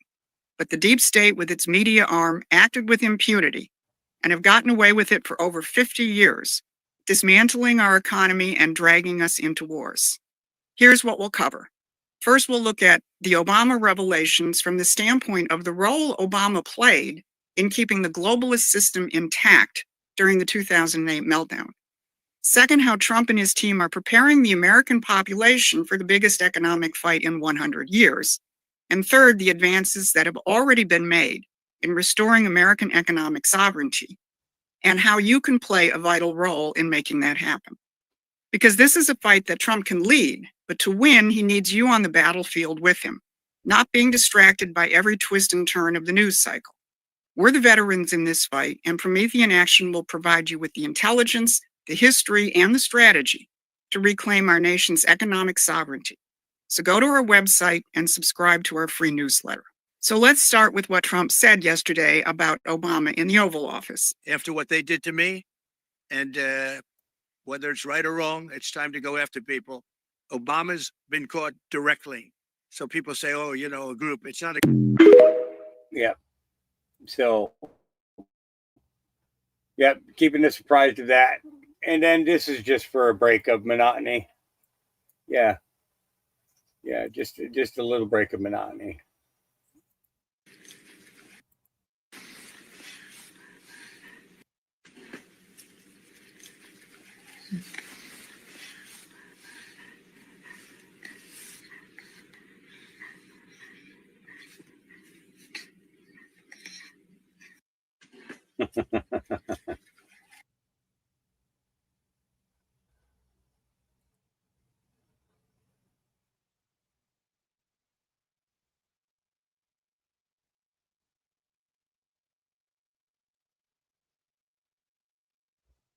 A baby deer meets a baby human. Mommy cat to a baby human. Having such a great nap, I didn't even want to come out here. Yeah.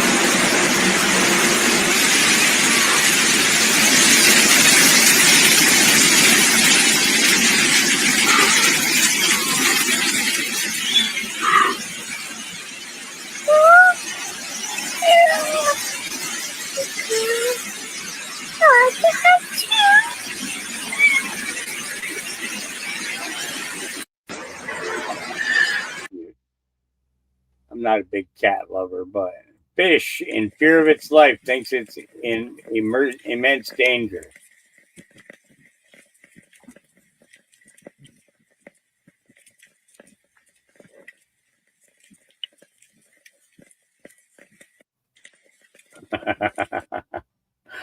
Hey, human, I can do that too. Okay, let's see here.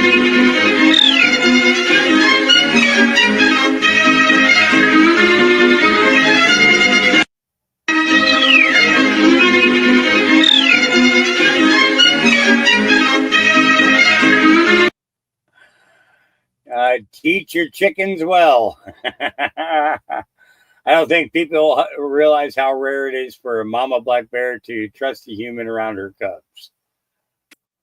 Good morning, guys. Is it a porch party? Hey. Good morning. Come here. Come here, girl.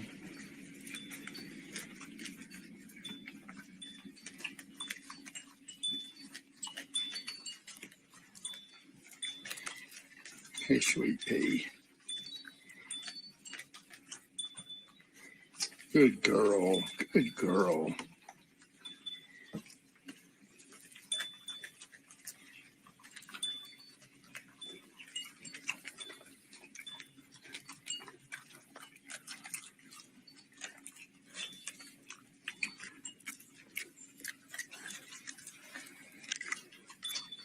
Makes me think of that old movie. And he could talk to the animals, with the animals. Dr. Doolittle. I remember that being on TV when I was a kid. Yeah. And Chitty Chitty Bang Bang. Hey, Quee. Hey, Quee and baby. Oh, beautiful Quita. Hey, Quee. Hey. Hey, baby. Oh, hey, baby. Quita and baby. Yeah. You know, it's just because every once in a while we need to see something different. You know? All right. This is a penguin's reaction to her favorite human comes to check up on her. Oh, boy.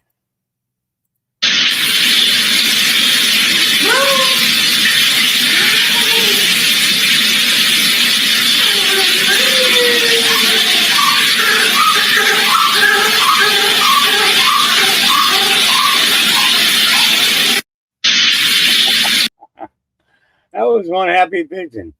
Yeah. Animals need to be happy too. A family of gorillas observing a human.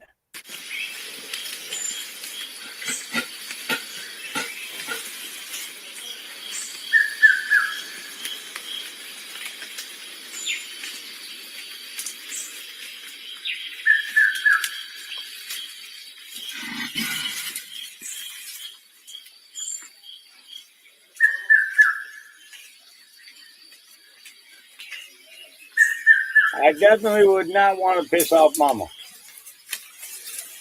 or Daddy. Oh, no way, John. No way.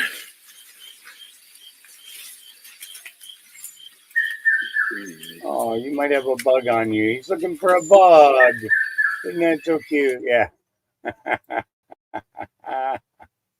All right. And then we got this girl. So ravens are... Yeah. Because everybody needs a raven. Everybody needs one of these. That's what you need.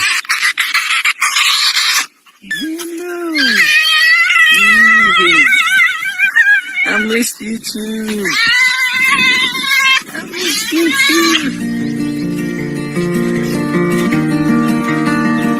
too. She became huge, didn't she?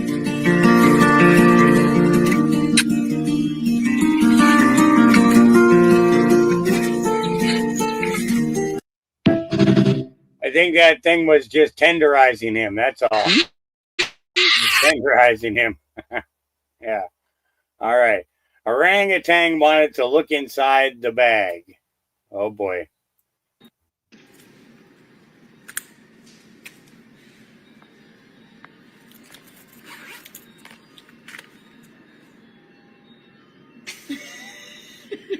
Like, he's like, what's in there? He wants to look in there so bad.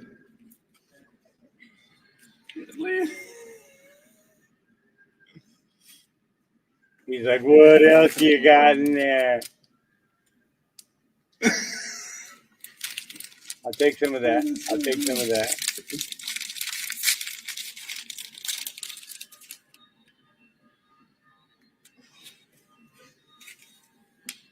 He's like, you can give it to me over here. You can pass it to me over here. I'll take it first time. He's like, go around there. He's trying to show. He's smart. He's like, yo, brother, I just. He's pointing at me. He's like, you, go around. I swear, that's what he's doing.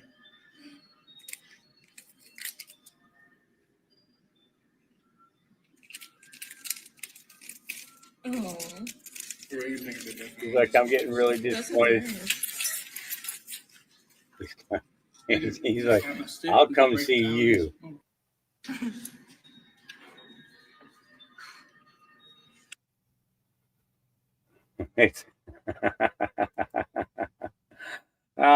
Yeah. All right, that's enough of that. Okay, here we go. Dogs helping their human.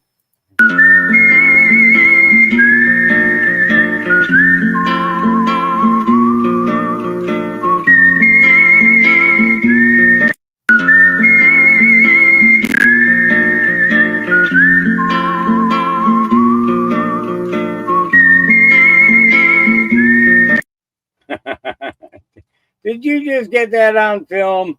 Yeah. Dog senses parents' approach.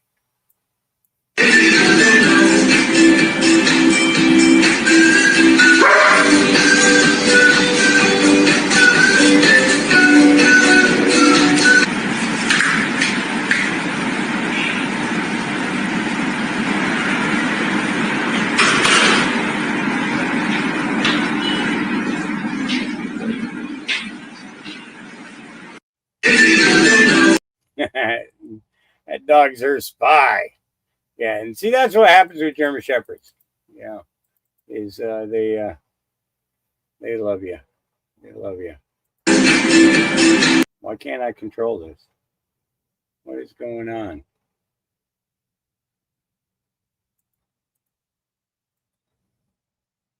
Give me a second here, guys. Let me hit this and see if I can get this to.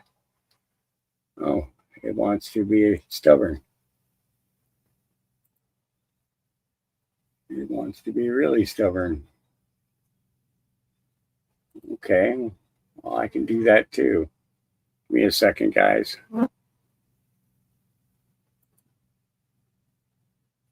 What is going on here?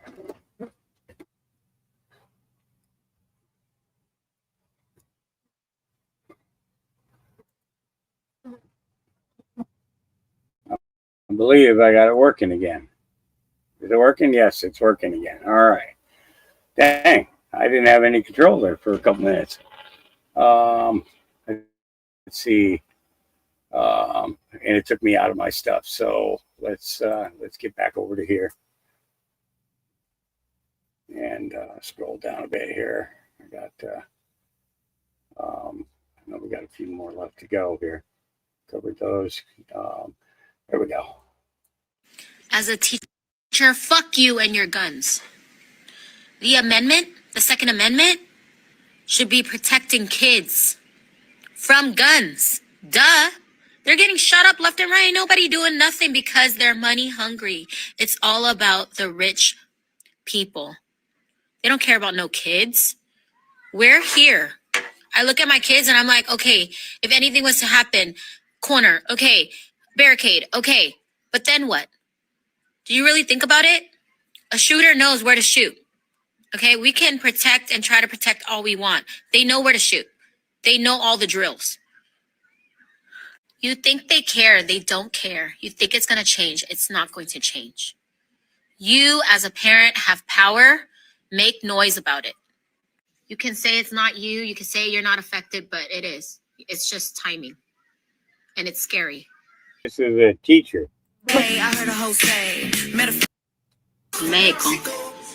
or guacamole from avocados.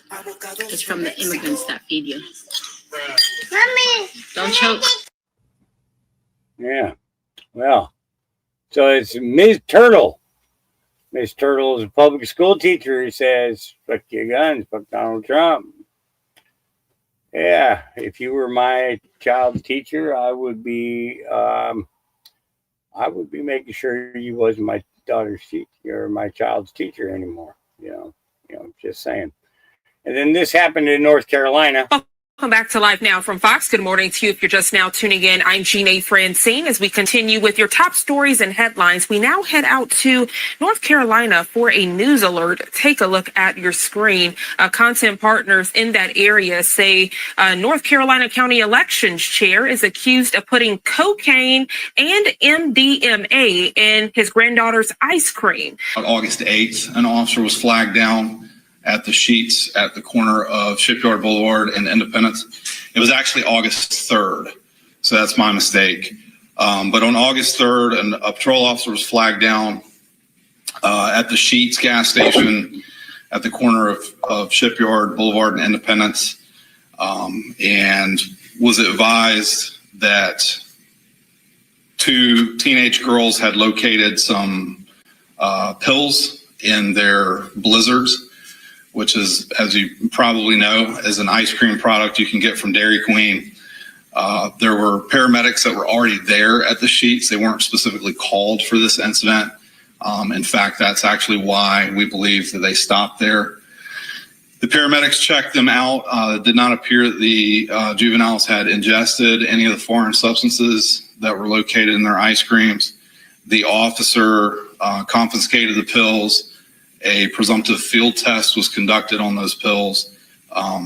We'll talk about that here in a little bit too if you have questions. The field test is presumptive in nature. Okay, it's not a laboratory test. That comes later. That is in progress right now as we speak. Based on the presumptive test, the totality of everything going on, safe to say one thing led to another. Report was taken. That report was forwarded up to our criminal investigations division. Which any report that has follow-up factors is forwarded up to them. A detective began investigating the case. Obviously, that involves going to the scene of the crime, talking to those involved. During that investigation, surveillance video was discovered and handed over to the Wilmington Police Department that clearly shows Mr. Yoakley placing the pills in the ice cream. Based on that, other things discovered in the investigation, that detective pursued charges against Mr. Yoakley. It was on the 26th that he came to the police station and was taken into custody, and those warrants had been taken out and were served, and then he was transported to the jail. Yep. Yeah.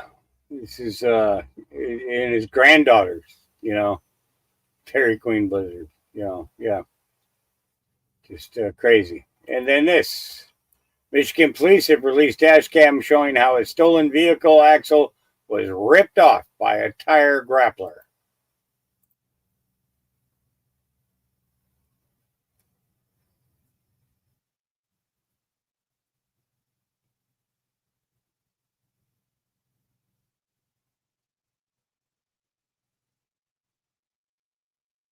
Now watch what this guy does. There's no audio to this, so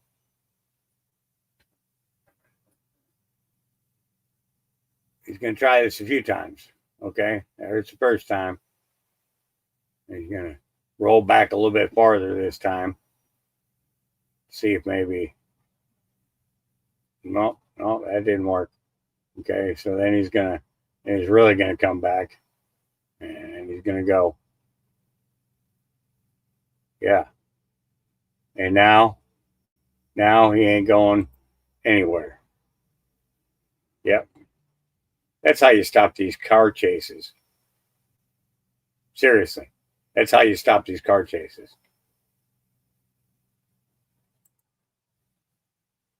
They're happening everywhere. So Andy No put this out. First Minneapolis, now Massachusetts.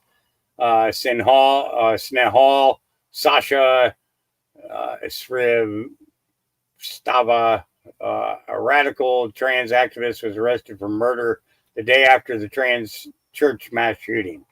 Shrewsbury police are refusing to release the name of the suspect.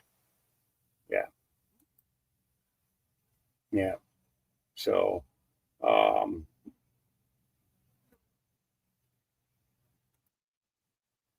So, what was it?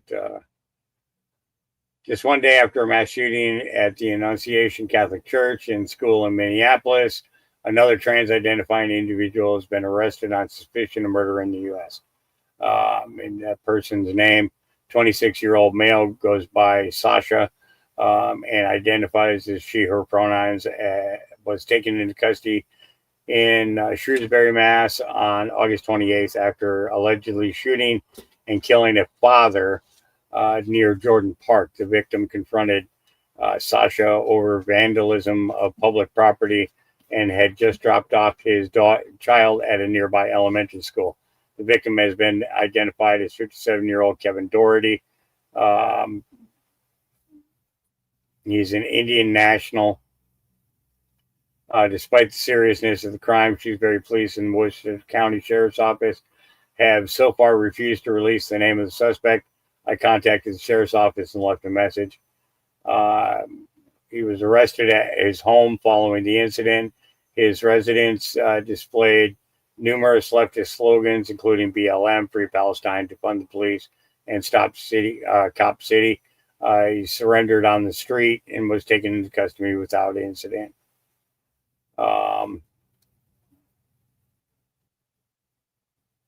Yeah. So yeah, people are sick. Mental health is it's out of hand. It's out of hand. It is. It's absolutely out of hand.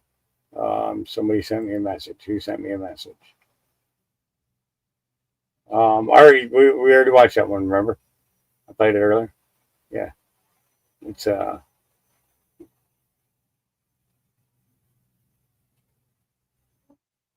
Oh, hold on. In Catholics.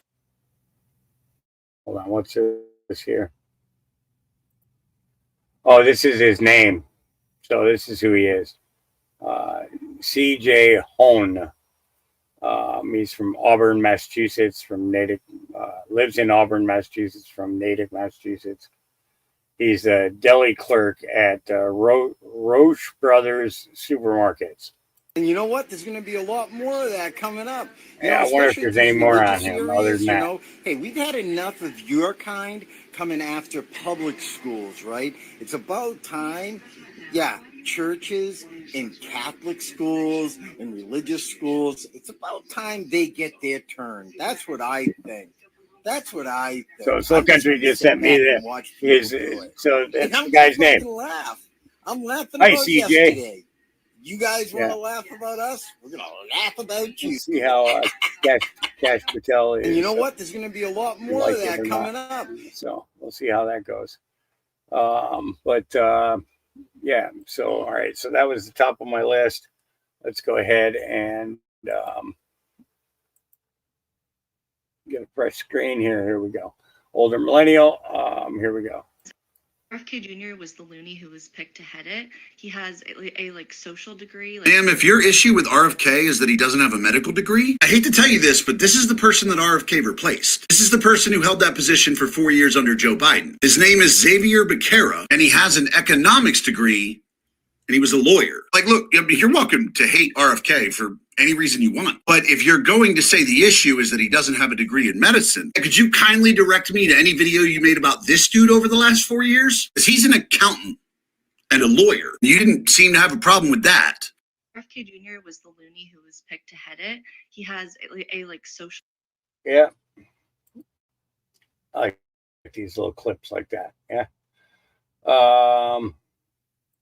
Everyone's seen that big, huge thing in Florida that's making national news where that trucker made an illegal U-turn, doesn't speak the language, got a CDL here in California, and now 3 people are dead as a result of that illegal maneuver. The story actually, I think, transcended national news and it's global, but I see that exact problem play out all the time on the jobs we go to. It's the end of August 2025 right now, and so far I've probably personally been on at least 100 rollovers this year alone, and there's always one common factor. 90% of all these jobs that I do personally, and it's drivers who speak little, if any, English at all. So here at Pepe's Towing, we're one of the largest tow companies in the state of California and one of the premier heavy-duty recovery companies. So heavy-duty obviously means commercial, right? The topic at hand, national CDL drivers, commercial driver's license, how they're obtained, the whole language issue. So we deal with them. Literally, it's our job to deal with them every day, whether they're crashing, getting impounded, or you just have a mechanical breakdown on the side of the road. We deal with them 24/7. So since we're such a larger outfit, I feel like I have a lot more experience in dealing with this and have a little bit more weight to it on what I personally see. Yep. So he's telling you that the largest percentage of them are illegals. Yeah. All right. Ninth Circuit Court. Breaking news. This is just into us right now. A federal appeals court, Shannon, has blocked the Trump administration's plans to end protections for 600,000 people from Venezuela who have had permission to live and work here in the United States, Shannon. This was a 3-judge panel from the 9th U.S. Circuit Court of Appeals, unanimously upheld a lower court ruling that made temporary protected status for those Venezuelans while the case proceeded through the court. Your thoughts on that? Yeah, I haven't had a chance to read it yet, but coming from the Ninth Circuit, not surprising. It's one of the places that you would go if you want to challenge a Trump administration policy. You're going to look for those judges in California that tend to lean more liberal. The Ninth Circuit certainly has that reputation as well. But it sounds like what they're saying is that for now, those people who have some legal protections to work and live in the country, that when Secretary Noem of DHS tried to wipe those out with a blanket proclamation, they're saying they don't think she has the power to do it, that the way Congress wrote the statute doesn't allow it. This administration has argued she absolutely has the power. DHS has the power to revoke this status. So I think it's yet another thing we'll watch, Sandra, on a collision course headed to the Supreme Court. All right. And yep. Oh boy, it's not going to be good. It's not going to be good. All right. Here we go. Let's talk John McAfee. I think he's back. For a long time now, I've suggested that John McAfee's had a lot of involvement when it comes to Q. When he was doing his presidential speech in 2016... And I have so much to say. I have been waiting 5 months to say this. For anyone who has watched my candidacy closely, I have been leaving clues at every stop along the way. That please, even though I'm saying, look here, I'm doing something else with my other hand. It seemed like an introduction to Q. In New York, I stood up, and the opening statement, I said, I have nothing to say, and sat down. That's a clue. That opened a few of your eyes, and I got some calls, and I awakened some of you. Well, yesterday I posted on my Substack. My Substack's all to do with my spiritual teachings. And yesterday was God in All Things. And it was a random one. It was about a book, The Gospels of Ramakrishna, of all books. And there were some amazing teachings within this. So I shared some of the parables. And one of them I wrote, another parable, The Elephant and the Blind Men. Each blind man touched a different part of the elephant and described it differently. Each was right in their limited experience, yet wrong in claiming the whole truth. God is the same. When you only have one experience of God, it feels true, yet God is all experiences combined. This teaching reminded me that my journey, your journey, all journeys are glimpses. To know God fully, we must embrace all glimpses as one. We have to look outside of our eyes and through the perspective of others. Well, on John McAfee's official X page today, he's posted this. And look what he talks about. Our experience is limited, extremely. The universe is vast, our minds are tiny. A metaphor, 5 blind men encounter an elephant. One encounters the side and goes, the elephant is like a wall. The one that found the trunk goes, no, it is like a big fat snake. And the one at the back that discovered the tail goes, no, it's like a whisk broom. And one that discovered the legs go, no, it is like the trunk of a tree. Good God, can these people ever understand and agree? No, we are like that today. And we all say Jeffrey Epstein didn't kill himself. Neither did John McAfee.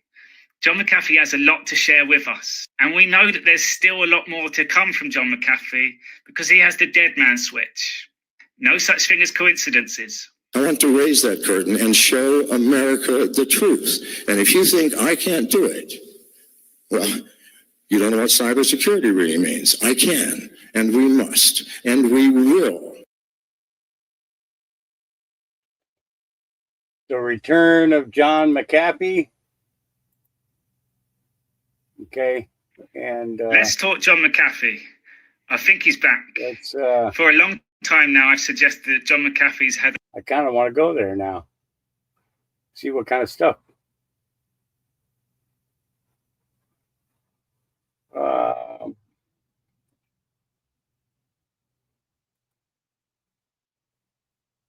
Let's see.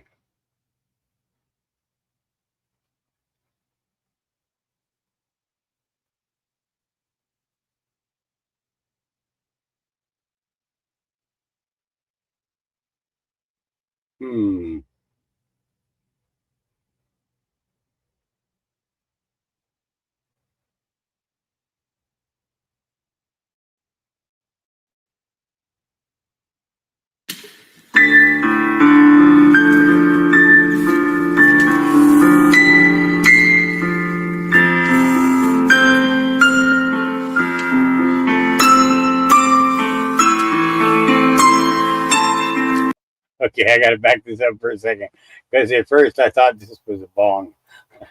I got to say, I thought this was a bong. I was like, does he have a bong on his keyboard?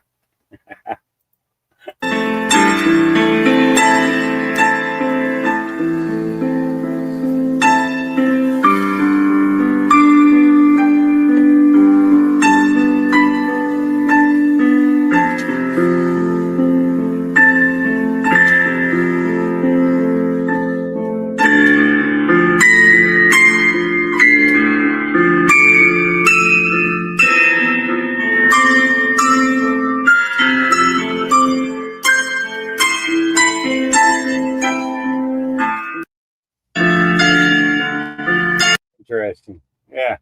I'm gonna go. I'll go through these. I'll go through these and see. You never know. You never know. There might be something hidden in those gems. Yeah. So let's see.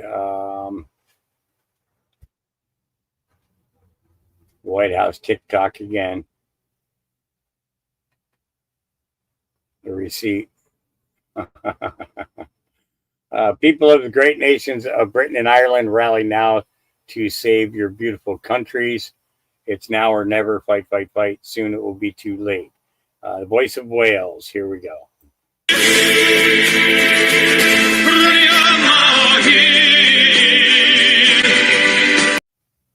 North Wales raising the colors this time. Ryle. The whole of the country are united because of these flags. We're winning, folks. So yeah, they're yeah. Something's happening. Something's happening. People are waking up all over the world, and that's good. Yeah. All right. Transferring ownership of my primary residence to my LLC and then renting it out to myself. Okay. I think you hurt yourself with that thought, but yeah, you could feasibly do that. Yes. And I watched this last night with angry tears in my eyes. Says Sarah Fields, father and husband, was so bullied by the board of Bowie ISD that he took his own life. Mr. Grisham wants to talk about abuse of public office. Yes, sir. So, like I told you, you have 5 minutes, so go ahead and proceed. Thank you. My name is CJ Grisham. I'm a civil rights attorney here in the state of Texas. I focus mostly on First and Second Amendment issues, and I represented a man named Justin Kuncher. This board voted at a recent meeting to have him charged with a fake and bogus crime. That crime, of course, or likely being, I don't know, wiretapping. I'm not sure exactly what it was. But what I do know is that you guys have blood on your hands. My client, Justin, is dead. My client, Justin, committed suicide because he was facing a bogus felony charge from this board. Why? Because he caught you guys talking smack about him while you talked straight to his face, being all friendly, or the superintendent at least. Talked to his face all friendly. He goes out to his car to grab his wallet. He lets her know that he grabs his wallet. It's very obvious that he's got his phone there recording. It's not a crime to keep recording, even if you're not there. And in that few minutes, he happens to catch the superintendent with her forked tongue talking about my client in a very disparaging way. And then when he brings that up as a matter of public concern, which is his right to do, this body votes to charge an innocent man with a felony, and it fucking killed him. He's dead. Because you people can't stomach the fact that someone wants to take a position on the board and talk smack about a person behind their back, and then when he shows up, all of a sudden it's all friendly and everything again. And that destroyed him because he's never had a problem his entire life. No criminal history, nothing. He hired me because, hey, I think they're going to try and do something to me. I said, don't worry about it. You're fine. You know why? Because under Texas law, a person does not commit an offense under 1602 under these circumstances, because they knew that he's allowed to record on his phone. And just because he stepped away for a few minutes and they kept talking, you guys want to sit here and throw away or throw around. I was looking forward to beating you guys in court if those charges got filed. You know what I told him, though? I told him the day before he died, I said, don't worry about it. It's okay that they voted. It doesn't meet the elements of the crime. They can press charges of murder against you if they want to.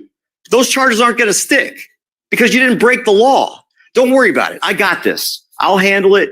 Relax. Take care. You know, it's fine. If they file the charges and then they actually charge you with a crime, you've already got me hired.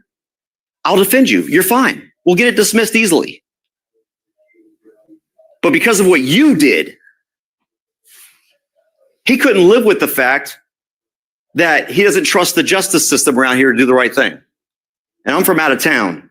I just saw you guys talk about how your enrollment's down. Gee, I wonder why. If this is how you treat people. You can't stand when somebody stands up to someone in the administration. And so what do? You vote to file bogus criminal charges, felonies against an innocent man, and it killed him. Literally killed him. I'm a combat veteran. I've lost a lot of people in combat.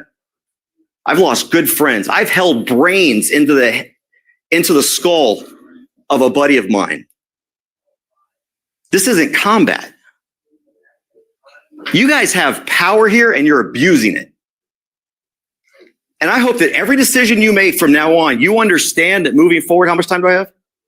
1 minute and 33 seconds. Moving forward, when you decide you're going to go after someone, first of all, make sure that you have a legal ability to do that. I don't know who your attorney is or if you were advised, but that attorney fucked you over. 6102 or 1602 of the penal code does not apply here. My client didn't know that, even though I told him that. He thought he was going to go to jail and never see his kids again. No matter what I told him. And I sent him a message. You know what? That message to this day is unread because he killed himself. And his wife contacted me about it. So I came up here. I don't have to. I'm from Temple, Texas. I drove 3 hours up here because I want each and every one of you to know that voted to charge him with a felony to know that he's dead today. His kids don't have a dad and his wife doesn't have a husband. Because you can't stand the fact that someone wants to make a difference in this community that you don't like. I'm going to be publishing that audio. I hope you listen to it and you hear what these people are saying behind his back and what they said to him before he went out to his car to get his wallet. He told him. And he told him he was leaving his phone there. And what they said after he got back and the complete change of tone. Talk about no wonder your enrollment is down and you're not making any money. And now you're voting on deficit spending. I just hope this sits in your heart. And somehow I hope there is justice that comes to you. I will look at everything I can do as a civil rights attorney to find out how to hold you accountable for this death.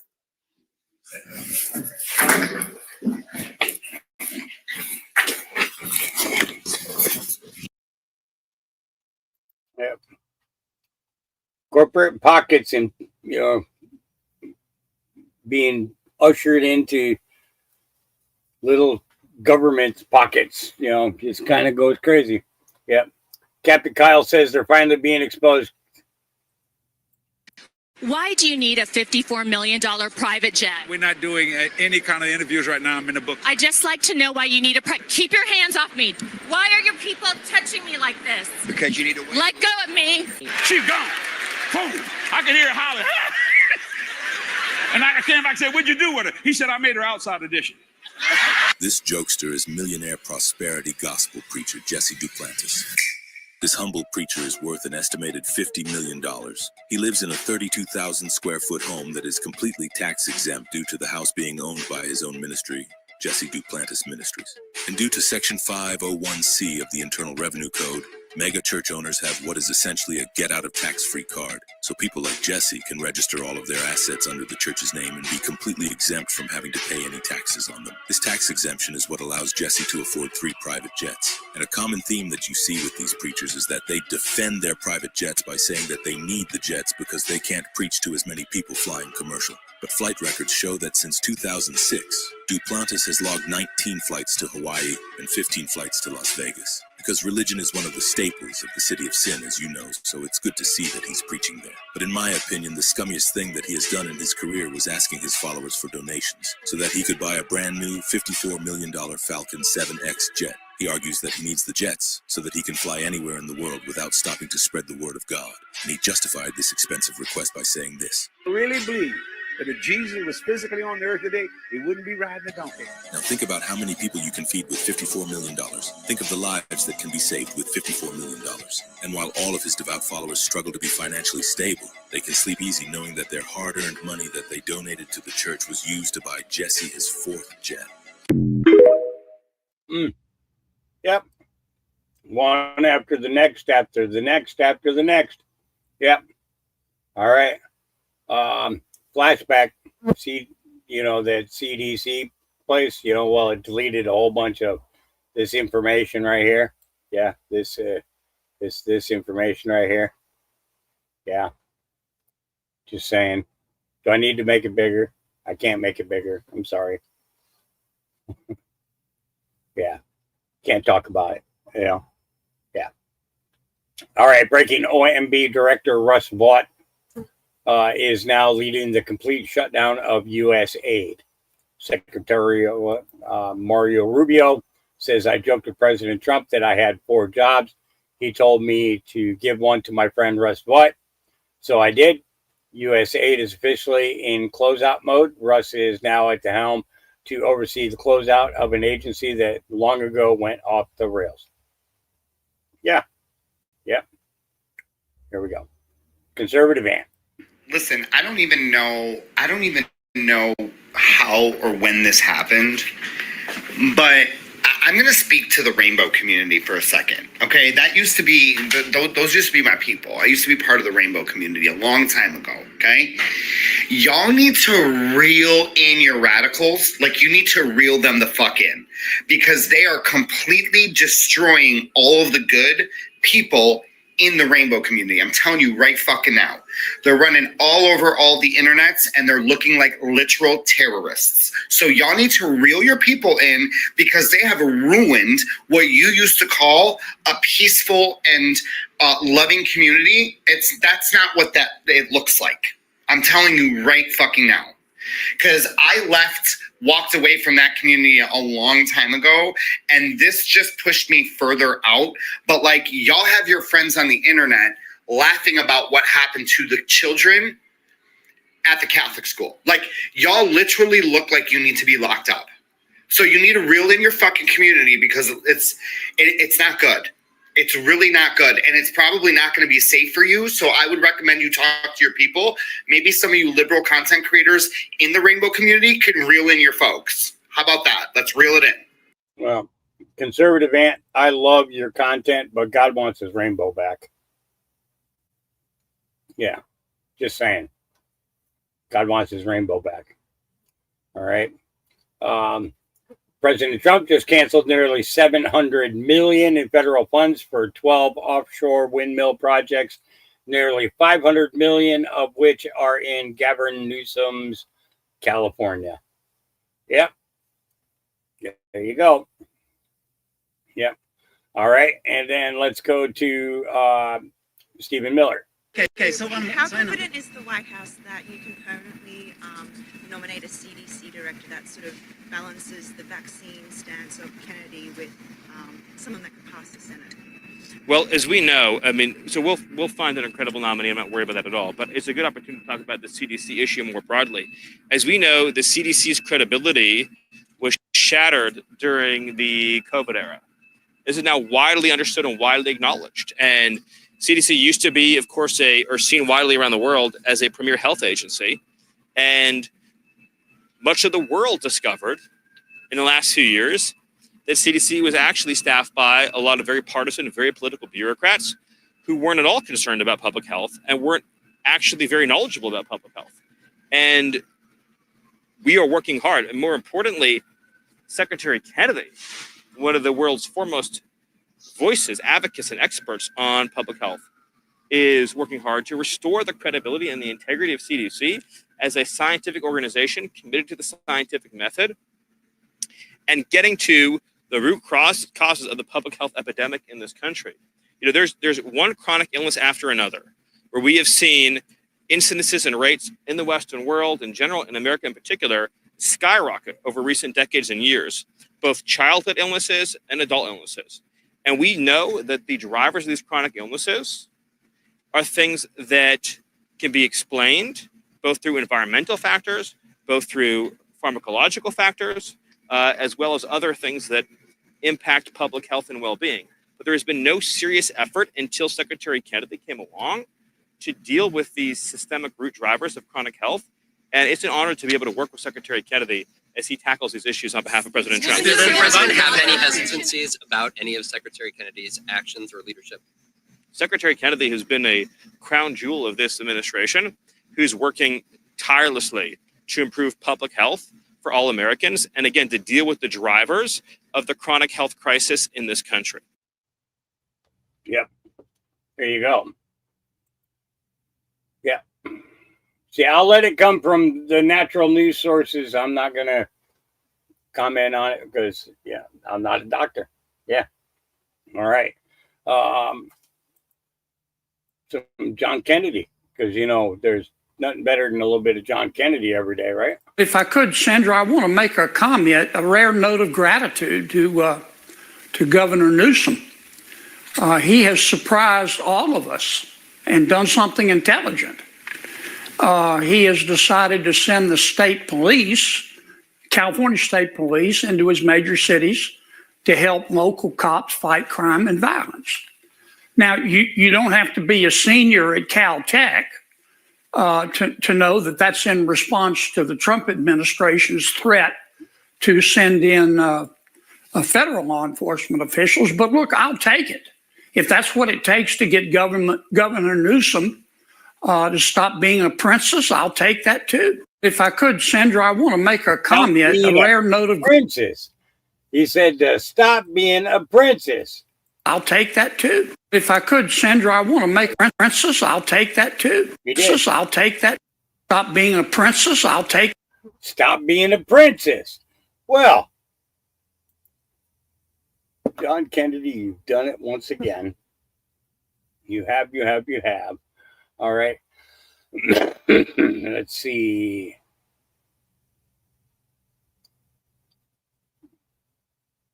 Let's see.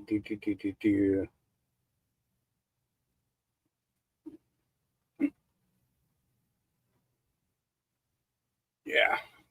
Okay.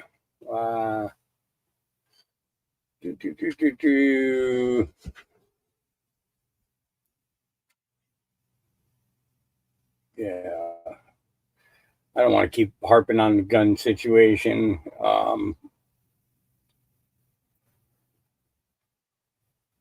Let's see.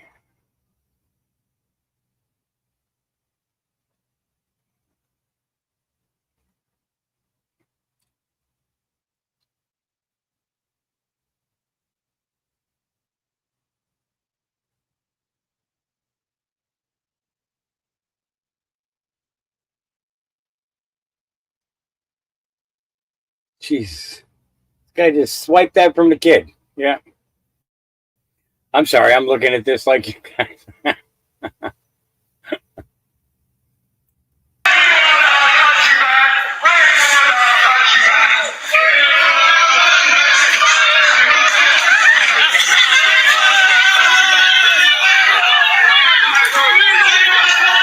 This is Chestnut. Chestnut. So this is in Chess Hunt. Absolute carnage at Chess Hunt. Police are running around like headless chickens. Protesters decided to go for a walk. Police tried to get ahead and block the road. Protesters walked straight through it.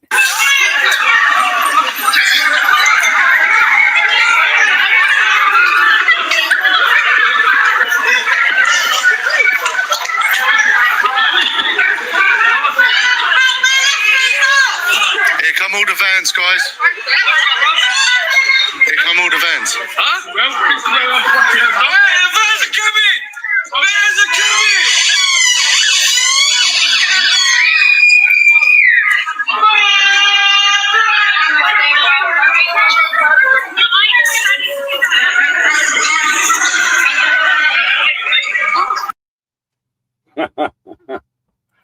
Well, somebody's having a good day.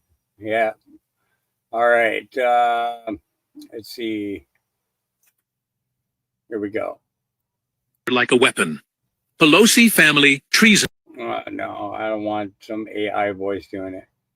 Now, this is, oh man, these are nice.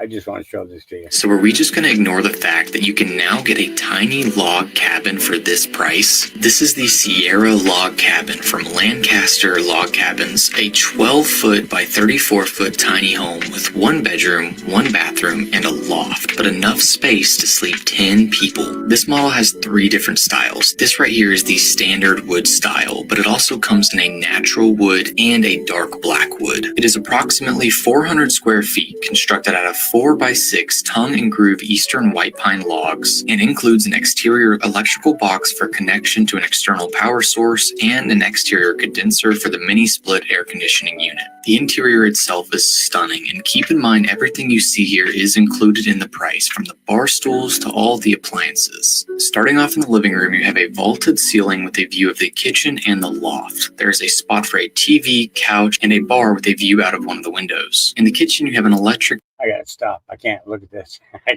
can't watch it. I just can't. Oh boy. Yeah. All right. Here we go.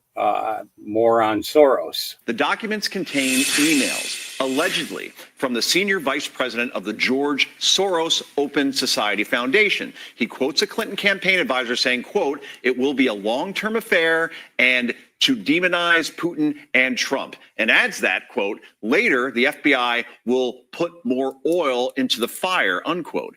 Other emails reveal Hillary Clinton approved the idea of tying Trump and Russia to election interference. And that was a scheme hoping the allegations would distract people from her own email scandal. These documents provide clear evidence that Hillary Clinton's campaign was behind the Russia hoax and that the FBI knew what the Clinton team was up to, acknowledging that the info they were receiving about the Trump campaign may have come from the Clinton camp. Despite this, the Obama intel community forged ahead with their 2017 assessment, concluding that Russia aspired to help Trump win the election. Yeah.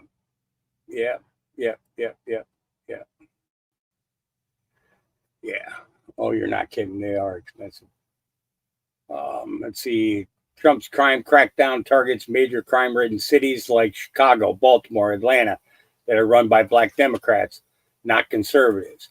A Black conservative-led city would prioritize law and order, personal responsibility, school choice, Second Amendment rights. Let's see what this young lady's got to say. Trump is targeting blacks with his crime crackdown. But here's the elephant in the room that nobody in the liberal media ever wants to talk about. First of all, we need to ask, why is it that almost every major city that Trump is stepping into is run by Black Democrats? Not conservatives, not Republicans, not even independents. Black Democrats. And if we're going to be honest, which is what we do over on this platform, if there is a city run by a Black conservative, I need you to show it to me. Where is it? Because from my understanding, it doesn't exist. And if it did, you better believe that it would not look like the crime-ridden sanctuary city dumpster fires that we see in Chicago and Baltimore, Philly, New York, Atlanta, so forth and so on. But here's the thing. Why is that? Why is it that if a Black conservative ran a major city, it would not look or function like a Democrat-run city? Well, the answer is very simple. Let me help you out. What you don't know, or maybe you should by now know, is that conservatives believe in law and order, right? It's just like the basics. It's not hard. But if you play stupid games, you will win stupid prizes. Conservatives are not interested in controlling every aspect of your life. They're going to maintain law and order, but we actually want to get the heck out of your way so that you can thrive. Personal responsibility and freedom, or should we say liberty, is on the top of our list. And that means things like school choice, things like the Second Amendment. If a school is failing, we're going to open up the market for competition, because if that school cannot cut it, we'll either one, overhaul it or shut it down. No excuses. And as it relates to the Second Amendment, many of these cities are held captive because criminals have guns, but the people who live there are not able to arm themselves. The Democrat Party has done an amazing, masterful job of stigmatizing firearms. But here's the thing. If you are feeling threatened and if you feel unsafe, what is the best thing that you can do while you're waiting for the law and order and for the police to come?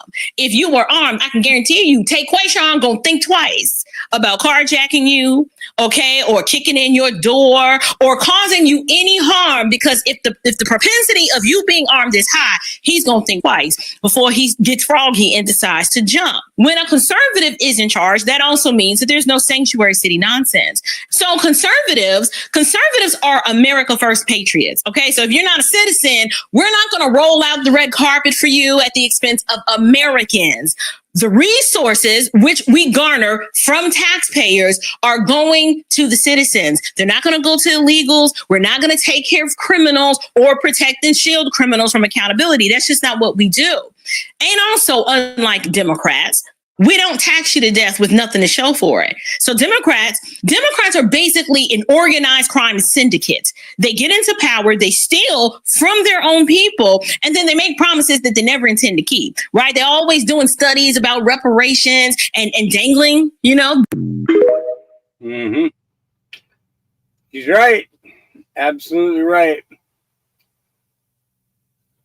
The deep state put Paul Manafort in solitary confinement for 23 hours a day for mortgage fraud. No mercy for Lisa Cook, Adam Schiff, Letitia James, and any other member of the bureaucracy that lied on their mortgage applications. Yeah. You know, because like if you and I did that, we they would just they'd be all up in our shit, don't you know? And then here we go. If all we had was a bunch of people saying that Trump was a gentleman and he was very nice and, everybody with respect, like, I don't think we would do that story. We just wouldn't do a story. It's definitely not. We covered this. This is O'Keefe. Yeah, that's yeah. Yeah, that was the O'Keefe thing. I already covered that. Music. You could have just said it. So silver's up to $40.60 for the first time in 14 years. Yep. Fallen angels come to rule the earth, and they are still here. There's a reason in this world why spells are written backwards, why words like live spell evil backwards, and why devil spells lived backwards. It's because the fallen angels who followed Satan to rule earth didn't just disappear. They came here to rule the earth, and they still do. Let me explain.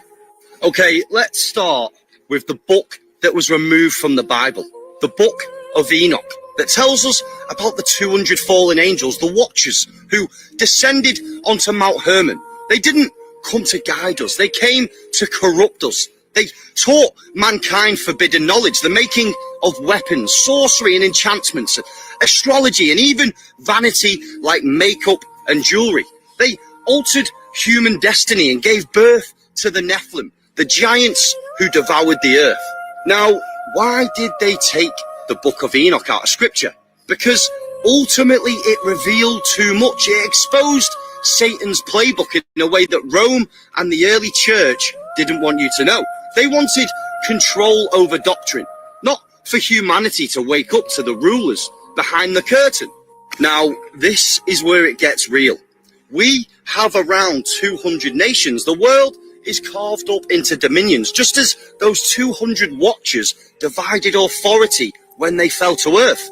Now, it gets even deeper. The earth carries nearly 200 massive impact craters. Science calls them meteor strikes, but Enoch calls them falling stars. The angels were cast down from heaven, leaving their scars across the land. Now, it gets even deeper. We have got a place called Kazakhstan. The capital of Kazakhstan is called Astana, which is literally an anagram for Satan. And it also stands the Palace of Peace, a giant glass pyramid with a glowing capstone, a mirror of the all-seeing eye that we see on the US dollar bill. And at the very top, we have a meeting room that has exactly 200 seats at the very top. You know, immaculate, fit for angels, where world religious leaders gather every 3 years in secret. A hidden temple for a false world religion. And right outside this pyramid, you can see on the floor a little symbolic occult emblem shaped with the solar cross and trident, echoing the very sigils of the Baphomet. I don't know if you can see it, but I can certainly see the shape of the Baphomet with the star at the top. And what does Hollywood do? They give you Borat, making Kazakhstan look like a third world joke. So no one ever really looks twice at Astana. But here's the real kicker that they don't want you to know. In gematria coding, Borat and Astana both equal to 233. That's 2 times 33, the highest number of occult Freemasonry, doubled. So when you ask me, are the fallen angels still here? My answer is yes. Their fingerprints are everywhere, in our nations, our money, our symbols, our architecture, and even in the language that we speak. They removed the book of Enoch to blind us to this reality. But prophecy always leaves a trail. The 200 watchers didn't vanish. They're still in power. And the script that they wrote thousands of years ago is still unfolding right underneath our eyes. But obviously, that's just my opinion. This is just for entertainment. And I'm as fictional as a dinosaur, baby. Yep. Because the Bible didn't mention nothing about dinosaurs, but it told us about dragons and unicorns. Yep. All right, a little bit more Stephen Miller. Now, so the point about Uganda, you just have to marvel at this. The same left-wing NGOs who tell us that we should open our borders to all the poor countries of the world also tell us that it would be unfair, improper to have anybody live in those countries. Well, if those countries don't have good systems of law and good systems of governance, then why would we want to have open migration from those countries? So these two propositions are in complete conflict. But more fundamentally, remember, Garcia has said he doesn't want to go back home to El Salvador. That's what he said. So we're honoring that request by providing him with an alternate place to live. We're not a travel booking agency. It's not our job to say to illegal alien terrorists, pick your favorite destination in the world and we'll send you a charter jet there. We have countries that have very graciously agreed to help resettle nationals from other countries, which is a great benefit to the United States. And obviously that's something that Garcia is eligible for. Yep.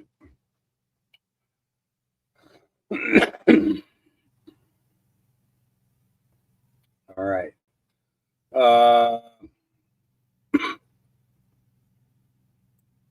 Hey, you guys. So I just wanted to jump on real quick and just talk a little bit because I'm just noticing so many more people who are jumping on to the fact that September is going to be a very biblical month. So many content creators are talking about it, pastors, the calculations, they're talking about the book of Enoch, they're talking about the book of Jubilees, applying it to the calculations in the Bible. Everything is coinciding together, you guys. Like the calculation is undeniable. The one thing that I wanted to bring up is because I'm also noticing some Christian content creators who are telling other Christians that they're not Christians if they don't believe things are going to happen or interpret the Bible the same way that they interpret things. You guys have to be very careful of these content creators who claim they're Christian, but telling or calling other Christians non-Christians if they don't believe the same way they do. I want to remind you guys, Christ wasn't a Christian. He didn't need religion. All he wanted is for people to follow him, right? Don't be looking at all these content creators and being like, I have to do things the way that they tell me that I need to do it. God has a specific plan for you. You do not have to do things just because other Christians tell you that you're not Christian if you don't do it their way. All Christ is asking is for you to follow him, okay? Seek him, follow him, repent, get baptized, all that kind of stuff. Now, I wanted to bring this up also because I have had Christians recently tell me that I'm practicing an occult with my Organite business because it involves crystals and all this kind of stuff. Let me just bring something into perspective, okay? If you're born with a gift, you should use your gift, because if you do not use your gift, then God will, I don't know if he'll punish you, but he will pretty much ask some serious questions at the end of everything, like going over your life review. Why did you not apply your gifts in this lifetime? Why? Since I was a kid, like I was probably the weirdest kid ever because I thought everything was alive. I saw life in everything, even rocks, and rocks is what I was drawn to since I was a kid, since I was like, I don't know, ever since I can remember. I'll have to interview my mom sometime because like, she saw how much I just loved rocks. And ever since I was a kid, I would just like study them. And, I know a lot about them, crystals. I feel the energies in rocks. I feel them in anything. I can feel it.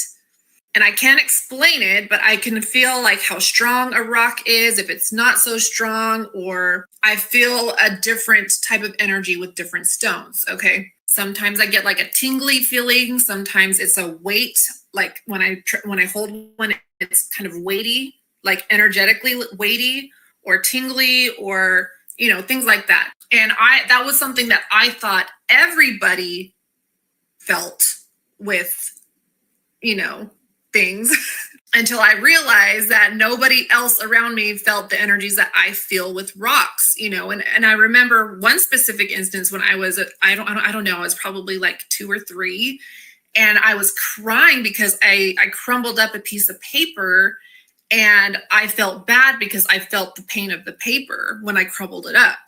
And I was crying because I hurt the piece of paper, but the adults were trying to console me, but they didn't know what was wrong with me. And I was trying to tell them that I hurt the piece of paper. Anyway, you guys get the point, okay? Crystals and stones, they were provided to us by God. These are God's creations, okay? The occult is how you use them, okay? You can use it as an occult practice for negative energies. And I stay far, far away from, like, I am very pro-God, pro-Christ, and the Organite that I make is specifically compressing these crystals in the resin, which creates a piezoelectric charge when you compress them together with metal. And there's also, the shungite, activated charcoal, and the iron oxide that I use as the base in these orgonite pieces. Because all of these, and there's scientific evidence that these pieces, these items, protect against negative electromagnetic frequencies that are emitted from, your Wi-Fi or, things like that. And when I say it protects you, I'm saying what it does is it takes the negative particles and changes them into positive particles. It neutralizes the negative particles. So it's less harmful in the area and it's less harmful for your body. So no, I am not practicing an occult by making orgonite pieces, okay? And I have felt such a huge pull to start making these again because I took a really long time off. And this is something that makes me happy. This is something that I enjoy doing because it takes the things that I'm so passionate about and the things that I love, because I love rocks, I love crystals, I love those things because they are a part of me, you guys. I am using my God-given gifts for a purpose.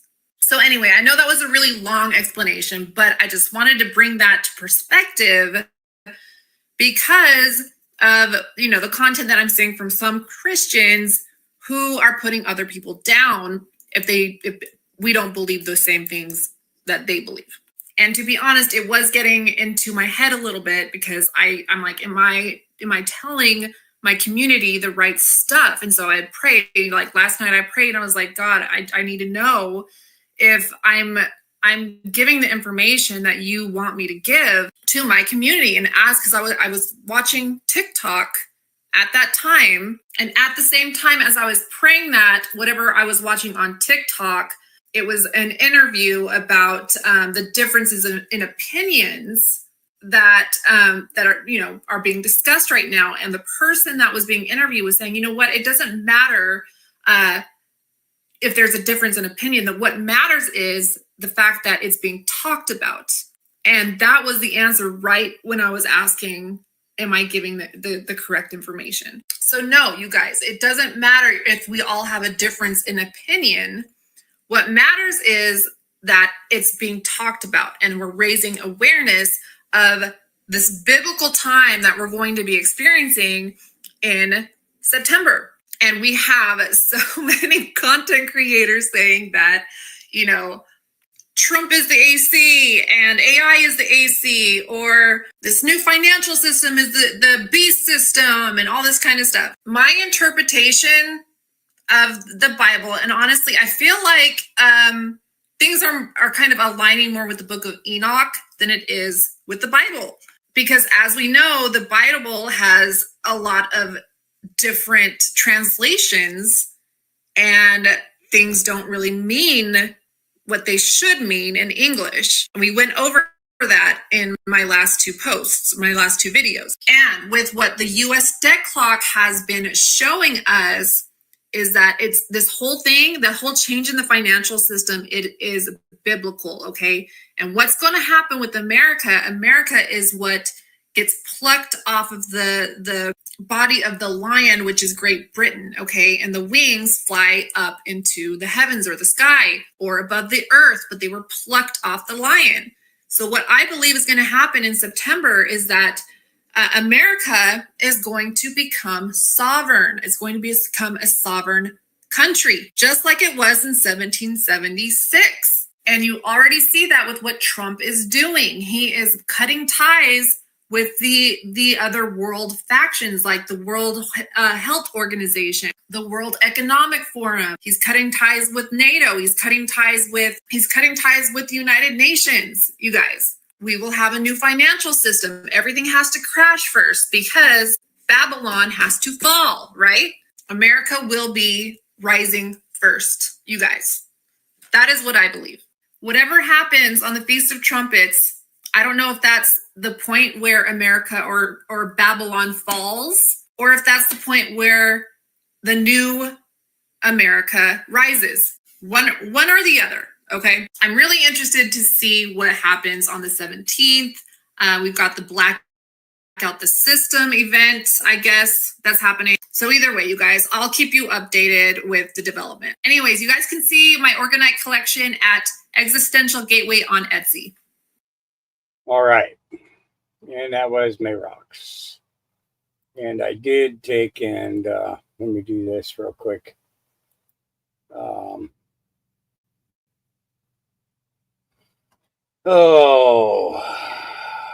Yeah. It's been said that the dead cannot cry out for justice. It is the duty of the living to do so. In this case, that duty's been carried out 58 years later. The TBI, then the Tennessee Bureau of Identification, took the lead on this investigation into the 1967 murder of Pauline Mullins Pusser. She was a wife, a mother, and a sister whose life ended violently and unjustly. Her husband, McNairy County Sheriff Buford Pusser, reported that his wife volunteered to ride along in the dark early morning hours on a disturbance call. He claimed that a car pulled alongside his and fired several shots, killing Pauline and injuring him in what he claimed was an ambush intended for him and carried out by unknown assailants. Buford Pusser recovered from his injury.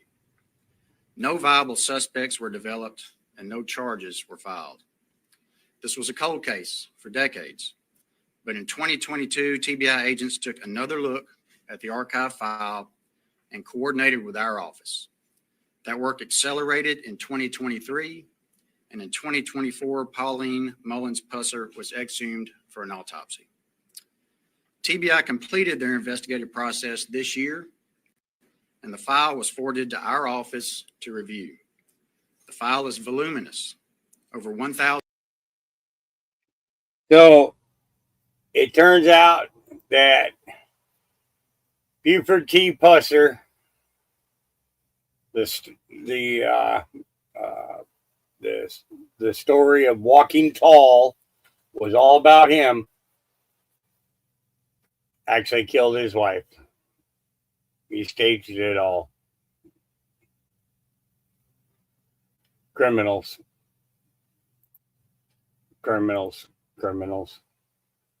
We've been led by criminals for so long that I don't think we know what to do with somebody who's not. You know, I think that's part of what this whole awakening process that we've all been through in regards to the lies from the mainstream media, the lies from the government, the lies from the presidents and vice presidents and the Department of Justice and the FBI and the police and the church and even some of our neighbors.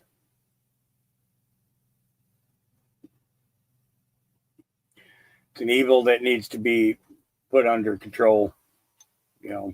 So I want to thank Jody, Terry, and Shannon, and Kathy.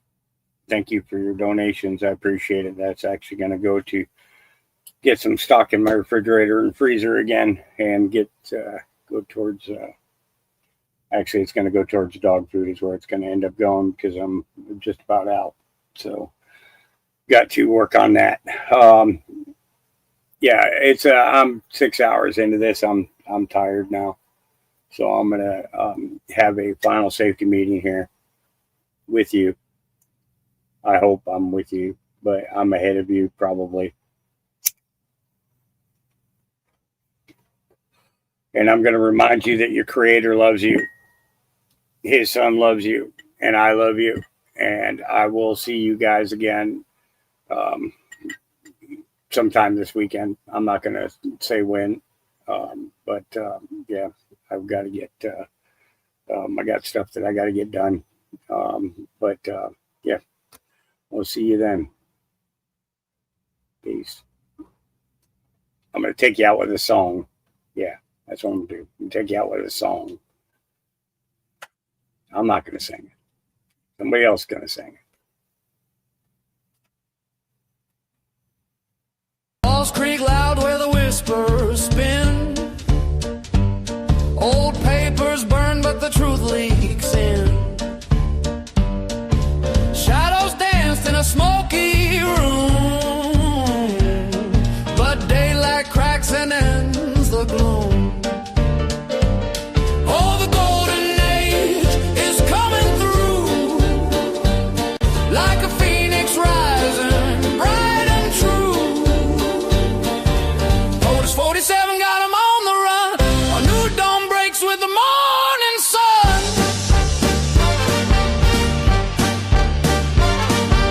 Fragile hands hold the world in place.